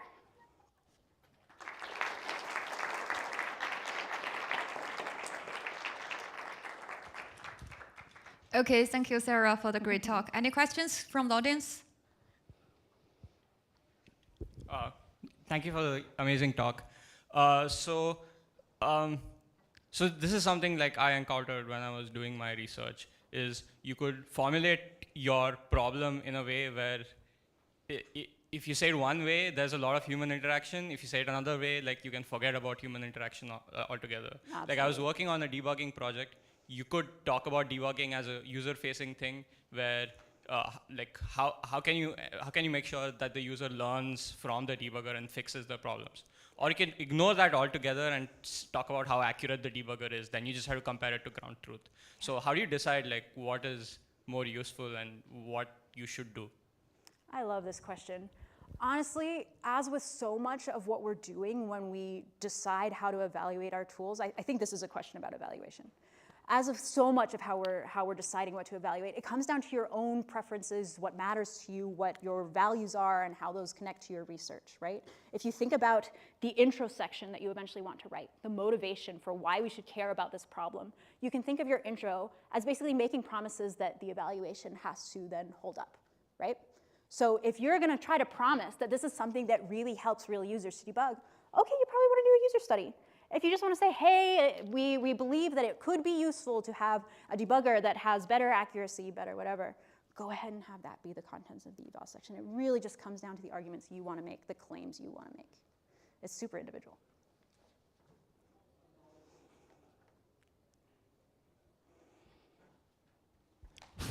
Thank you for the great talk. So when you run a user study, and you probably have some kind of idea of how the results are going to be, do you have some kind of bias before you run a user study? And what if the user study comes out horribly opposite of what you've actually expected? And what do you do to cope with those results? Also an amazing question. I actually think the most interesting user studies are almost always the ones where you don't really know in advance what's going to happen, right? If you think of something like the need finding study, right? The reason you're bothering to do that study is because you are legitimately trying to learn something, right? You don't know what is going to happen before you go into it, right? If you already knew, you wouldn't need to run this study. But I think, again, we're probably talking more about evaluative studies here. And so what if we get a surprise there? I think that's a huge part of why it's worthwhile to do formative studies, whether formally or informally. Right? If we are at every stage of the process putting our tool in front of users, we're not going to get that surprise at the point that we reach the evaluation stage, right? So if we have sort of done this user-centered process over the course of the entire project arc, then I don't think that we have to really be anticipating surprises at that evaluation stage, right? It's just a matter of integrating knowledge about users at every part of the process. So that's why formative study is kind of important before going straight into evaluative study. A metaphor that I really like is sort of the Google Maps or whatever Maps app that you like, right? We could just walk out into the city and then check, am I at the coffee shop I was trying to reach? Oh, yeah. Or we could like look at it before we set out and pick a particular coffee shop. We could be looking at it when we hit a confusing turning, right? Like, think about going to users in the same way. We just want to open the map and check how we're doing. Thanks for the great answer.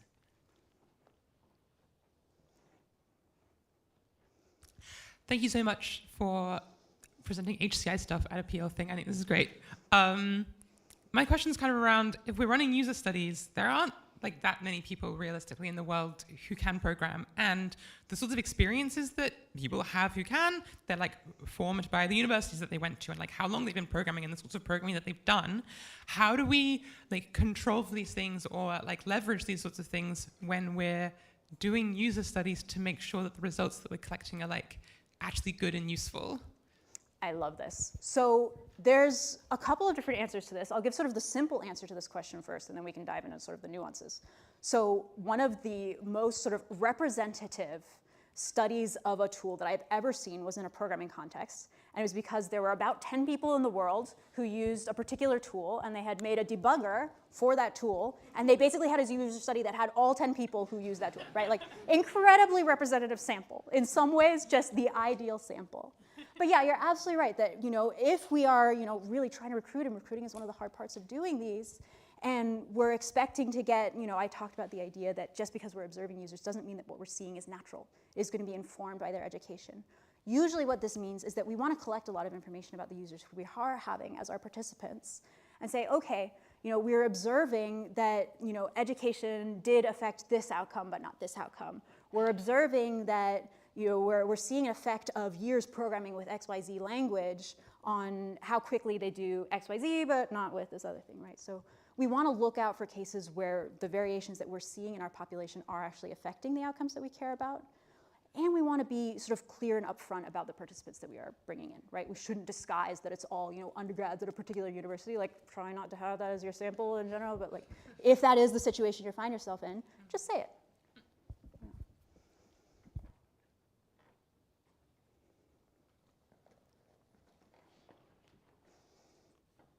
Since you just mentioned undergrads, interestingly enough, I heard previously a talk about someone claiming that those are actually best programmers to test these things on because they haven't been ruined yet by industry. What are your thoughts on that? The even more extreme version of this, if you've ever heard of the idea of natural program elicitation, the idea is to sort of set some kind of programming task in front of folks and then see what naturally they would use to express this. And one of the things that people have realized, of course, is that any amount of training they've had is going to end up changing the answers that you will get to that. And so people are like, what we got to do is bring in children who have never done any programming before, right? Like the 6-year-olds, what would they say? And people actually do that, right? Like there are folks who will actually run the studies that way. Again, it really comes down to what you are trying to do, right? If what you want to do is create a programming language or a programming tool that is going to reach current industry programmers, study industry programmers. If you're trying to change the future of how programming works for everyone and it should change how people are educated from the very beginning, maybe you're doing children who have never seen programming before, right? Like, you just want to think about what are the goals. Yeah.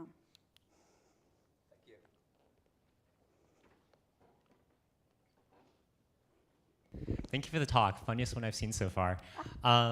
So you mentioned that you don't have to do user studies to do PLACI work, and you gave one example that's like you build infrastructure. What other PLACI work would not like involve user studies? Like, how do you put the human in without the human? Totally. Yeah. So I'll just reflect on the examples that my own students are presenting at PLDI this year. Basically, it's thinking about, hey, here is, in one case, here's a programmer interaction model that we already know is good, right? Known good. And we are figuring out how to apply it in a new setting, right? Here's a setting where previously programs were considered to be too long running in order to do XYZ. We have figured out how to make it work in that setting. Another is, hey, in order to offer a brand new programming languages interface, like a new interaction with our programming tools, a new user interaction model, we would have to do all of this PL work to build up that interaction, right? In order to be able to even offer it. And that all on its own is going to require about a whole paper's worth of infrastructure. And so we're not going to be able to actually also mash that in with a user study, figure out if it also works. If we want to go ahead and figure that out later, we're going to have to go off and do a user study and do a separate paper. Yeah. All right. Thanks, Sarah, again for the great talk.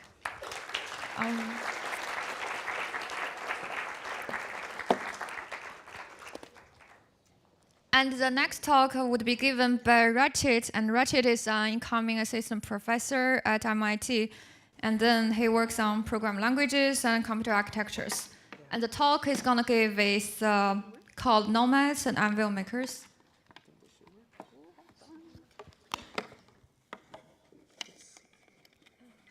Check if you have true tone on.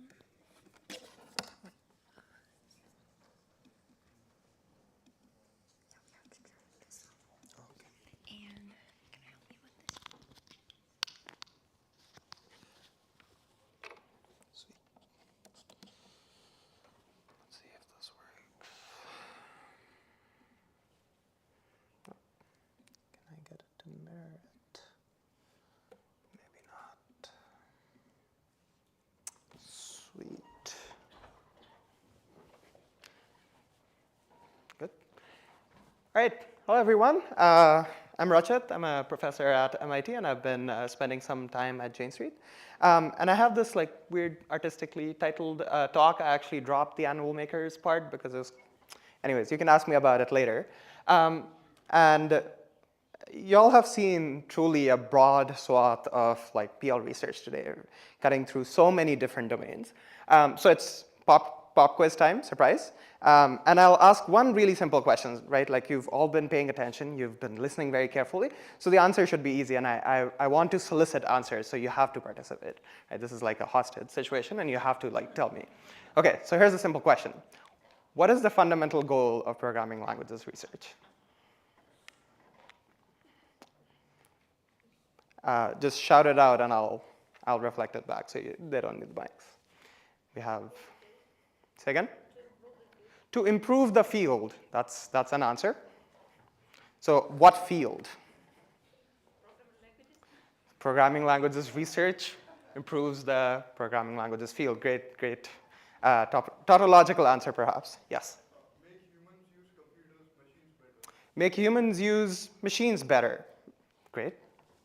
I saw another one.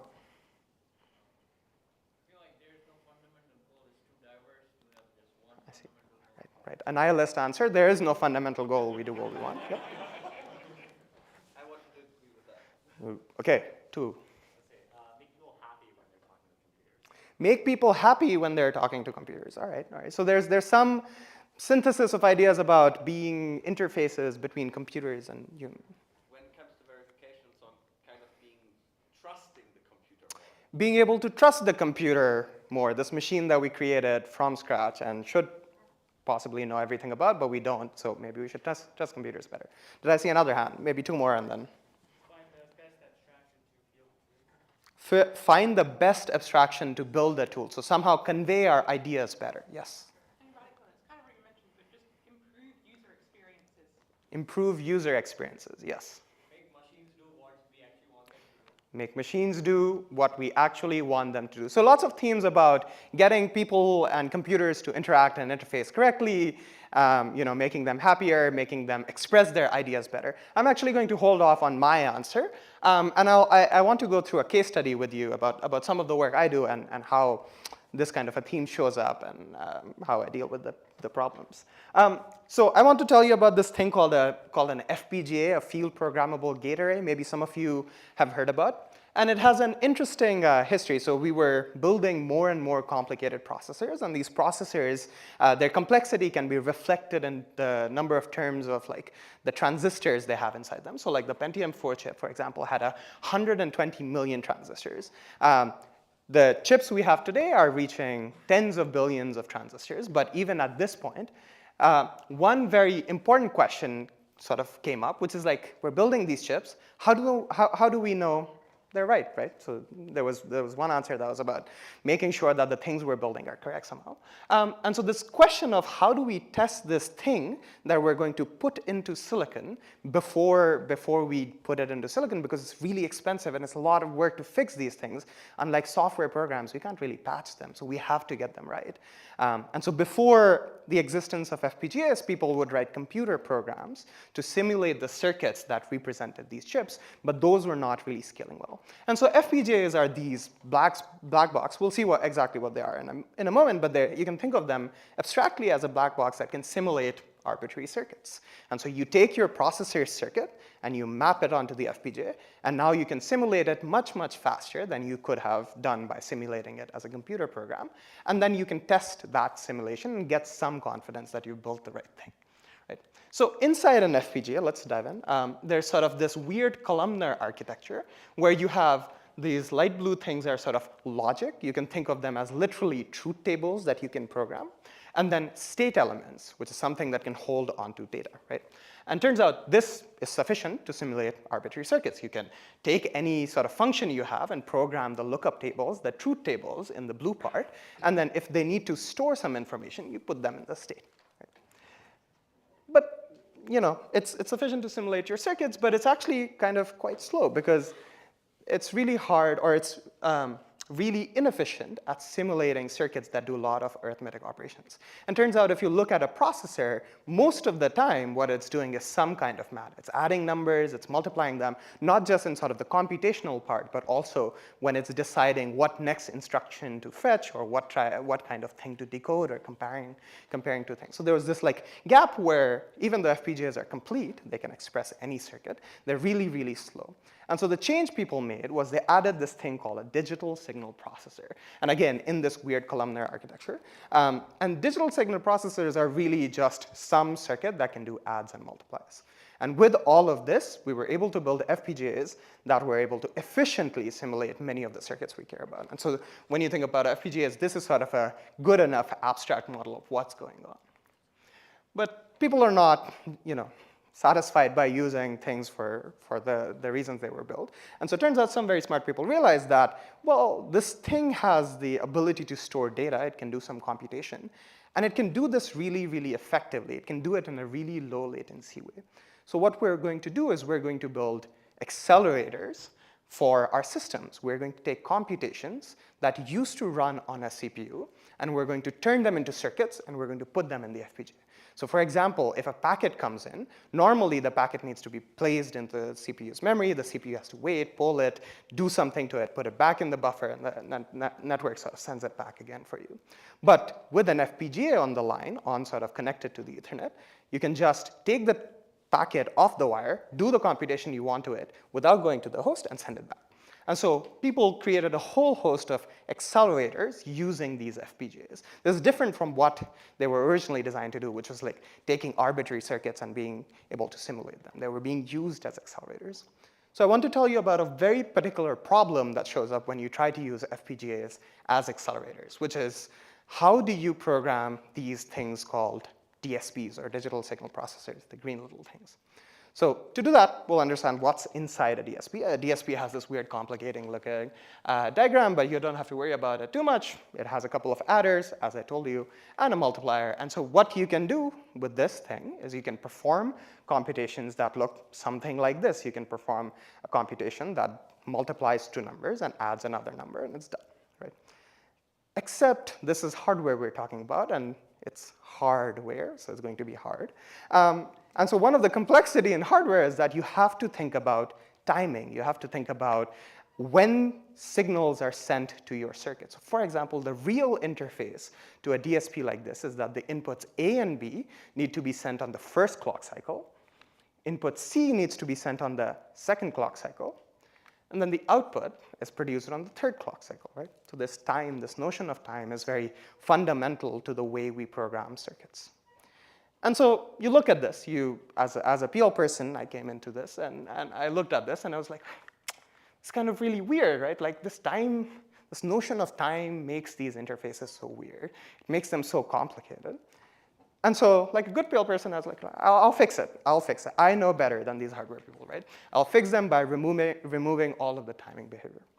And so I want to pause here and sort of like reflect on this. I think a lot of the times when we do PL research, we do it because we have a really strong sense of aesthetics and what things should be elegant and nice and good. Not just they work, but they are actually fun and happy, and make people happy in using them, as we heard, right? And I go back to this quote that a good friend of mine said to me in the first year of my PhD, which is this: as a community, we have a moral responsibility to step in and say, you are having fun, right? And it was a funny little quirk, but I think there is some truth to it. Again, we do work that is driven by aesthetics at some fundamental level, right? We have to sort of think about what is nice and elegant. But we also have this tension that we need to build tools that other people can use, right? A lot of the answers I got was, how do we build tools that make people happier when interacting with machines, right? And so you have two ways of dealing with the problem. You can either sort of watch communities, other people using systems of different kinds from the outside, and sort of analyze them from the outside, solve the problem for the outside, and sort of go away self-satisfied.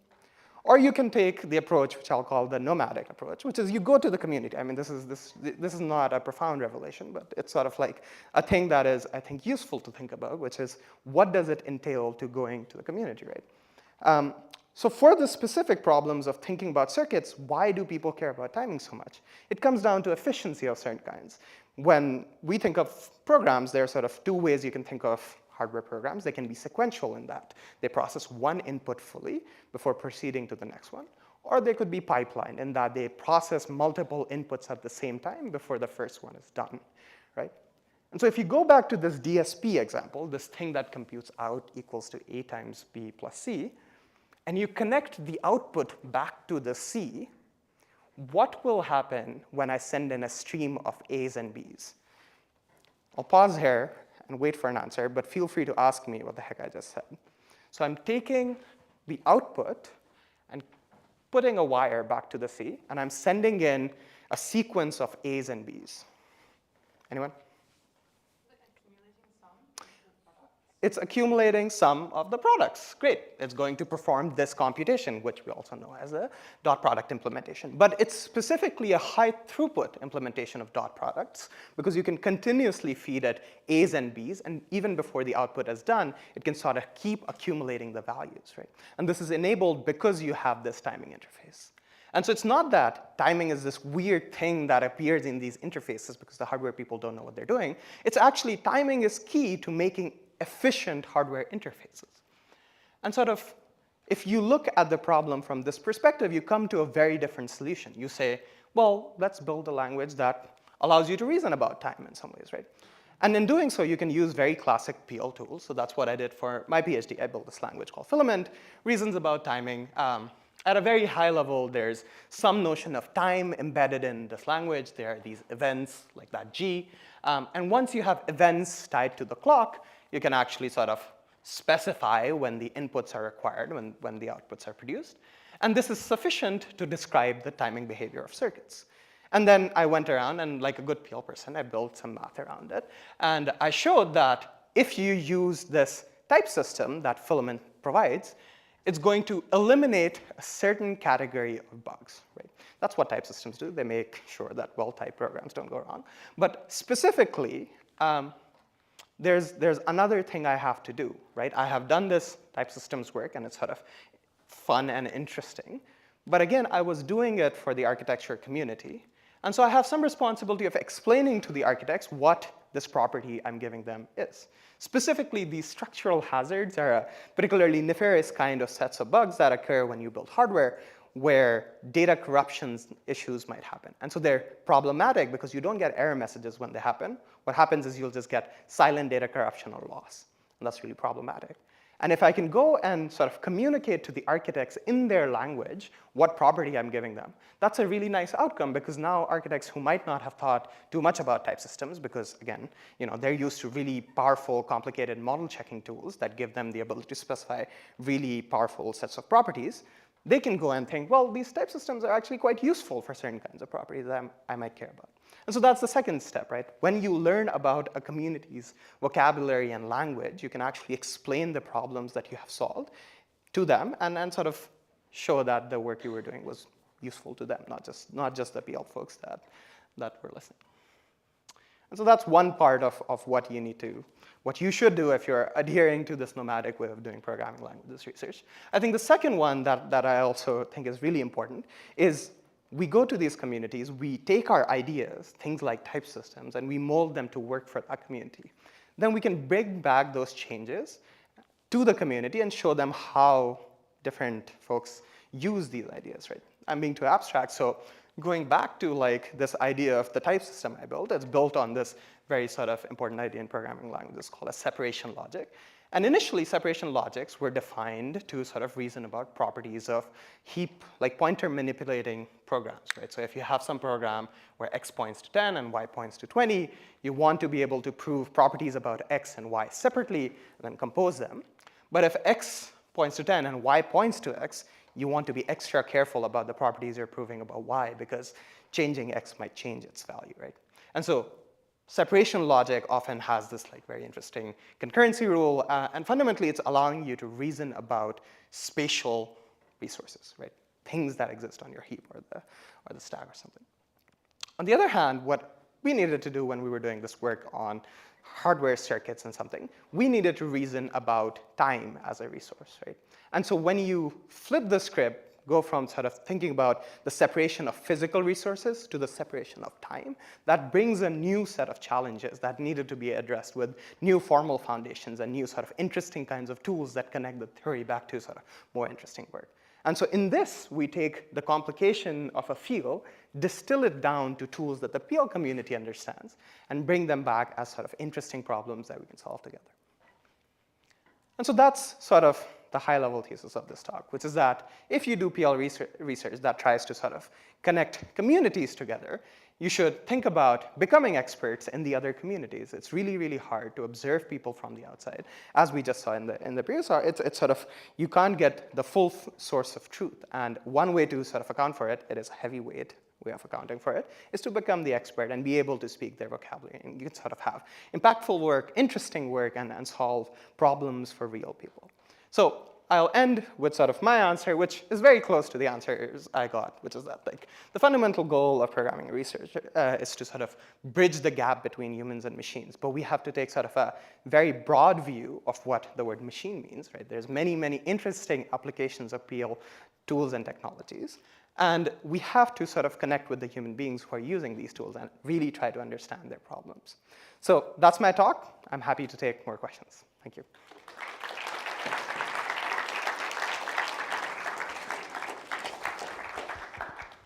Okay, thank you, Rachid, for the great talk. Any questions from the audience?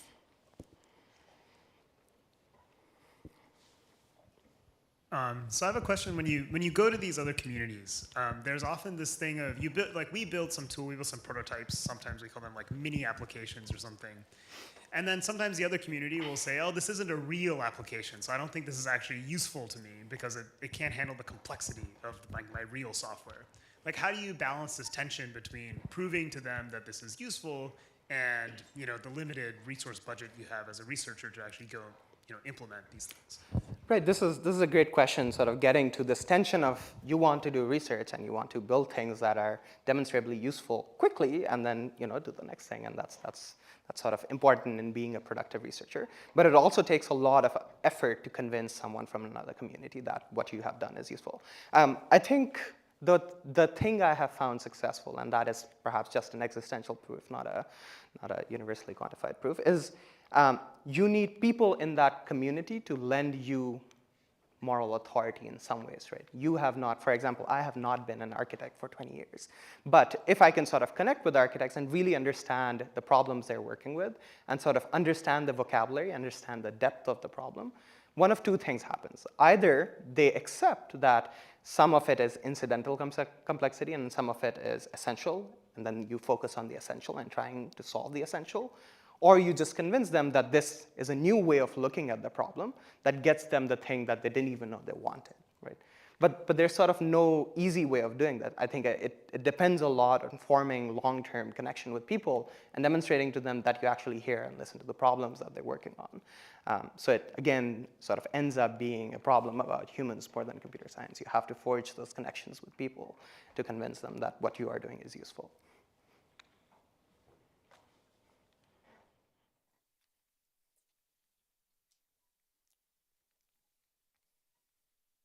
Thank you. Thank you for the talk. Super cool case study. I'm curious, what was being a nomad like in your case? Who did you talk to figure out the timing thing? Was this like something you explored on your own? Or were you like trying to develop a PL and then you maybe did a user study with like some architects and they were like, you need time?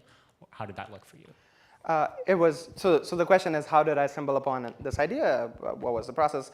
It was quite literally talking to an architect who was working on actually trying to use these DSPs effectively.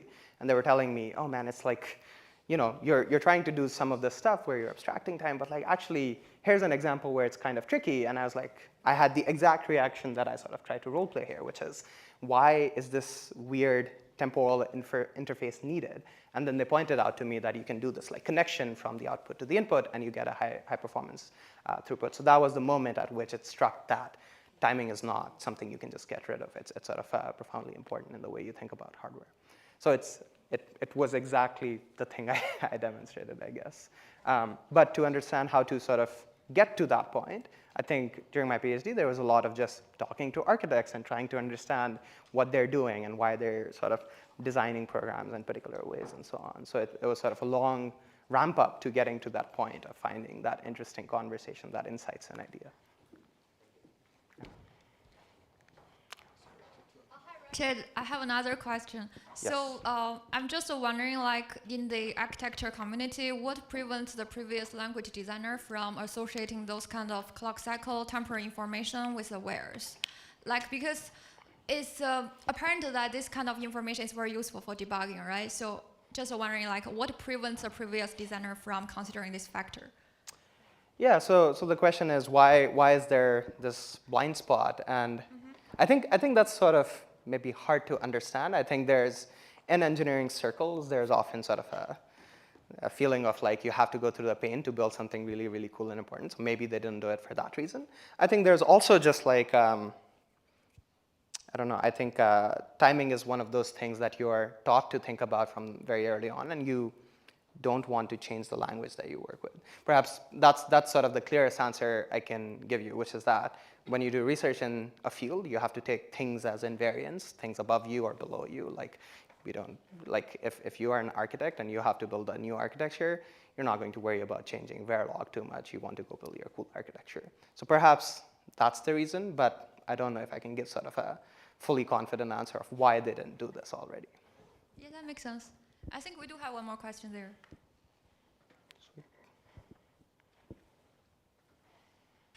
Thank you very much. Great talk. Something you kind of like hinted at is that the thing that you ended up with at the end, which is like this, you have these formal semantics and like this like language with this typing system, and then there's sort of this implication that there's also an implemented version that you could like actually really program in. It would really like generate circuits. How did you balance in the development process of like coming up with the theory and like implementing the theory and like iterating on things? What did that development process look like? Because often things, you just kind of get what the end result is. Right, so the question is about sort of what is the path from conceiving the idea to implementing it and sort of making it useful in a way such that architects think about that being useful. I think that's a really interesting question, and I think the development process was tailored very much to build something that is very recognizable to the eyes of an architect. And what that means is building something as close as possible to Verilog. So that language I showed you truly only has one novel construct, and everything else is just like equalities that you get to write. And the way it proceeded is actually, we knew that once we knew about this problem, we wanted to sort of capture timing behaviors. So we built sort of these interfaces and then tried to write down the term language and refine it so that it's the simplest thing possible, right? And so once that was done, once we were able to have the implementation working and have sort of a back of the paper able to convince ourselves that it gives us this property, then we went and wrote down the formalism. But that's just like the way I end up working with formalisms. I like to build things first and then formalize them. We know that there are some hardware description languages such as Verilog, Gcell, and I mean, is your work built on these languages, or you are writing your own DSLs? Yeah, so the question is, are you building on existing work, or is there a new language? I think there's always an interesting tension in programming languages research of like, yes, do you want to take the complicated system and immediately build on top of it, or do you want to build a small core language? This project took the small core language because, again, I wanted to sort of show that it is possible even in the sort of very unstructured case of arbitrary hardware designs. But the ideas since then have been, in the process of being applied into various contexts. So I mentioned I'm working at Jane Street. One of the things I'm doing is actually taking this idea and trying to port it into their internal hardware description language, which is like Chisel. Oh, thanks. Yeah.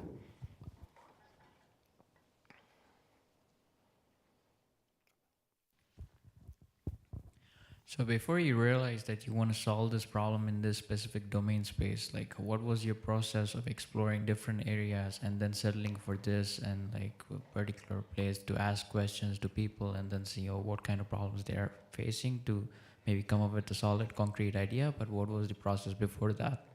Right, so this is a question of like what happens before you even reach to the domain that you care about. In my case, I just thought architecture was kind of cool and I wanted to do it. And my advisor was someone who was an architect also.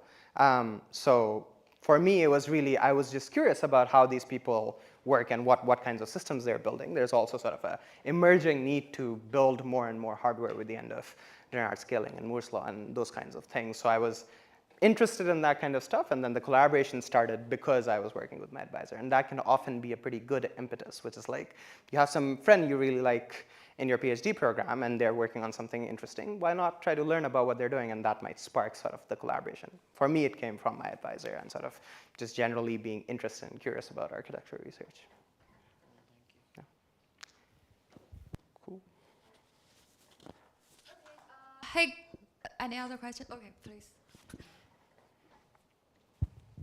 You said you changed the name of your talk from like a longer name to this. Can you elaborate on that more? Yes, so there was this anvil makers thing because I had this whole convoluted thing about how we don't actually make hammers, we make the things that are used to make hammers. And I just thought it would be too complicated to explain in a talk, so I decided to not do it. Right, great question. All right, thank you everyone. I hope you had a lot of fun.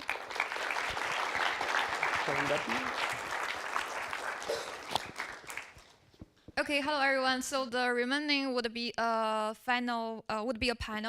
The topic is PL and beyond. So we will get started shortly. So yeah, I think yeah, let's welcome our speakers. I mean panelists. You can put it on, it's like a pin. Like here? Yeah. Or do you want to use it as a, like this, handheld mic? Which do you prefer? I think I can use. Okay. But I can use this because we can just put it here. No,